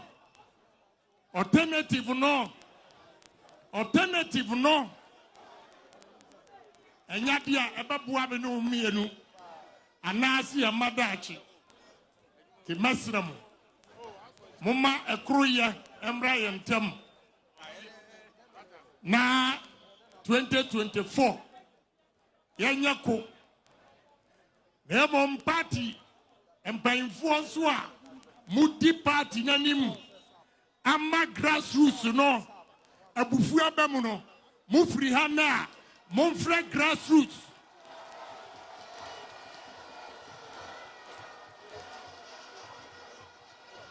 na monfa anidie ma womo yankasa fasika kwashi obi ansam na mom obuo keke ekura sesa enipa dwene. And this I am a positioner. I say, Bible they say, I was say, Upe say, uye, okendifu anasa uye leader. You must first be a servant of the people. Ye you say, Branebeti or mine and our party anymore. And don't just say you lord yourself over the people. Answer and now, a kakabin someone nipa biya no. Answer masaba munano. Apa munsan. yɛmfanya adisuade na yɛnkɔ house to house obi a yɛ offending no yɛntimi ɛnka kasada bi nkyerɛ no na with unity we will break the eight yame nhyira mo nyinaa. Thank you, Honorable Doctor. Thank you very much. Honorable Doctor.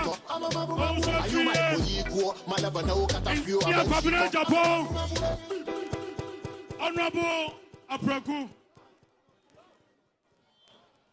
Choboy. Choboy. Choboy. Afena ebrena druso. Choboy. Choboy. Choboy. Why are we telling you to go? Choboy. Yay. Choboy. Choboy. Afena ebrena druso. Aya the presidential candidate and then the running mate. Aya di amoko ako na amobaya the next president and then the next vice president. Ya baba tun safra. Ya dienina. Ya bibia. What two? His Excellency. The President of the Republic. The President. The Commander-in-Chief. Commander-in-Chief. His Excellency.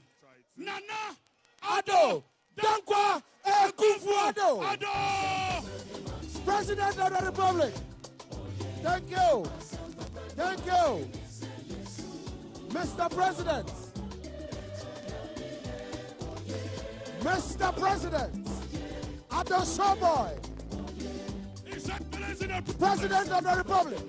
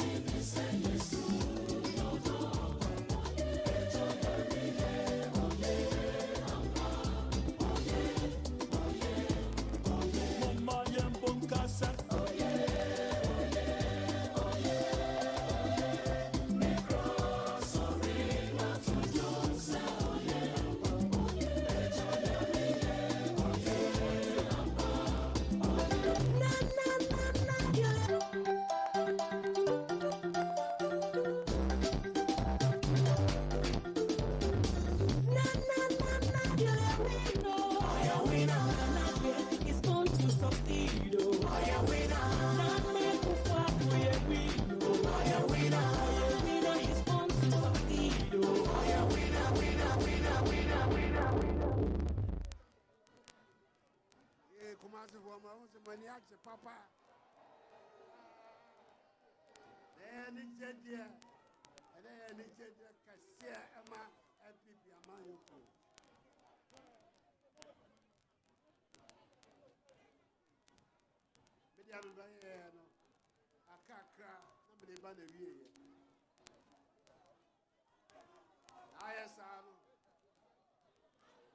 Before I should show the idea Makonyano the sentence. Namuamuni Pakro Yera Mahamadu Bawumia.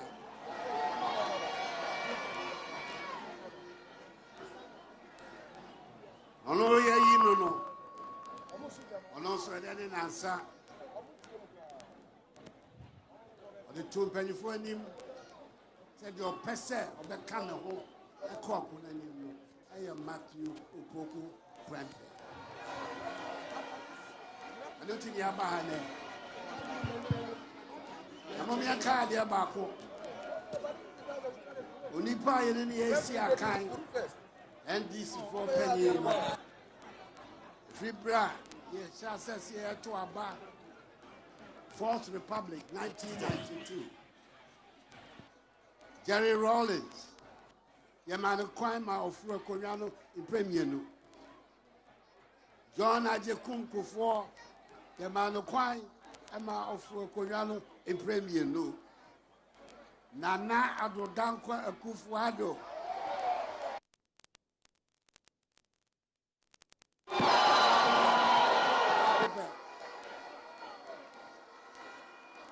No, all pray.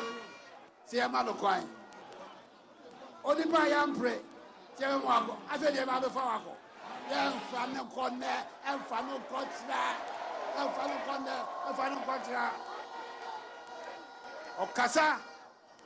Okasa te say yenino. O we for oba. Yehuni sa word mother. Yehuni sa word mother. Yehuni sa word mother. Na no tun ye kan say all see form ye you adwuma no own to me yeah em ye nya ho fa so. Afi ye kwa fa na baby o. Ready. One year they walk on. Not ye mienu a ye yi won say ye ba beta wo achi no. And then my bar has a Bible NPP for Unina Obia and for Bakoye and tie something you for me and no etchi. Want you way and Tamoa, couldn't get and by Alpha. The Samo about to our bay. So where I say, you're family Anton Chay. Yeah, for Bakoye and tie Mamma Samo about to our bay. So where I say, you're family Anton Chay. Yeah, for Bakoye and tie Mama do Bawumia and Matthew Opoku Prempeh echi. So be what Ghana. I'll be to me a disam when you form me and Louis who are dancing here, and your men Nana Adodankwa a Kufuan. Men are making me one word.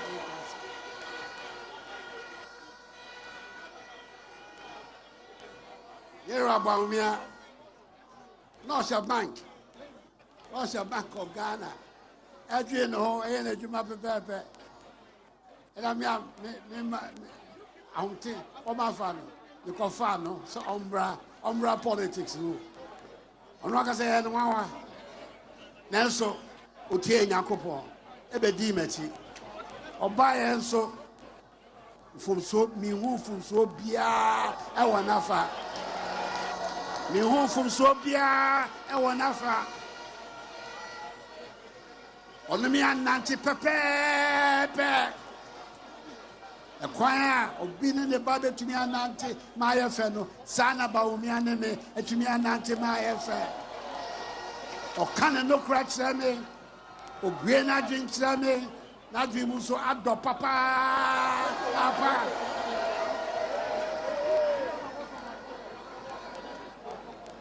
And I do for behind the Koda.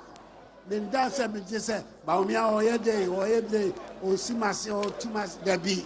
And be a loyal, straightforward, honest, hard-working, excellent Vice President of Ghana. The best Vice President we have had in our country. So that make us say, so be what Ghana, how about to me a D? Bawumia wa dance here, me. Now, my name is Juma. Ghana for Madaroma, Yakupon Prince, but the Baba said in Salo, a Juma to me a year, a my fair, and my Koswai, Yarisha Ghana, no, a Kotso Abba.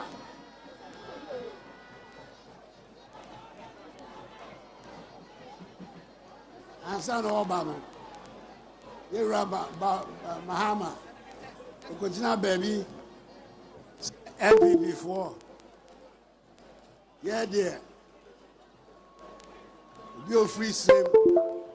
It may be an imda. Na Nama Yanin Namno, ya dada no. A do brenna a hianoa. Ya fermano. Was the end when Tisamiana, a do boy and an alcufua, ya mamre. Nene, so an you. So an you. One and you. Now when you tell me, when any be sa. You never hear the idea is here to me yet. What has one way be about?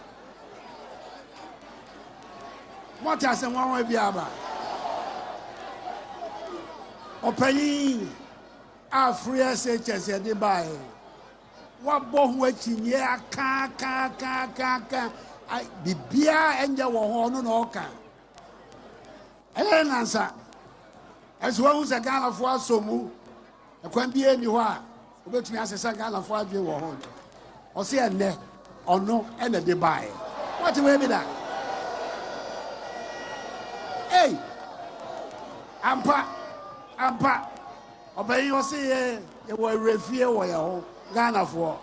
Now, we say ne NDC penny or no and or the free senior high school ebaye.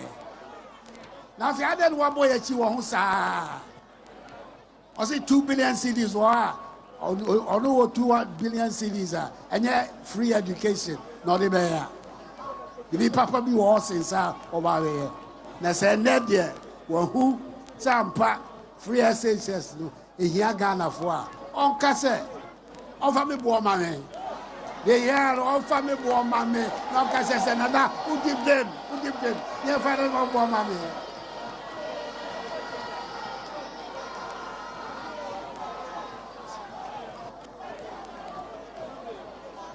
Matthew Opoku Prempeh. Matthew Opoku Prempeh. Moi, mon ipano et au commencer Mencia. 2012, me and the director of elections of my campaign. For me, they who be a branch who acted. Now 2016, Abano Fano, Baba government and the catcher and say, free SHS policy. I have biggest legacy of our government. The person me this or no sir, no share so betumi because me dem name say obetumi aye ama baso na ye 1 year ama broso a ene ma ma se ono ene de bai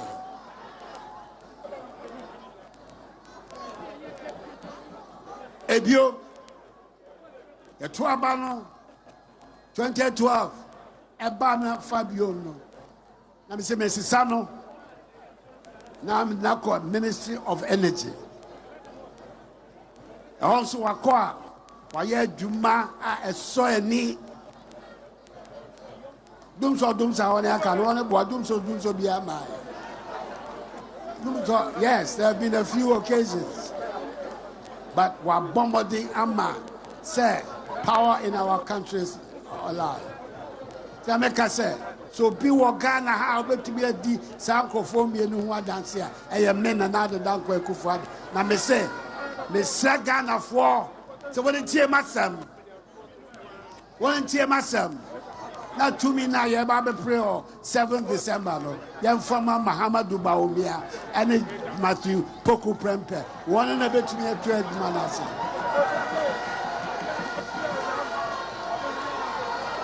And this is paying for no. Say, Yantiasia, say, me say, me to me Jamachi, Emma. Now go for 1 inch me watching ye be a mayor, but me at Machiado. Only Baba 2 were Cunano, I think I may Baba Boy, no Baba Cunano, and Basso and Basso. Wait.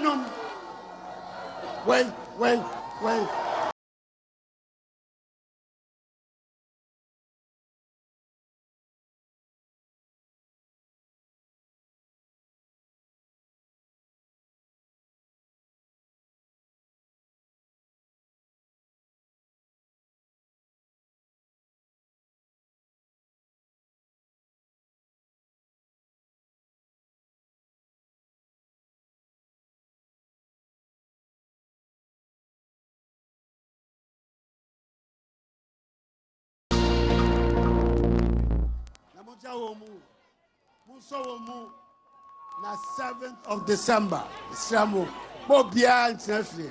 So Biako, Lokotunaba, Yantoba, Emma, Bawumia, and Napo. One bet me a 12 grand, so now you're going. When Yakubo Samunia.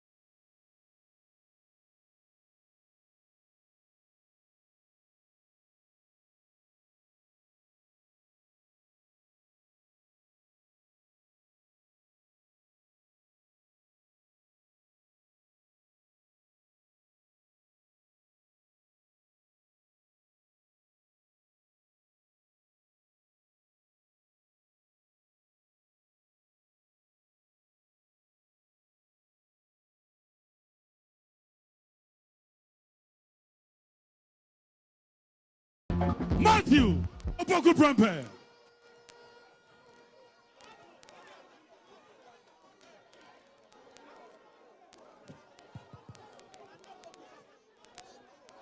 Let us say,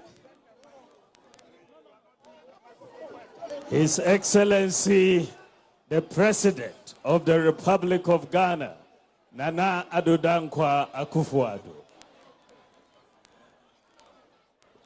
The incoming Vice President of the Republic, Dr. Matthew Opoku Prempeh. Ministers of State,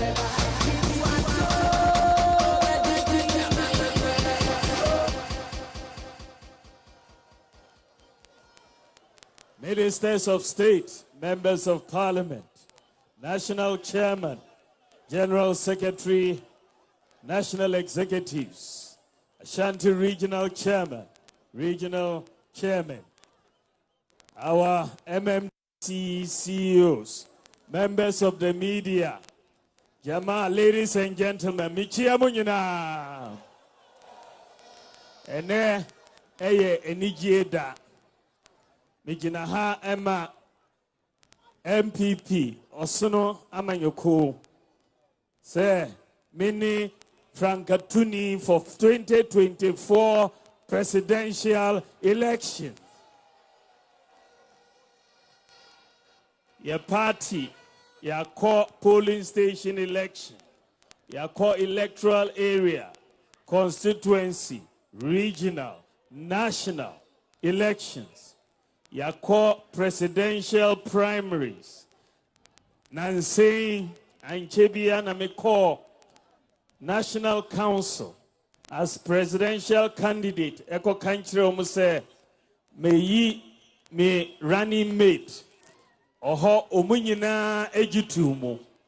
Na we abekire MPP ye internal elections ninyina abewiye. We are now a well-oiled machine for the 2024 presidential campaign.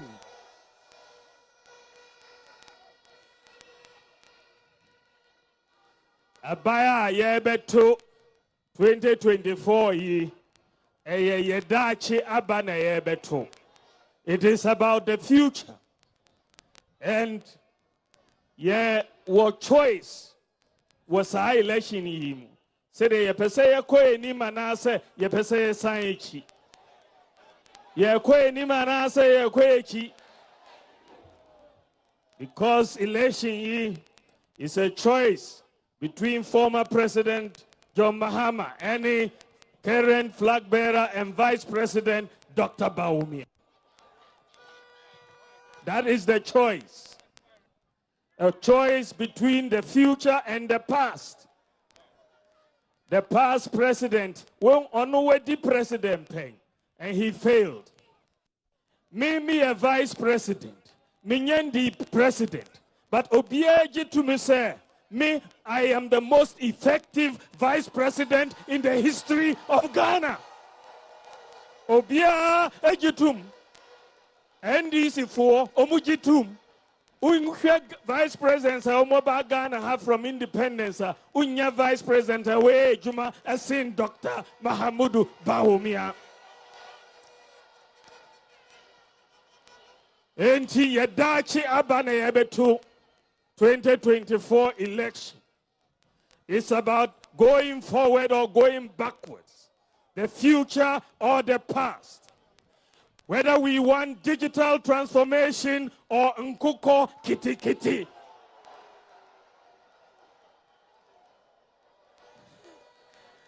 That is the choice between us.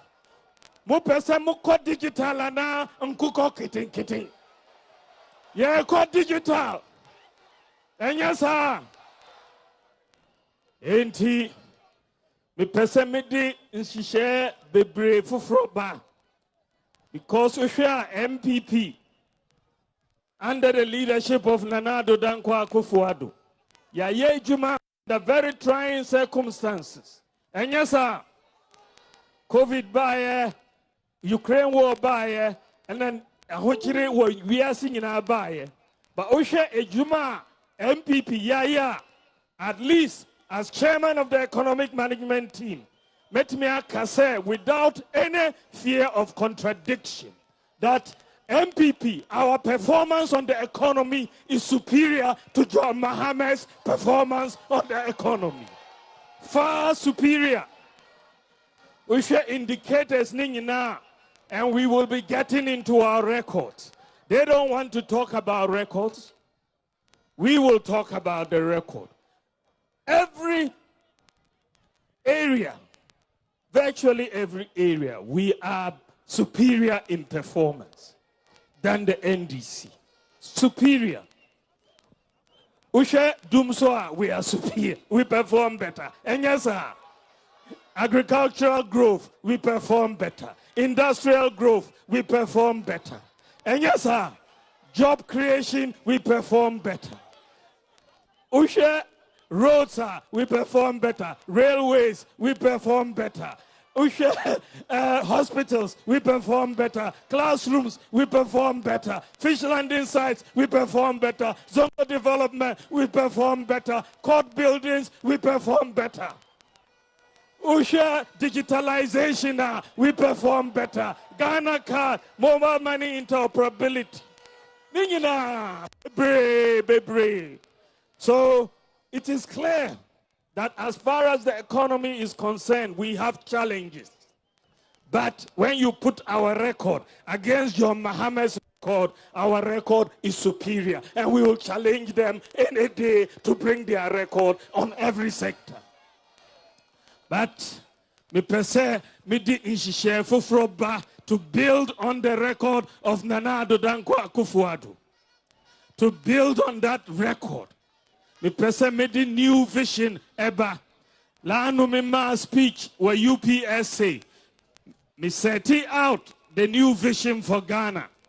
And yet the manifesto be tuja next month. And also ba obiya be hu the details of the new vision are made.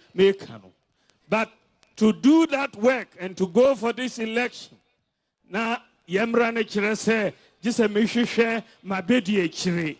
Enya sa enti ushe MPP said your tradition no etieno. Your tradition no is one of inclusion. Obia kabomu and ayati MPP. The UP tradition, National Liberation Movement, Northern People's Party, Muslim Association Party, Togoland's Congress Party, Ganshimo Fomokwe Party. Ninyina kabomu na omuye MPP. Enti yemrano echrese yepese obia kaho. Enti MPP ye presidential candidate na ofri safa ye kosrem na ye ko yini vice president. Enya sa ye the only party in Ghana ye was amrano. The only party. And also say ye a presidential candidate na ofri srema ye beba serve abe ye a vice presidential candidate. And yes sir. And also MPP ye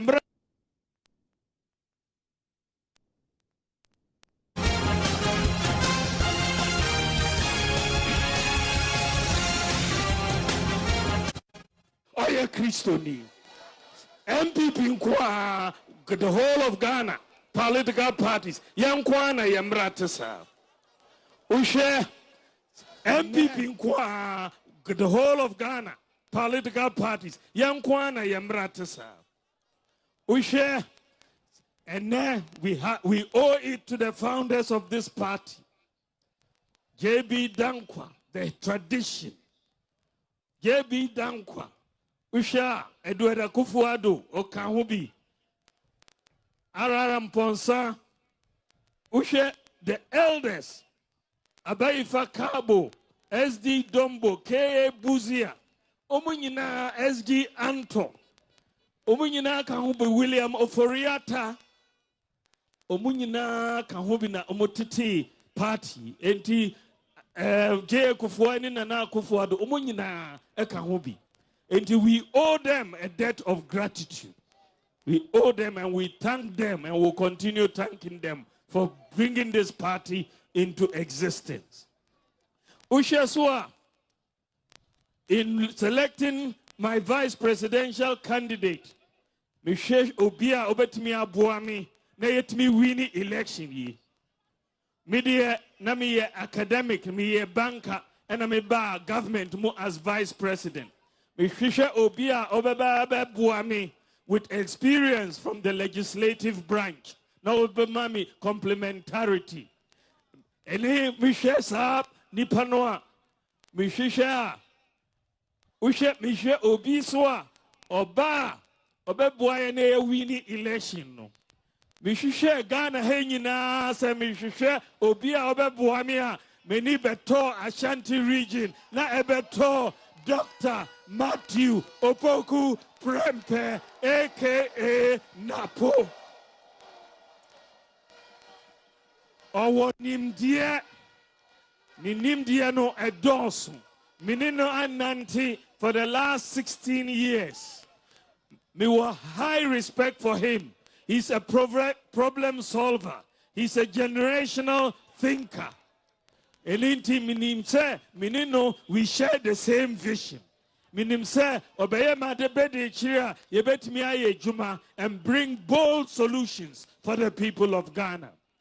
And I have every confidence in Dr. Matthew Opoku Prempeh. Our ticket is a ticket of youth, of experience, of innovation, and of generational thinking. So I don't need a ticket, no. We are bringing it to the people of Ghana to help us move Ghana to the next generation. And ladies and gentlemen, I bring to you and I introduce to you my running mate, the vice presidential candidate, Dr. Matthew Opoku Prempeh.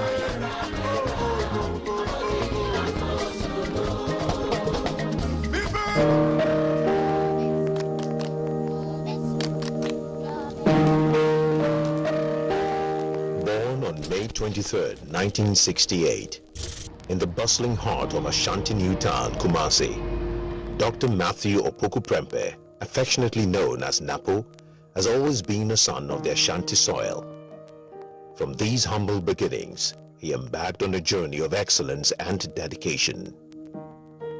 His educational journey began at KNUST Primary, followed by middle school at Prempeh College. Driven by a passion for knowledge and service, he pursued human biology and medicine at KNUST, earning his MB.CHB in 1994. His quest for advanced knowledge led him to the Netherlands Institute of Health Sciences and the prestigious Kennedy School of Government at Harvard University. In 2009, Napo transitioned from a successful medical career to politics, becoming the Member of Parliament for Menchir South. His dedication and vision soon saw him appointed as the Minister of Education in 2017.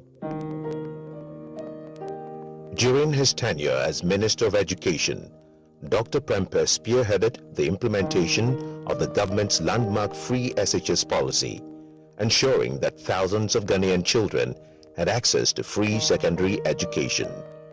This monumental achievement has left an indelible mark on Ghana's educational landscape. Under his leadership, the educational infrastructure saw significant improvements, and vocational and technical education (TVET) received a major boost. His legacy is one of progress, opportunity, and a brighter future for Ghana's youth. Dr. Prempeh was selected as the 2020 recipient of the Harvard Ministerial Medal of Achievement in recognition of his work over the past 4 years towards strengthening public education in Ghana.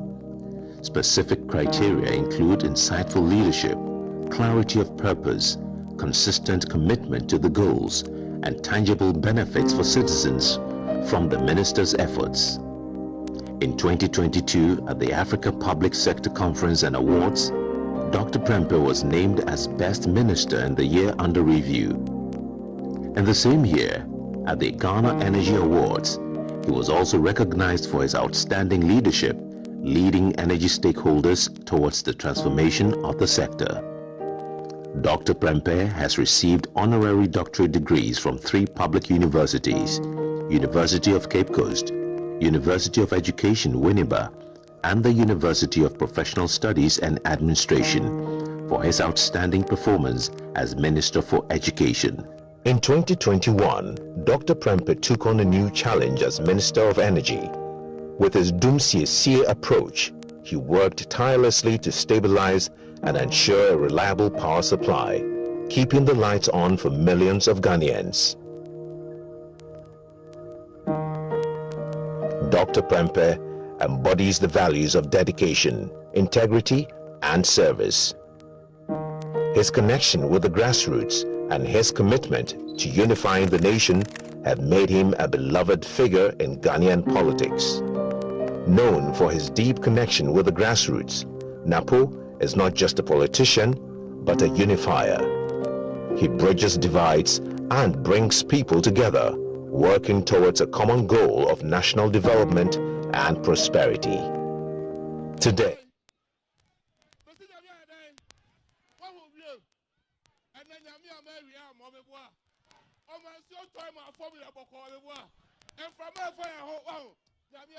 NPP party.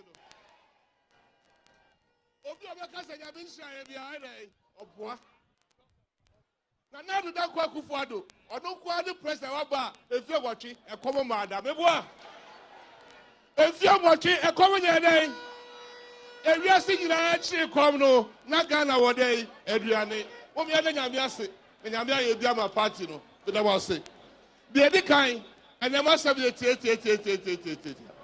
Aha bi je the word dream ye.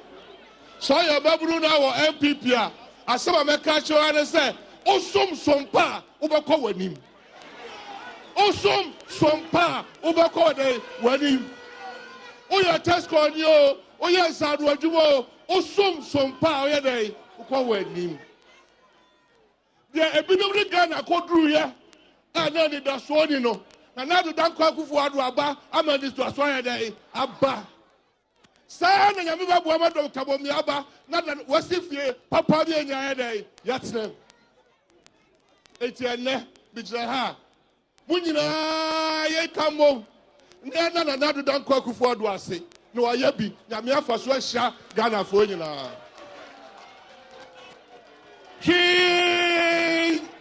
nyefe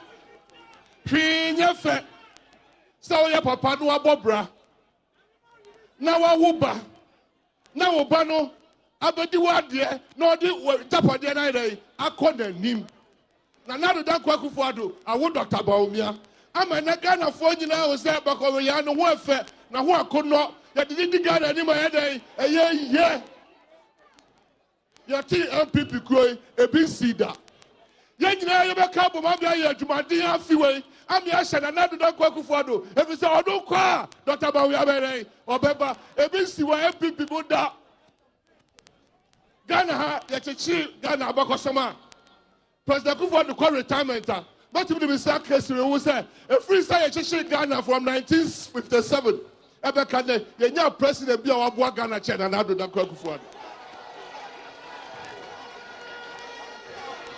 Messi a free 1957 bakane mo famo Kwame Nkrumah no mo famo obia di wa ba di mampanya wa boga na ho ban e di Ghana kola nim China nadu dan kwa Akufuado me ka de se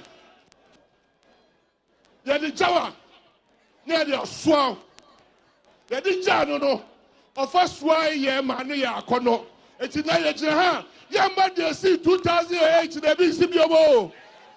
Chama would to be kind of make us so. The Abaya fair, the Abaya de Monyam, Sanana Dubako, Adako, run over. Not 7 January. What's so on one in your Katoba of your son? Many near back. And not my dad teacher of ya. It was a Juma Papa, no. Dr. Obiaba is Shabuma, Nagana day, according him. Mesoya Babu, we are branch now. Ha. Oda Chinti to my Dr. Bawumia. But say Oda Chinti, ready. Oda Chinti, Yay. Muntia Samba Cope. Andra, the Cotania. England, English abroche. Padiba Coba this with the Tony Blair. Fufro about the friend of Castama. Tony Blair say Castama. A foot job of Kubanam Dima. Digitization and do Yasano. But whom what they say Obama England for the national ID card. Mojo, I've heard the English abroche, I've heard national ID card. And now the Kwaku Fodo, need Dr. Bawumia, yeah, what I national ID card. And I want to be. And the Biania brochure, and the Biania brochure, Ghana has a baby a day, a biwaha. Now you are dear man, and the Biania simple, why Tamamud Bawumia, and I never buy a massive theatre. Nana Kwaku Fodo Akasa. Dr. Bawumia Kasa. Dr. Napo Church. And you no credit. And you no credit. Send so Ghana. Hey, Bob, dear, you do my CS. Yeah, you do my CS. What's the baby now? Can you do my? And you say a padia prep, so be the no. Yeah, you do my day. So, what's your Santimama? If you're doing can you better than this time? Meboa. And tell them no be free about Tabaka say, you do. Nana did not go for so. I did be a man your Samu, a baby asida, your bagana, or Pia Antono. School structures I see, school do I see, school buildings I see, a bit to a Nakufuado, or Pia to the Nakufuado. In fact, you have few, and Kolako Trump is here, no mutua, as I'm fee, and I do not go for the headache, whatever. Now, Mukoya was here, your Pabum so much school fees, and I go for the headache. Or no quite president, so Bossy Hospital, Baku, 111, way, now per day. That's all poor Bill and the guy that couldn't do. Oh, for that to be home at the enemy, now why not the neighbor? Young Quatro, Kamutia, Opia, Odim, Motia, Mokohana drawing, Motia, the 900 chip de bois. As you are calling, what's the night? As you are calling, Miss Samu, and then the baby Wendy. Samunia Nabo, Mr. Day, Mudia Naba, someone coming one and said Dr. Bawumia. And then I now go for do any monoma, a bit a day, and come it. It's Yabasum, Yabade, Yabasum, Yabade, Yabacofium, Yabacofium. I could send another Kwaku for the Napo, yeah. I'm a Dr. Bawumia and 80. Dr. Bawumia, to be much like I said, you're 12. Young person with 10% to Ashanti, you know. Which President Minister Carl said, you will fear. Yes, I deal with your headache. I deal with your headache. It's here 85%. Yeah, past 75 in the bureau. We see your per day. 85%. We see your per day. 85%. Outside the middle 85 no. And then pay for the master there. Obia wa NPP mu. I was in fear watching. Obia ne bone. Obia kasa etiano. The bibia sinti on TV dano. One kasa o straight chain yada. Headache. O se chinya da ho de. I say onu ma me ma biodun na ko eso nya aduane ma hwan ko abontin suni enyere enfa nkodi obi a wo NPP a the committee Bibi Hano said the video can report Becano on Fanchering. Yamin Shady Pacro, no some refume who said, I call no yade, your colony, nine cabomna, and I ever cabomno, then you had your coginim, 9 day, Abba. More beyond Asantehene, Ekasa, BBNC, yo. The ever seen Dr Bawumia and the Dr Napo, who will dig first on crank him, no one did not do Kufuchi. The boy. Now, by a shrebe, so Minia was Santimema. Now, I have to a baby. Now, Nakopama, so about for better in the park. I got into Mama NPP. Now, NPP 90%. No call for any able say, now to be mobile. Obia, sorry, Waka. Obia, your day. Obia, your day. Obia, your day. Another school for an AMD. A baby, my, and your school word you must have another damn cook for the little Tabavia. But today, a baby, and my, now you call Quasidum. Quasidum, my for the United Shire. Obviously, I just cry in Marco School day. Then, Marco says, if you're 9 the kind of near the Sumu, John Mamma, fear 9 near the Sumu, Nanadu, Stamp Quaku, fear 9 at him. Yadadiem. Na say me school. No more call free. Omu school omu did free. Or you be senior. Or school did school fees the chia. School attire the shadow. Textbook the mano. Hey, and child crowd because I talk or crowd. Teacher on this card the chalk a bench trade. And I chalk a boo. And you are near school hours never to actually go for no movie school for the other. I buy the channel that could for the it's a Samu. You're free hair coy. And you are dean your coy. And the ambassador that's you. Mama said, my politics here. But say that the ambassador be better. So, what test con now? What test con now? Asantehene. I buy a bomb of future. I never buy MPP. I buy MPP. Or be by. Or catch and say, when John Nelson and teacher to the allowance. Ya pekra ya koshipo me antu aba no ma no be boa ya antu aba ma anwie na koshipo a ene de osie nsama a kire se obi aba wari unu aba wa hene basabasa oni na anwo nyame bua na be ma foforo be fa no na oni na wo na obodi bra ya afa no obokokoko o se bra kosia me yo obayo ya kwa yo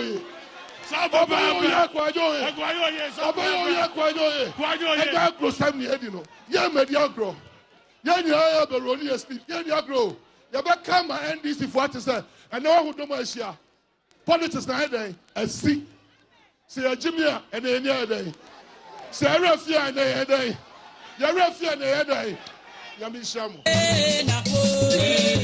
Napo oh say yeah. That is the energy. That is the energy. That is the energy. That is the energy. And this is what we are coming with a new energy. Hey, DJ. Asida. Mayasida. DJ Mayasida. That is the energy.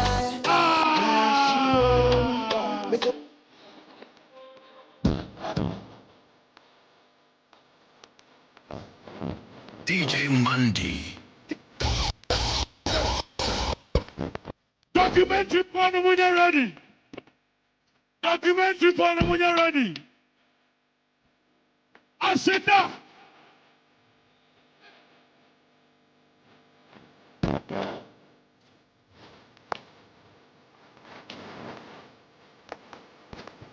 Aziz Haruna Puta. They're ready.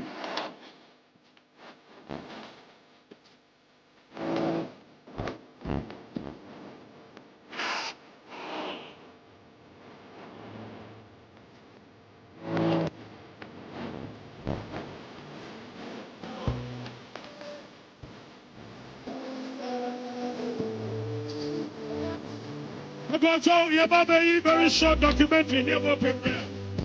Documentary for Motion.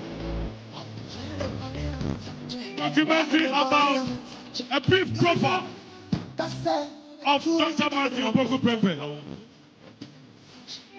And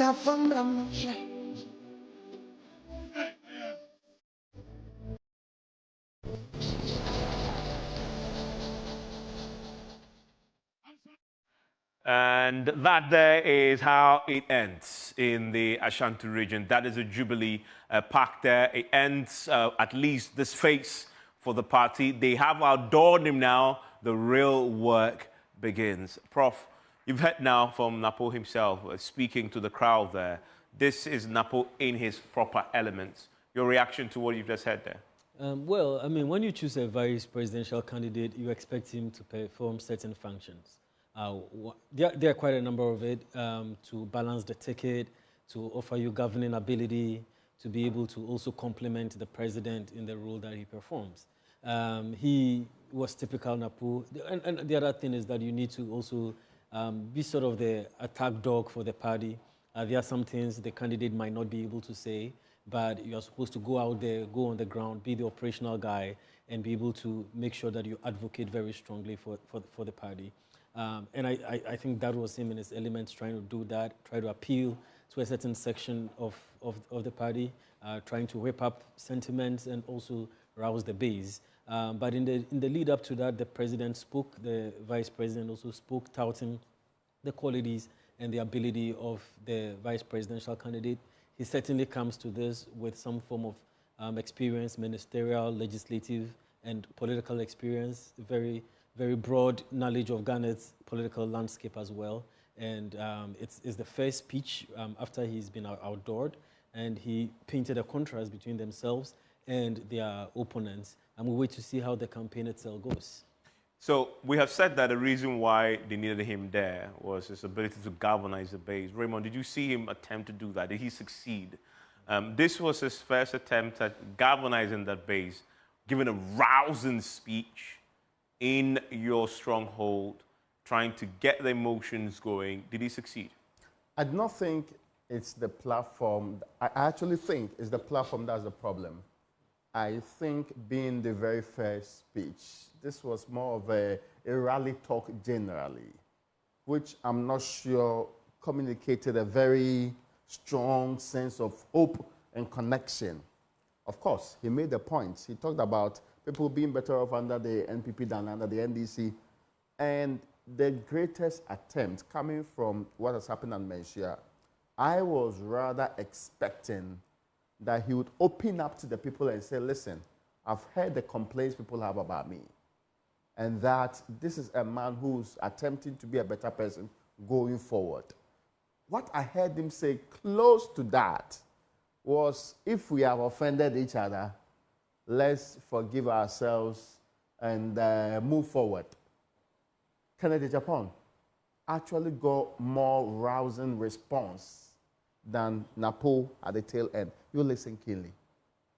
It got my attention because I was trying to get a reaction of the people to the things he's saying, whether they feel connected to it, and whether they feel that this is a new dawn to move it forward.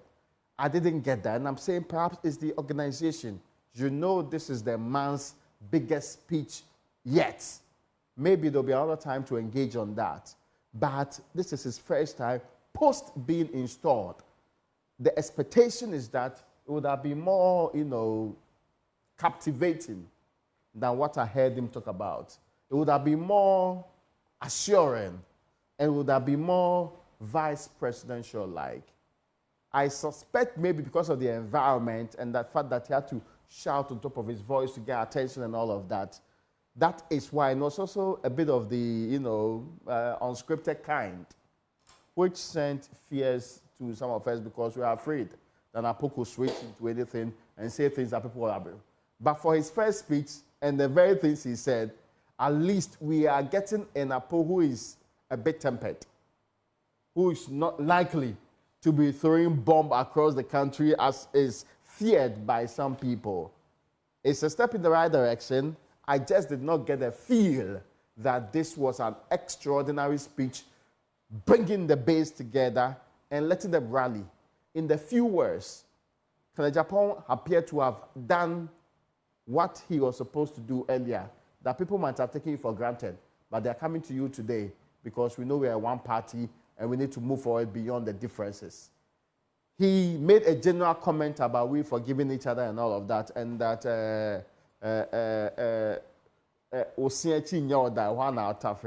that means that no matter what happens in your mouth, you still will have to stay with the same thing. And that family members can have differences. Doesn't mean that outsiders come and take it away. Those are all overtures, but they were subtle. The expectation is that would have been a bit more, robust. And the part I think he did excellent was beginning to tell people the good deals of Dr Bawumia and President Akufo-Addo, including saying that President Akufo-Addo is the best president we've had since independence. That's a very interesting and fantastic statement to make anyway. So, well. I mean, Elton, so you've heard him now. Knowing what the expectation was, considering that he's speaking in the Ashanti region and it must sort of galvanize the base coming from the Otumfuo, and were you convinced by the things he says? Also by the way he said it, his demeanor. You could see he was really raising his voice to try and come across as charming and charismatic, which is an important word. We'll try and unpack that pretty shortly. Do you think this will resonate with the people of Ashanti? You come from there, you know the people. His style, the way he approached it, and he spoke in Chi, did he not? Oh yeah, he did. It resonated with people there. But basically, I think he was a bit measured, and I'm thinking that because this was supposed to be his stance or his acceptance speech, if you like, and he was also speaking in the presence of the president, the vice president, leading members of the party. So you don't want to be seen as, somebody who, if not controlled, may get out of hand. So he was a bit measured in the way he communicated his message to the audience. He spoke free. I mean, this is his area. I think the Prempeh College area also falls within this is in the Subin constituency. So, but generally, I mean, this is his stock in trade. I mean, nothing different from the Napo we've known. Just that today, he didn't go into. I think a lot of people were expecting him to deviate in a certain area. He may have disappointed. He may have disappointed a lot of people, apart from one or two comments. Is this a new Napo? Yeah, and actually at some point you saw that the national organizer wanted to come in to get him to to respect the time and all those issues. So we are waiting to see how he will be deployed in the election itself when he is on his own, and the flag bearer is not there, the president is not there, he's leading his own campaign. That, for me, will be the real measure. Now, they've drawn their line in the sand. They are ready. Their ticket is complete. The NDC appears to also be ready. They've also completed their ticket. Next one, they will launch their campaign and manifesto. The NDC will also be doing the same thing. So we are in for the long run ahead of December 7th.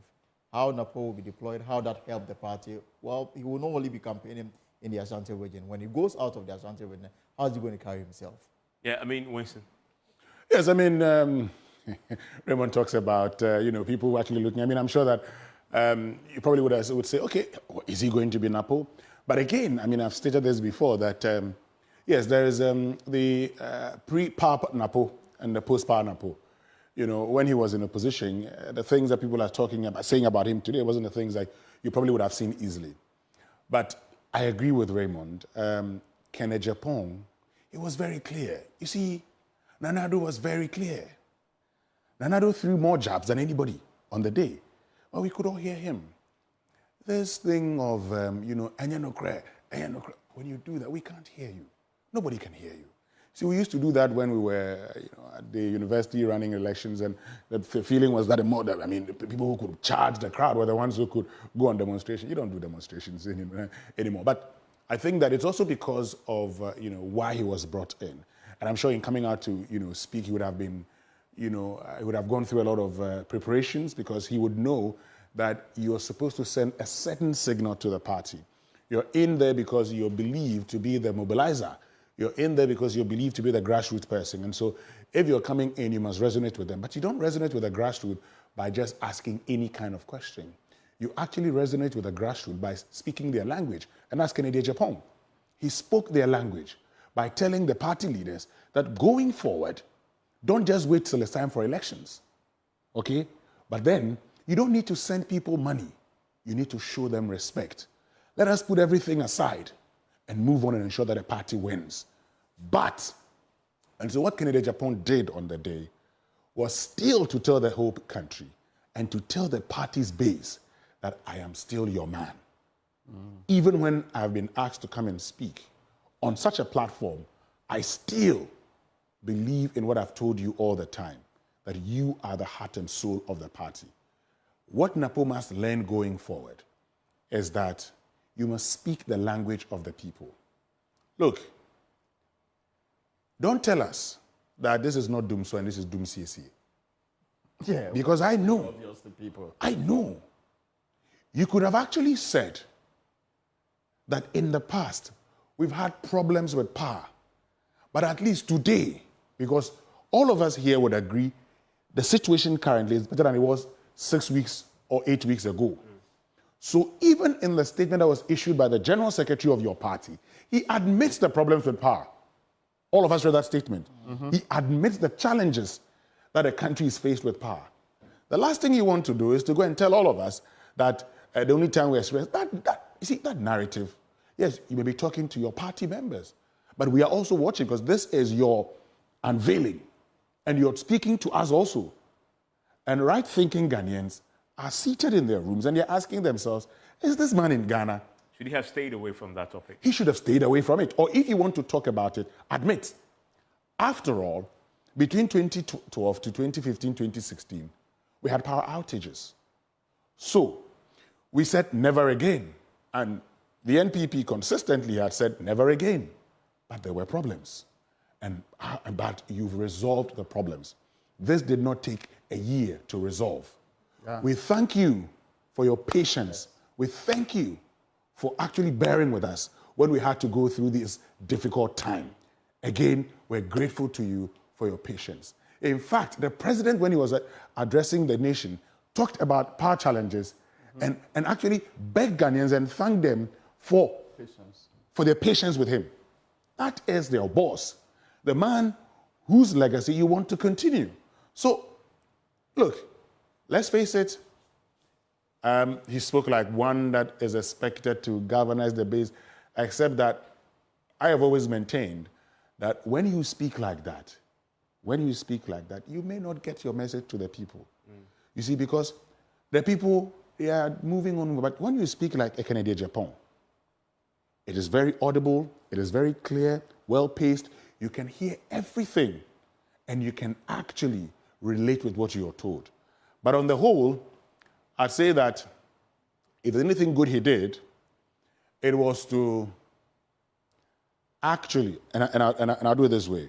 Avoid trouble. He avoided trouble, but actually to repeat the hardcore UP, position that Nkrumah did not do anything.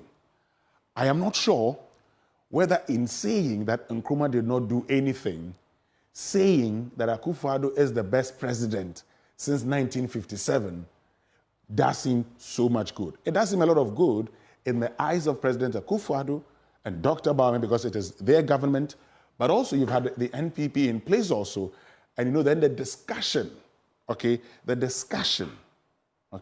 about who is the best president, particularly of the Fourth Republic, and you know that in the Fourth Republic, the conversation has been that J. Akufo is arguably the best president of the Fourth Republic. But if you go, of course, you are on a campaign platform with Akufo-Addo, and so you would have to sing his praise. But I think you could have avoided that. Yeah, and you raised something that I want to highlight before we wrap up, which is that as we speak, he's still the energy minister. Yeah. What must happen there, Prof? Should he now step aside from that position? Because once you're an energy minister, if something happens, you take the blame for it. And anything can happen with the West African gas pipeline, for example, that can be fractured tomorrow. And that will mean doom so for us, right? Ghanaians, they don't forgive. They don't care whether the thing was, John Mahama had that problem. They'll blame you. So you have a vice presidential candidate. You have a running mate who now must now, as an energy minister, go and defend the government and bear the brunt for a problem that he shouldn't be near. He should be focused on campaigning, helping the ticket win elections, but then he's now going to be embroiled in challenges such as that. Should he step away now from the ministry and let somebody else take over? So now he can focus on the main agenda of winning the polls. I mean, I've not put my mind to it, and I'll let my colleagues take a stab at that because I don't know what the presidents have been. But you would imagine that a candidate who does not have that additional burden or responsibility would be a lot more freer to go out there and do the job. Raymond? John Kufuor told his people that if you want to go and do your campaign, leave the government. I mean, it's important you separate those two roles for his own good too. And it is increasingly becoming untenable because the problems in our power sector will persist. Let's not pretend. We recently asked the Ministry of Energy to tell us everything they are doing or they have done to try and fix the power situation in the country. What the Ministry of Energy did was now go and call the sectors, say, hey, Greco, you, please, JoyNews wants some information on the sector. Please put it together and help them get that kind of information. What will be problematic is that since you can't guarantee, and let's not get it wrong, there will be maintenance works and all of the other things happening in the course of the year. Any slight indication, you'll be directly held responsible. I think it's in his interest to let go that ministry. If he lets go, at least now the power situation appears to have improved in certain areas. And that's also something we need to say. See, you cannot, and this word has become popular, so I can also use it. You cannot gaslight the people about their situation. They know they are in doom so. No matter the terminology you use, you are disrespecting them rather by actually telling them what they are feeling is not what is supposed to be the case. They know that. They feel it. They see the improvements when it happens. And they know whether or not you are telling them stories without any basis at all. That is not what we expect of a vice presidential candidate. It comes with a certain deficit in the quality of the communication you are putting out there. So I'm expecting him to say, no, I'm busy, so take up the ministry. There is nothing that Matthew Opoku Prempeh has done within the last 3 or so years that the next 6 months is going to revolutionary change in energy. He's not a solution to our energy problems. So letting go is no responsibility on you, so that you can concentrate on the actual job you are to do. The more you keep yourself in this area, it becomes fair game for me to be asking, what business has the energy minister every day campaigning when I have a power problem? I don't know whether you get my point. So that issue, he should let go easily. Luckily, there is Herbert Kramper. Herbert Kramper has already been made Minister of State at the ministry. He should take it. But maybe my last point on it, I should say this in a nice way, but if you put everything together, it was pretty underwhelming. Very fair speech and everything involved. I think there's a lot of room for improvement. And I think that the people could have managed this better. Prepared speech delivered like Nana Jane Opoku Agyeman's own. Because this is something that people are looking forward to. But that's the point, right? We'll wrap up on that. I feel it was extremely underwhelming. The strategy for the NPP was different. Yeah. Clearly. Yes. And for good reason, I believe. We'll analyze that. Why they chose this particular format to go back and do a rally form. Their objective and goal is quite different from the NDC. It is. Also because of who the running mate is and what their strengths are. You want to do it differently. And if for the NPP, it's about galvanizing your base, you don't deliver an academic paper. No. You do a rally. Look, because there you can say all the political stuff and excite the base. If you have an academic, a professor who used to be a vice chancellor of the university, who is a running mate, and you want to use that to appeal to the middle class floating voter, then you go to an academic institution. No, like UPSA, and then you do a speech. I think for the purpose. I'll come back and analyze that, and then we can end briefly, because I want to go back very, very quickly for the next 2 minutes to Kumasi, just to get our team there to wrap up. Okay, I mean, but by the way, we don't have the link yet. But so let's wrap up in the studio. Elting first. Elting. So that point, though, and I asked that before, but because of what he says there, just going to take quick 1 minute all from you. The party chose a strategy, which is he's not going to be delivering a prepared speech. By the way, he is a vice presidential candidate. He's a running mate. We've had the candidate himself already. Did that strategy work, having seen it play out? In terms of, connecting with the base, I'm thinking that it may have worked for them because this is Kumasi. I mean, he spoke Twi, and that's the language on the streets. I mean, you don't mount a political platform in Kumasi and speak English. So I was even surprised that Wontumi decided to go, English. He was responding to Ghanaians. I don't know who he was trying to impress. He was responding to Ghanaians. All right. He was responding to Ghanaians. So I think that, from tomorrow, what then happens? This took place at the Jubilee Park, not so big a place. The place was not overflowing as perhaps one would have expected because this is a stronghold of the NPP. Is it because today is Tuesday, it's not a weekend, so people are busy with their work? Does it suggest that there's general, despondency in the system such that even though where you consider to be your strong base, people are not coming out their numbers to join the party because of their own economic situation? I think in the days to follow, we'll see more. But whatever it was, the NPP may have scored a political point by introducing the running mate to the Asantehene. They got those nice words from the Asantehene. How they play that to their advantage, the coming days will tell. And that's an important point. And I want to go quickly for the next couple of minutes to my colleagues there on the ground, still at the Jubilee Park, Nana Boakye-Yadom, who is joining me right now. Nana, for the next quick 2 minutes, tell us, with Nana Yaw-Juma, how people are reacting to what they've seen today, both from the Mencha Palace and to the Jubilee Ground, and what they've heard from Matthew Opoku Prempeh.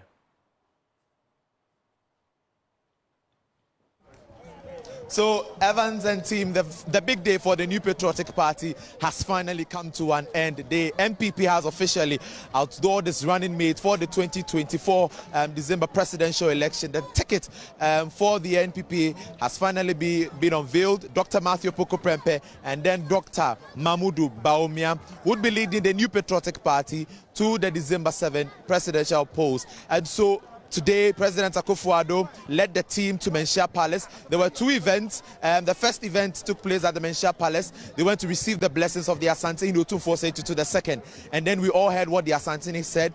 He did advise the NPP's running mate, Dr. Matthew Opoku Prempeh, to stay humble to his presidential candidate, Dr. Bawumia, and not to let the arrogance tag on him fly. And that is the words of the Asantehene. He did eulogize the Member of Parliament for Mencha South Constituency and then the running mate, Dr. Matthew Opoku Prempeh, for his performance as Education Minister and then his performance as the Minister for Energy. And that is what happened at the Mencha Palace. Right after the first event from the Mencha Palace, President Akufo-Addo led the team to the Kumasi Jubilee Park to receive the crowd here and then to also present the NPP's running mate, Dr.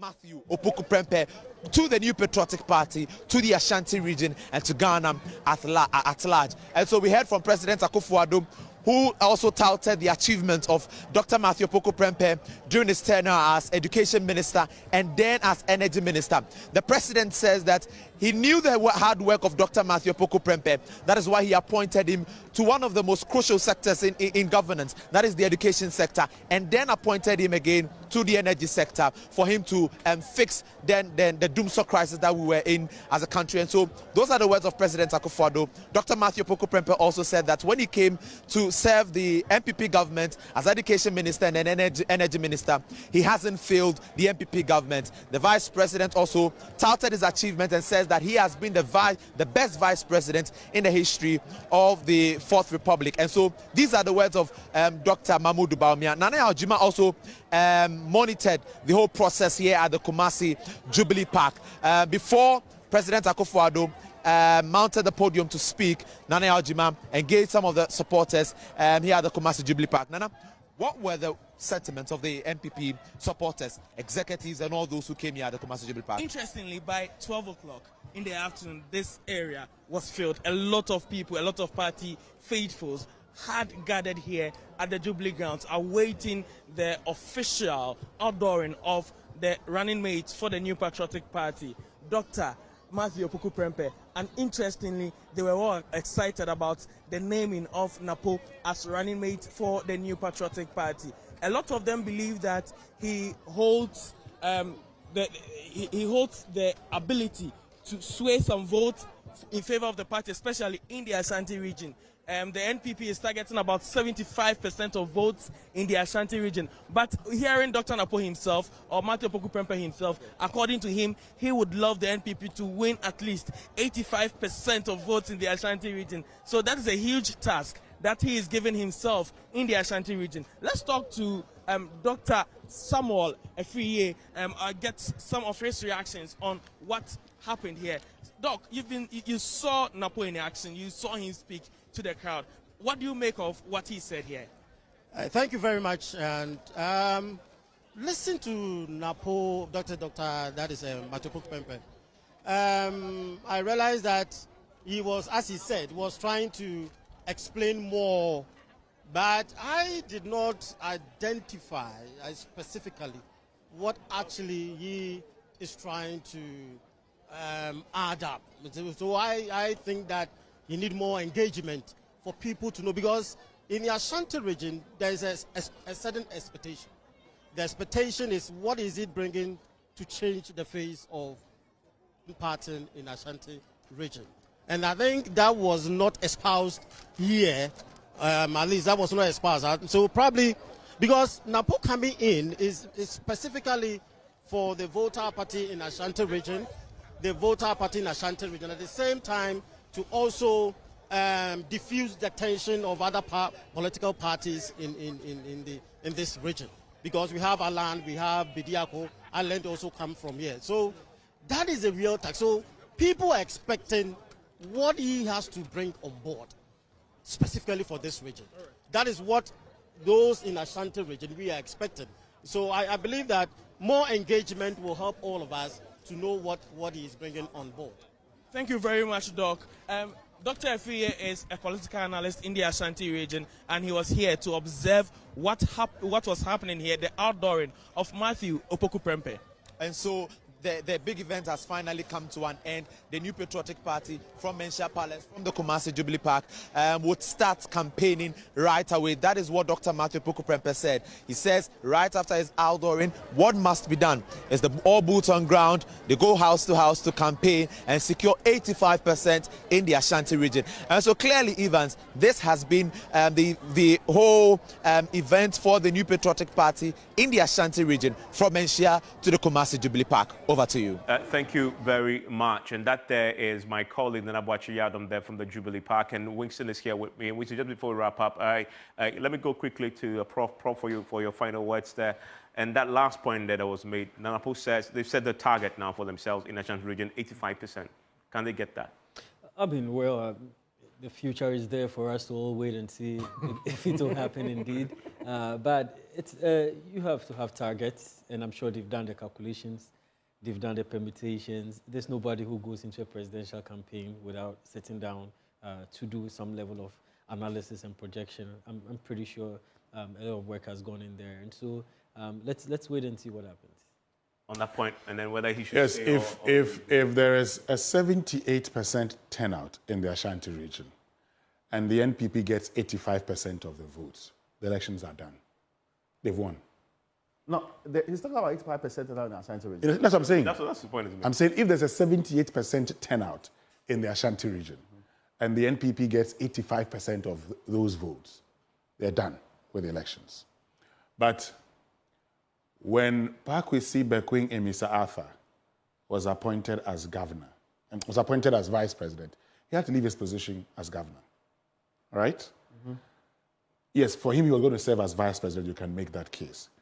But President Kufuor insisted that even if you wanted to be flag bearer, step down and go and run your campaign. So for Napo, who's now been made running mate, and we saw it, Alan Chemanting resigned, workaholic Akoto tops all water, Usefri Akoto, he also stepped down. Matthew Opoku Prempeh has no business remaining as energy minister. In fact, tomorrow when he comes, he should hand over, tender in resignation and go and campaign. It's as simple as that. Mm. And that there is Winston, you've had Raymond, you've had Professor H.C. Kanku, and then you've had Elton Mroboy. My name is Evans Menson. This has been a coverage of the grand unveiling of the NPP ticket, Dr. Mahmoud Bawumia, and the new kid on that block, Dr. Matthew Opoku Prempeh. Yes, he's a new kid on the block when it comes to that ticket. We've heard from the Otumfuo Setutu II, and we've heard from the President and Bawumia himself. The key question now becomes, will this resonate with the people in the Ashanti region? You want to join us on PM Express, because there's going to be more analysis on this. We're going to be coming back to the touch screen here, and we're going to do that head-to-head, Napo versus Jane.